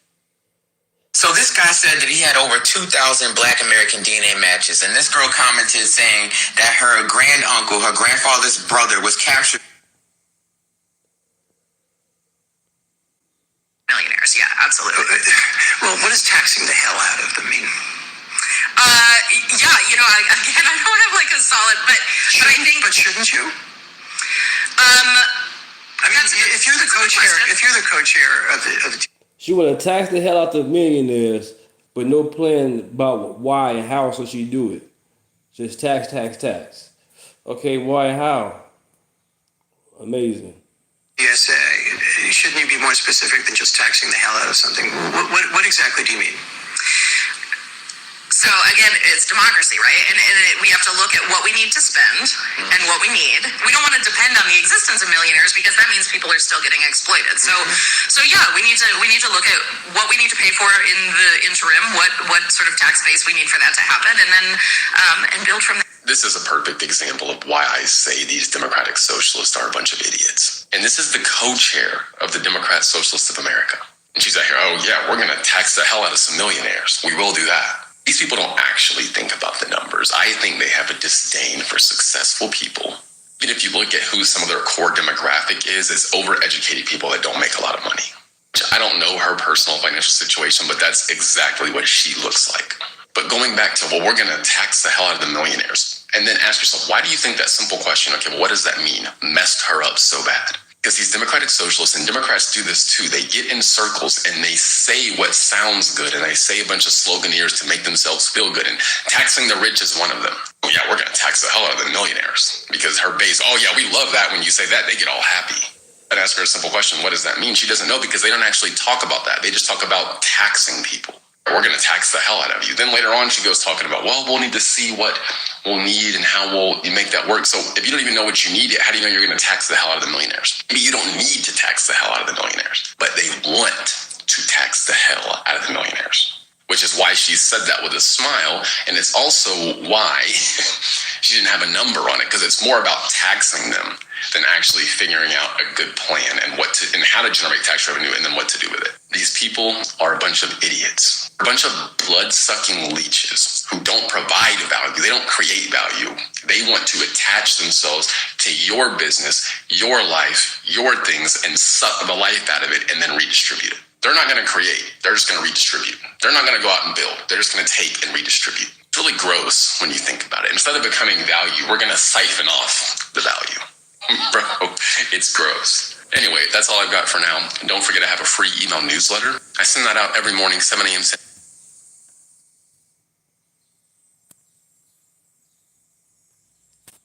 Hammers, is you're just not mad enough. You weren't mad enough when they fucked with your family, came after your businesses, fucked with your livelihood and money, fucked with your body after they locked you down, targeted your children. You're just not mad enough. You did nothing when your religion and churches were set on fire. They shut you down to where your voice couldn't be heard. And again, you're just not mad enough. Because a great deal of you live in fear. Fear of losing everything while saying you will lose everything, but yet do nothing. Fear of being uncomfortable so that your kids can have the American dream. You're just not mad enough. And what makes me laugh is when a great deal of you say, well, we gotta do things by law, while facing an enemy that doesn't give a fuck about that.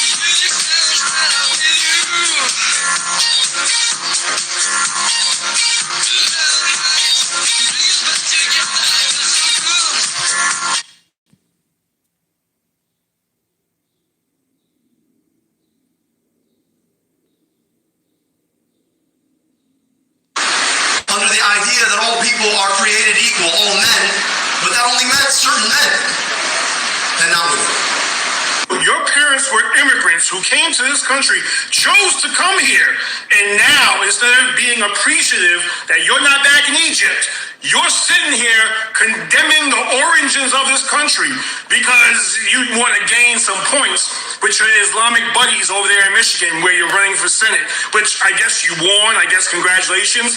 Please, Michigan, step up and make sure this man is nowhere near our Senate. Please, do us all a favor. You already screwed up with Rashida Tlaib. Make sure this man does not go anywhere near our Senate, please. Sonny did the same thing on July 4th, lecturing this country on what it does and what it doesn't do, and how he's so much better and he can improve things. And this guy's doing the same thing. And his parents were immigrants, could have stayed in their own country, but came here.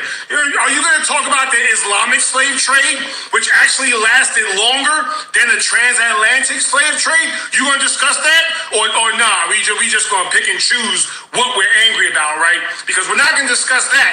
How the Muslims had a far stronger and stricter slave trade in the same region. But no, you're just, they founded this country, some men were created equal. We fought and died to end slavery here. What did you do? What did your ancestors do over in their country, huh? Tether?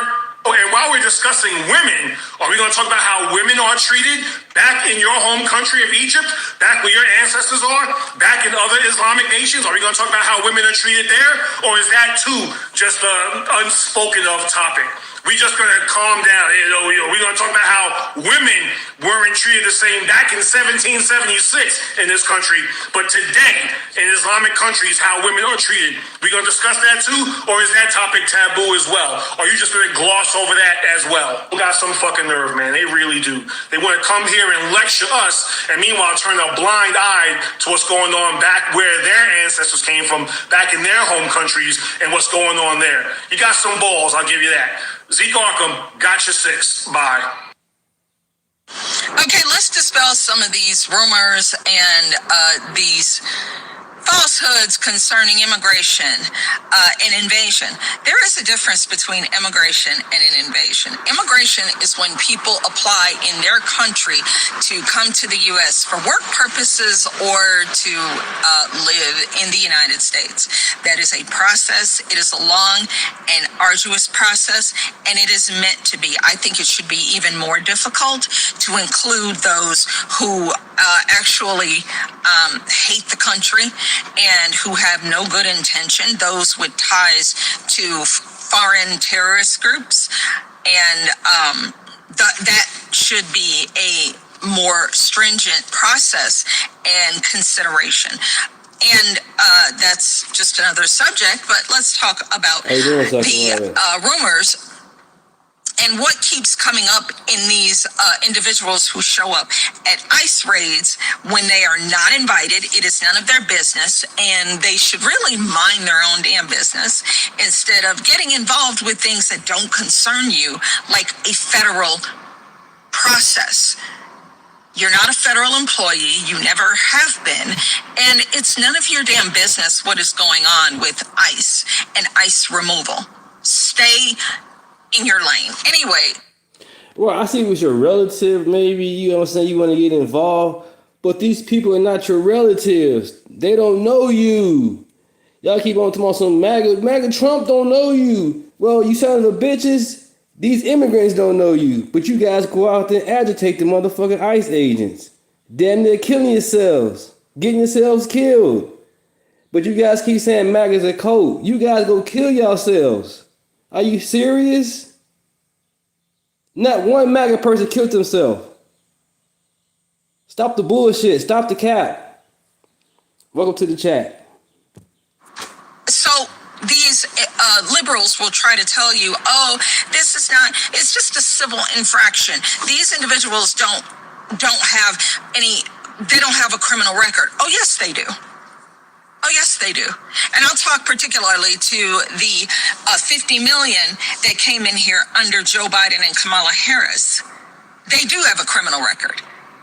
And I'll qualify what I said. So these individuals were given court dates well into the future, right?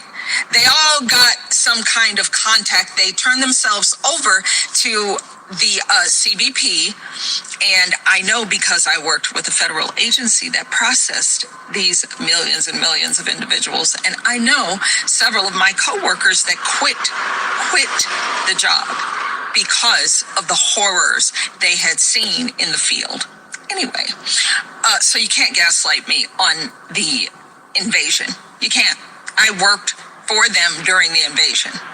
So these individuals showed up here. They got a court date. What usually is happening with these individuals, by the time ICE picks them up, they already have a final order of removal from a judge. So these liberals scream, due process, due process, due process. First of all, you ain't got no damn rights in my country. You broke into my country. That's breaking and entering, bitch. And that's a felony. You don't have rights. You're not a citizen. Dummy. What the? You get here and get all these freaking rights. Dummy.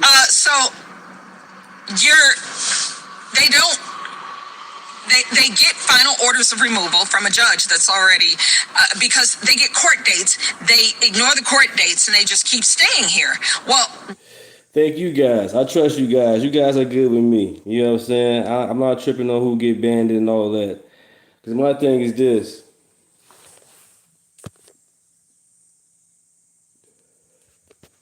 My thing is this: if we go to any other people's channel, we gonna get banned, we gonna get blocked or timeout, whatever.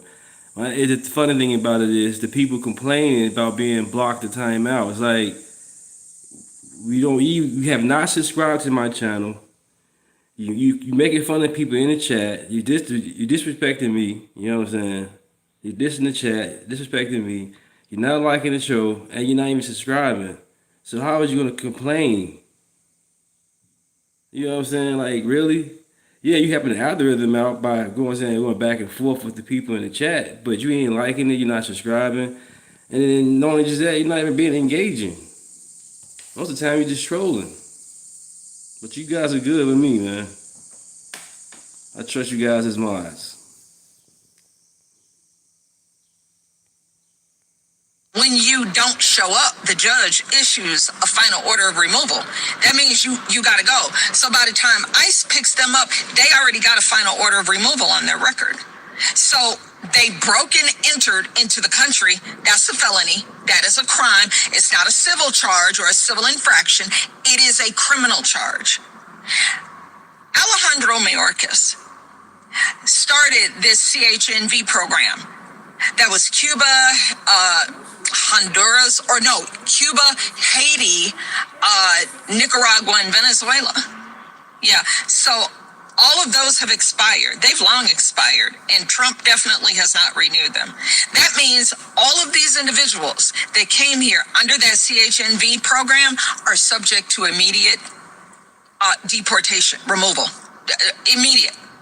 That's why they get grabbed and sent to ICE facilities, and it's public, but I voted for that. Now, why, if they're not criminals, if it's not a criminal charge, why do you need to be paroled? You don't just go around getting paroles every day. That's a criminal, parole is after a criminal charge. So yeah, they are criminals. So, saying, this is another one that I hear a lot in these videos of these dumb individuals that don't mind their own business, that act like they're some kind of trailer park attorney. They have due process, and it's in process. There are cases in process. In process means not finished. So during the time that it's in process, you're not protected. You are not protected. It means if you get grabbed and you get rolled up by ICE, you go into an ICE detention facility. When American citizens commit crimes and there's a warrant on an American citizen's record, they can get picked up. Why do y'all put illegals like they're some kind of special class that don't get picked up? Because they soft, they love victimhood. They can't get enough of it. They weak. They betas. So, yes, it is a crime, and in process does not mean complete. In process, you can't tell a cop when you get pulled over when you're an American citizen, I know the license was suspended, but I applied to get it reinstated online, and it's in process. See what the cop tells you. In process is not finished. Where's the license? I don't have it yet, it's in process. Okay, well, you probably going to jail. So illegals, they don't have rights. They came here, they got a parole under Mayorkas, and their parole has run out. Their chances have run out. Stop talking to me about their rights. They don't have any. Peace. If you know who that is, Hassan, the guy campaigning with the Michigan Senate candidate on the ballot today, praised, describing his goal. And the highest phase of communism is from each according to his ability, to each according to his needs, while being a self-proclaimed socialist who hoped to achieve communism. The modern translation to this is your fair share. And where have we heard this before? billionaires are going to have to start paying their fair share of taxes. Forcing them to pay their fair share. The richest among us who can afford it pay their fair share in taxes. We demand that billionaires pay their fair share. In America, the top 1% pay 40% of the taxes, while the bottom 50%, as you can see, only pay 3% of the taxes. If this isn't a call to abolish economic classes by taxing the rich into a lower class, I don't know what is. Oh, that's right, it's another key pillar of communism, just like collective ownership of property. Where have we heard that recently? We will take aggressive legal action to remove negligent owners and property managers. And what was the other one? Oh, that's right, rejecting capitalism. I think we have to understand that people do not believe that this version of capitalism has worked. Either he's bad at math or he's stupid. America's GDP is greater than any other country in the world. I'd say we're doing pretty well with capitalism. Also, another pillar, strong welfare programs over private profit. Medicare expansion all over the country. We have got to raise the minimum wage to a living wage. Some people ain't worth $17 an hour, but another one is universal public health care. Everyone gets a right to basic health care. All end results of communism, using democratic socialism as the vehicle to get there, an ideology that has literally never functioned as theorized ever, nor resulted in prosperity at any given point. Let's take a look at the most notable members of the Democrat Socialists of America. We have 2 sitting Congress members that are, ironically, one with an economics degree, but they are card-carrying members of the DSA, AOC, and Rashida Tlaib. The DSA has also endorsed a slew of other people, all of which have embraced that endorsement. A list of a dozen commies you can see just scrolling across your screen right there. And since the Communist Control Act of 1954 states, quote, whoever knowingly and willfully becomes or remains a member of the Communist Party or any other organization having for one of its purposes or objectives the establishment, control, conduct, seizure, or overthrow of the government of the United States or the government of any state or political subversion thereof. Overthrow of the United States government. The head of the DSA, that 2 members of Congress are members of, and 12 more candidates that most of them have won their primaries already, and reps endorsed by, said on national TV that she basically wants to overthrow our government. Senate. True. Okay, replace the presidency and Supreme Court as we now know them. Yep. Abolish ICE. Absolutely. Abolish borders and give amnesty to anyone currently in the U.S. illegally. As a long-term plan, yep. Defund the Pentagon. Absolutely. Abolish prisons, at least in large part. Yeah, again, that as part of a long-term program, yeah. Okay, so no prisons. Government or public ownership of most large corporations. Yeah, absolutely. They're saying it out loud. Again, the definition of socialism and therefore communism is, quote, advocating collective or governmental ownership and administration of the means of production and distribution of goods, which is the path to communism, of which the definition of communism is, quote, a doctrine based on revolutionary Marxian socialism and Marxism-Leninism, a totalitarian system of government which is a single authoritarian party, state-controlled, owned means of production. So any of those libs that are trying to make a distinction between democratic socialism, and communism, they're all morons. And they're wrong, and they're lying to you. Yeah, I'd say we have a pretty clear case to prosecute some of these people. And what did the left say for Biden's whole presidency? Oh yeah, no one's above the law, so let's get to locking up some commies. He loves the Constitution.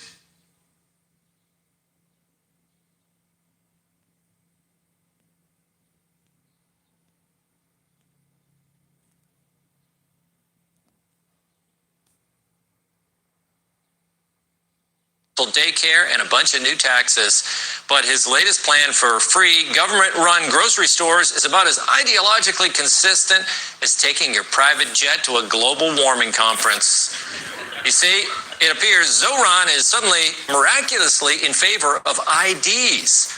Watch as he and his staff are confronted by a reporter asking about people taking advantage of the system.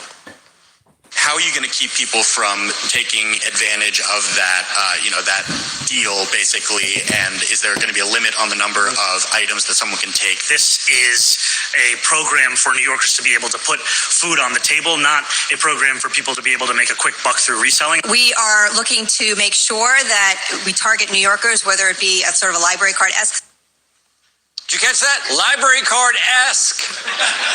Card-esque is not a city in Belarus, and what she means is an ID. But she doesn't want to say it. And less than 24 hours later, Mamdani's minions had to clarify, no, it's not an ID, it's a membership card. But I have to ask, do these people really understand what an ID is? Maybe they don't understand what the acronym stands for. Let's let Norm MacDonald explain. ID, which I had to show it again. There's a strange abbreviation when you think about it. I is short for I. And then D is short for identification.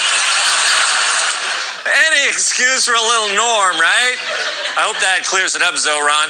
Now, as you know, Mamdani doesn't want anyone showing ID at the border, and he's opposed to voter ID requirements. So why is he and his administration suddenly so into IDs? It's twofold. One, he doesn't want people cheating the system, buying groceries at cheaper prices and then reselling them to make fast money.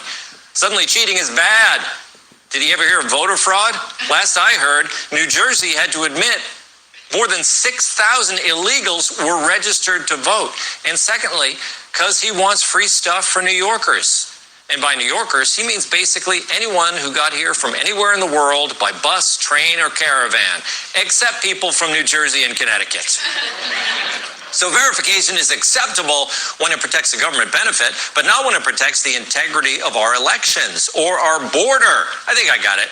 But what does President Trump have to say? Well, I wish they'd have an ID to access the voting booth. You know, they don't want to access the voting booth with any identification. We want voter ID and we want proof of citizenship. Well, he also had a thing where you had to have two different IDs to shovel snow. I forgot about that. 2 forms of ID to shovel snow because of that epidemic of teen manual labor fraud in this city. Thank you, Brian. Thank you. But it's not just Zoran. Look at Francesca Hong, who's running for governor of Wisconsin. Actually, don't look at her. It makes her feel unsafe. Yeah, I don't trust the eyes. Thank you, Brian, for that, man, for the super membership. Thank you for that. Appreciate it. All right, man. Thank you. Thank you.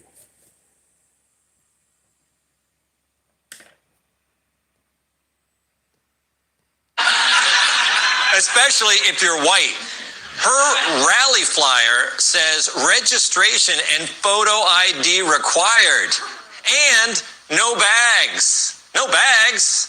What if Nancy Pelosi shows up? I had to do it. These socialists love IDs everywhere except when it makes us stronger and more secure. It's almost as if they're trying to hurt this country, but that would never happen, right? So friends, make sure you carry your ID everywhere, especially in the voting booth. That way they know exactly who we are when we finally send them packing.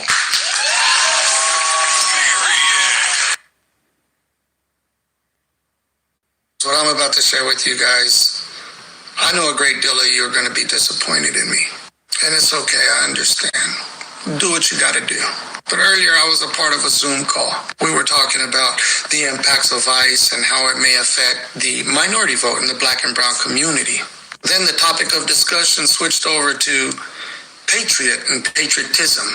And I was asked, Lou, what do you think about patriots or patriotism in 2026? And I just started laughing and I told him, you don't want to hear what I got to say. Y'all ain't ready for it. And just like that, you can see all of them get uncomfortable in their seats. Because I'm not that guy that'll just sugarcoat shit. And this lady said, can you share it with us, Mule? And I said, the word patriot no longer has any more meaning. Well, we all express our patriotism. We have love for our country. We do what we do every day, yada, yada, yada. But the word patriot, it's lost its value. It's no different than saying the word racist or white supremacist or Nazi or xenophobe or homophobe. And it was like you could hear a pin drop. Because for years I've been hearing so many straws that should have broken the camel's back, but it didn't. Seeing our politicians enrich themselves. Hell, seeing some of our very own politicians celebrating and be excited as they were whenever our southern border was being invaded under the last administration. Or seeing all our tax-paying dollars go to other fucking countries while we drive by a fucking veteran sleeping under a fucking bridge. Or seeing our mama bears. Yep, like, share, and subscribe, everybody. You haven't already. Like, share, and subscribe. Thank you, Brian. Thank you, Brian, again.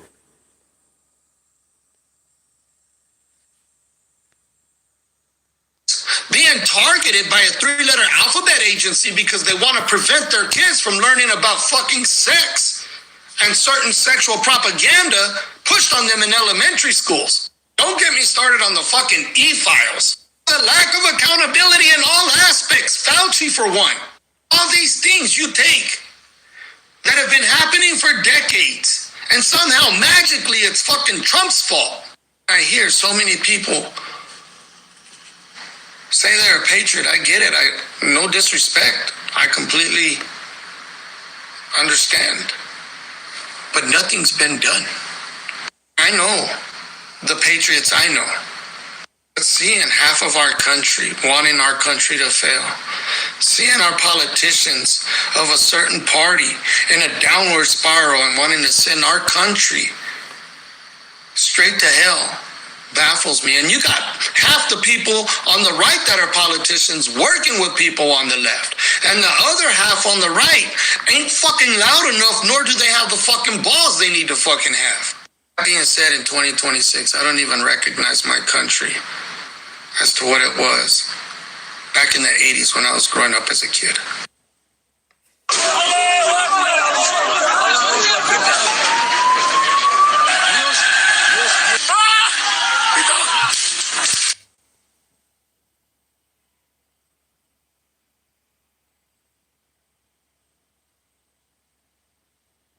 I'm trying to tell them it's not good, and we can't let that happen.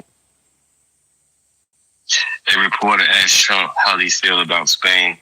Can't make this up, guys. I am standing in here. I'm gonna play this one first. A reporter asked Trump how he feels about Spain being invaded by the immigrants.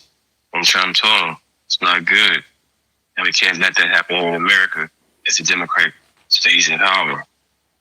They are corrupt. They don't care about America or the Constitution. He said to themselves they want to get rid of it, especially the Democratic Socialists. So let's get into the video. Thanks for stopping by. If Democrats get back into power, what is happening in Spain awaits America. What should voters in other countries with elections coming up soon take away from what's going on in Spain? We have to be very careful with the whole socialist thing. I think in many cases it's much more than socialist. They skipped socialism, they went directly to communism.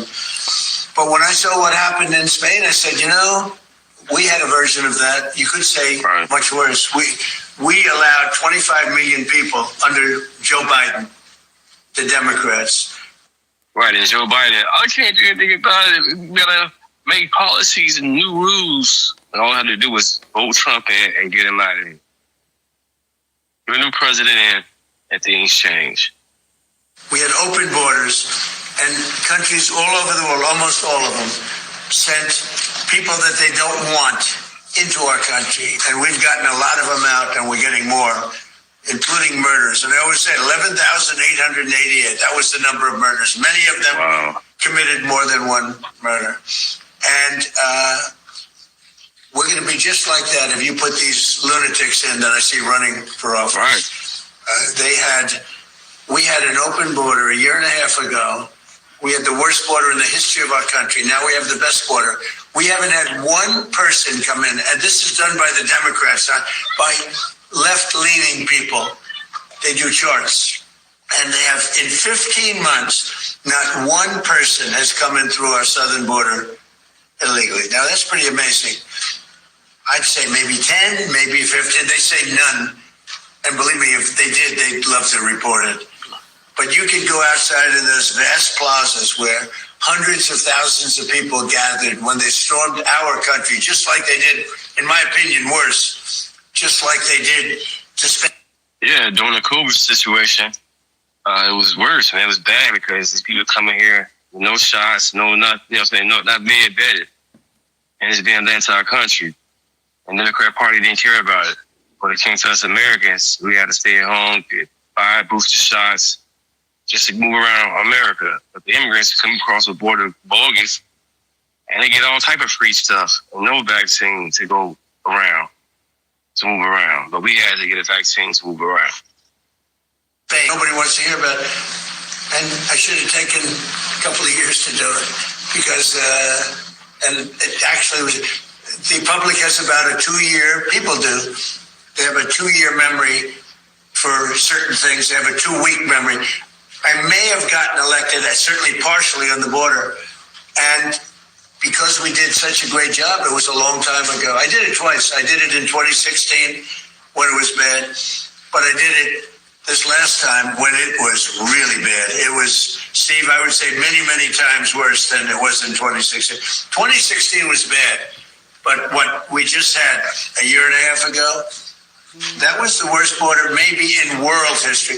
There's not a third world country that would have allowed that to happen, where people coming in from prisons and people coming in from mental institutions and people forced in by government, because these are the people that those governments, those countries, I know them all.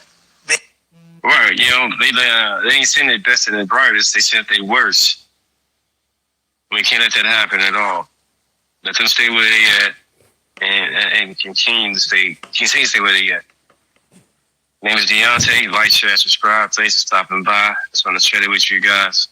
We can't let this happen, you guys. Got to vote red, period. From here on out, next 10 to 100 years or more, vote red. Like, share, subscribe.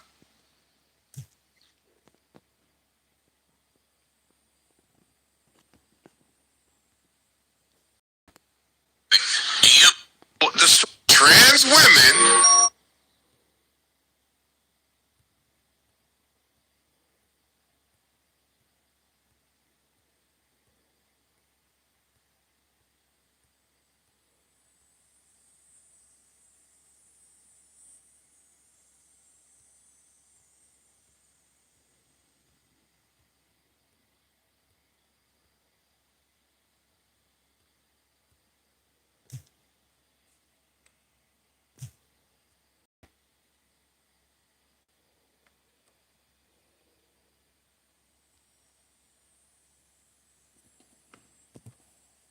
Mamdani just got caught big time. We just uncovered New York's Marxist mayor doing something so bizarre that it exposes literally everything you need to know. Mamdani just got caught big time. We just uncovered New York's Marxist mayor doing something so bizarre that it exposes literally everything you need to know about the socialist movement in America today. And by the end of this video, you're going to see how that revelation connects directly to reports of who he really is behind closed doors and why his own city is already turning on him just 7 months into the job. Hey gang, it's me, Dr. Steve, your patron professor, here to make sense of the madness as the far left desperately tries to stop the unstoppable rise of a new conservative age that you're making happen all over the world. So if you want a front row seat on how you continue to change the world in ways you never even imagined, you know what to do. Make sure to smack that bell and subscribe button. If you don't know, an old 2016 interview with Zoran Mamdani just resurfaced, and it is the last video he wants you to see. He's promoting his mother's Disney movie, Queen of Katwe, which, if you could believe it, he worked on as a dance advisor, one of the only actual jobs this man has ever held in his life. And to put this video in context, this is how Mamdani speaks when he tries to pass himself off as a legitimate mayor of New York. The inequities in this city, the racial inequities, are stark. We are talking about findings that have shown that the wealth of a median white household in this city is more than $200,000, while that of a black household is less than $20,000. And now, this is Mamdani in 2016. I mean, we also do, our showkeys. We do our showkeys in Kampala. But I mean, having a dance move to a song is a big thing, right? But I would say the Nigerians have really patented that. The Nigerians come out with a song, like Yemi Alade has a song called, what's the name? Kofi Annan. She has a song called Kofi Annan. Do the Kofi Annan. Now all my friends in Kampala are doing the Kofi Annan, right? So we don't really have as many dance moves associated with a song, but we will always dance. We are always dancing. That's the thing. The difference for me is, I'm from Uganda, but I also grew up in New York. In New York, you don't really, you go out, some guys are very hesitant to dance. If they're not grinding, they're just standing. In Kampala, you will just not find that. People are all dancing. Everybody's dancing. Men, women, and it's fantastic that way. Now, of course, this is absolutely embarrassing. I mean, one does not just completely lose an accent in a mere few years. And it's not even the accent. It's his whole mannerisms, right? His whole physical gestures. They're completely different than how he tries to pass himself off today, right? So I'm having a stroke even just trying to do that. So which is it? Which is the real Mamdani? Well, according to his defenders, they're already out there calling this, quote, code switching. Are you familiar with this term? Code switching, meaning they're saying that marginalized people, of course, they've always got to make him the victim. They're third worldists. That's what they do. Marginalized people naturally shift how they talk depending on who they're around, depending on who they're talking to. Except, of course, this wasn't a little twang creeping in, right? That was a fully committed acting performance sustained for an entire interview that even Fox News columnist David Marcus said was just too polished and too deliberate to be some kind of accidental cultural reflex. This wasn't Hillary Clinton getting a little southern drawl when she's in Arkansas. You remember this? I don't feel no ways tired. I come too far from where I started from. Nobody told me that the road would be easy. I don't believe he brought me this far to leave me. Or how about the one and only patronizing AOC? We cannot afford to leave Tennessee behind. We cannot afford to leave Kentucky behind, Alabama behind, Mississippi behind, Georgia behind, South Carolina behind. South Carolina behind. We can't leave South Carolina behind. I mean, those were cringeworthy enough. Those were patronizing enough. But what Mamdani pulled off there in that interview, that was theater at its finest. That was a literal theater kid. Those are his words, not mine. That's what he calls himself. That was a theater kid putting on a whole character in front of the cameras and in front of that interviewer. Now, as it turns out, we're increasingly learning that Mamdani does appear to be a man of 1,000 masks. This isn't the first time we've seen wildly different versions of Zoran. Right, he's a failed rapper. His mommy and daddy produced the video and all that shit. You'll see. I'm pretty sure. I think he's gonna play that video. If he don't play it, I'll play it. Mamdani. So, for example, when border czar Tom Homan showed up back in New York like months ago, back when Mamdani was an unheard of nobody, he pulled antics like this.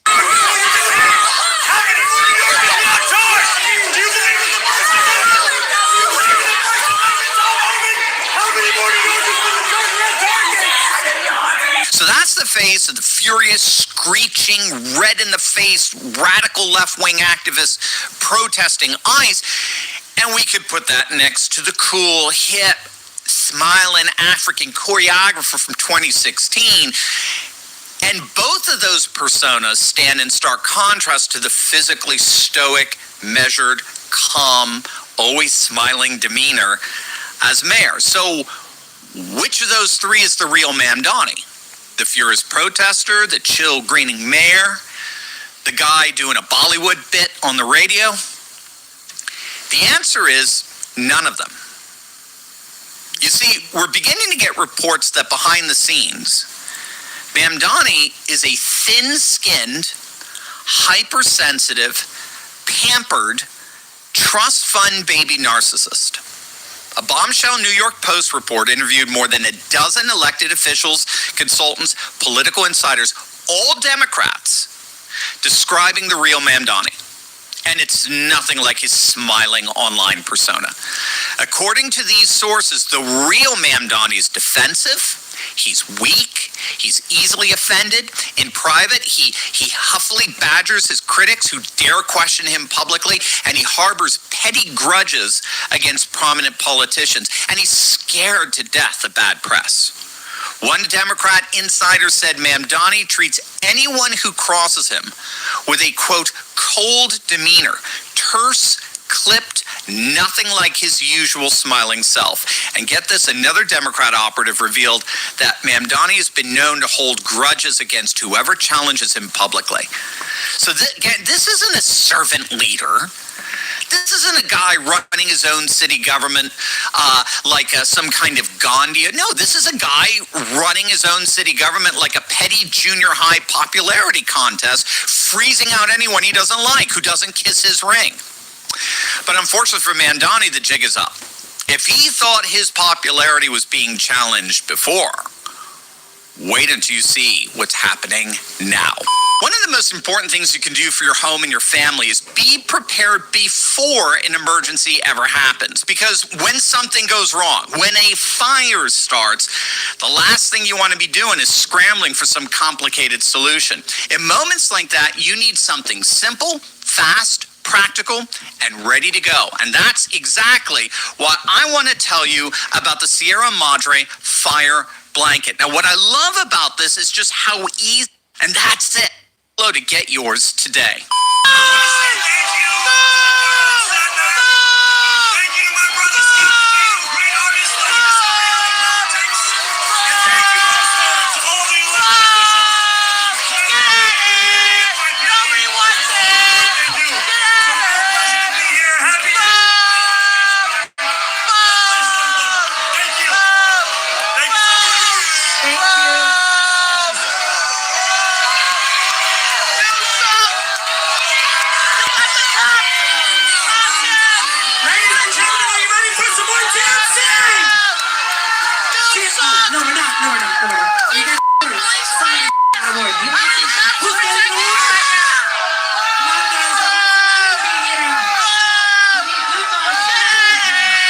That was brutal.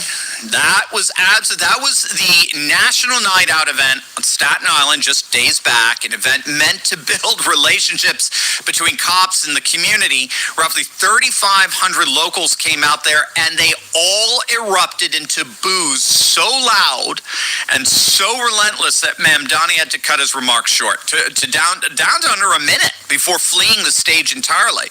And as you just saw there, this wasn't a small heckle from a couple of protesters. This was an entire crowd of everyday New Yorkers, the exact working class voters he claims to represent, telling him to his face that they don't want him there. In fairness, this is Staten Island. Staten Island was the only one of the 5 boroughs that voted against Mamdani. They despise him. He came in dead last in this New York Republican stronghold. But it's not just Staten Island.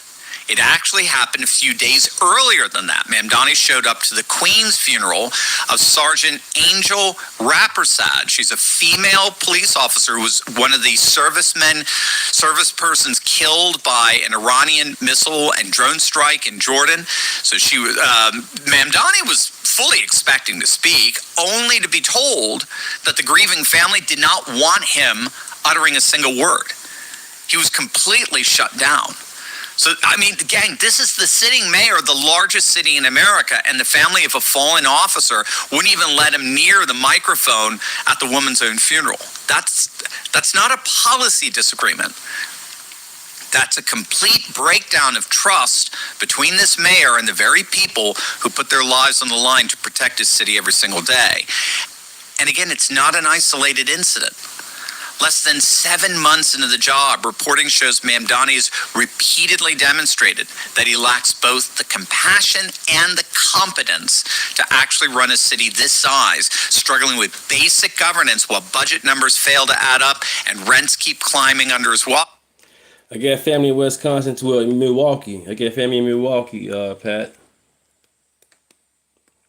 This is the same guy who ran on making New York affordable. And instead, his own constituents are watching costs rise while their mayor can't even show up to a national night out without getting run off the stage. So here's the picture that's forming, and it's not a pretty one.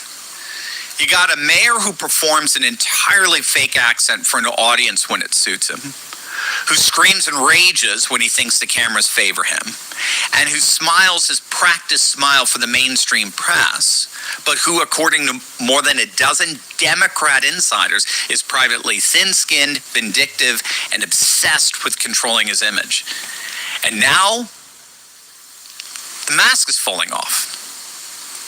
And now that the mask is falling off, getting booed off stage in under a minute, turning away from a grieving family's funeral, the carefully constructed character is starting to crack in real time, right in front of the entire country. Now, keep in mind, this is the same story we keep seeing with every one of these DSA, these Democrat Socialist America aligned candidates. They are master performers, curated down to the accent, the grin, the talking points. But the second reality intrudes, whether that's a crowd that won't stop booing or a family that won't let them speak, the performance falls apart because there was never a real foundation underneath it. When you're a communist like these people, you are by definition lying. Communism is at war with reality. Communism is at war with reality. It puts forward a binary of oppressed versus oppressor as the primary frame by which to understand everything. And that is a lie. That is not the world we live in. And so, given that they are at war with reality, then by definition, they have to lie in order to push that war, that propaganda. But inevitably, reality always wins. New Yorkers elected a character.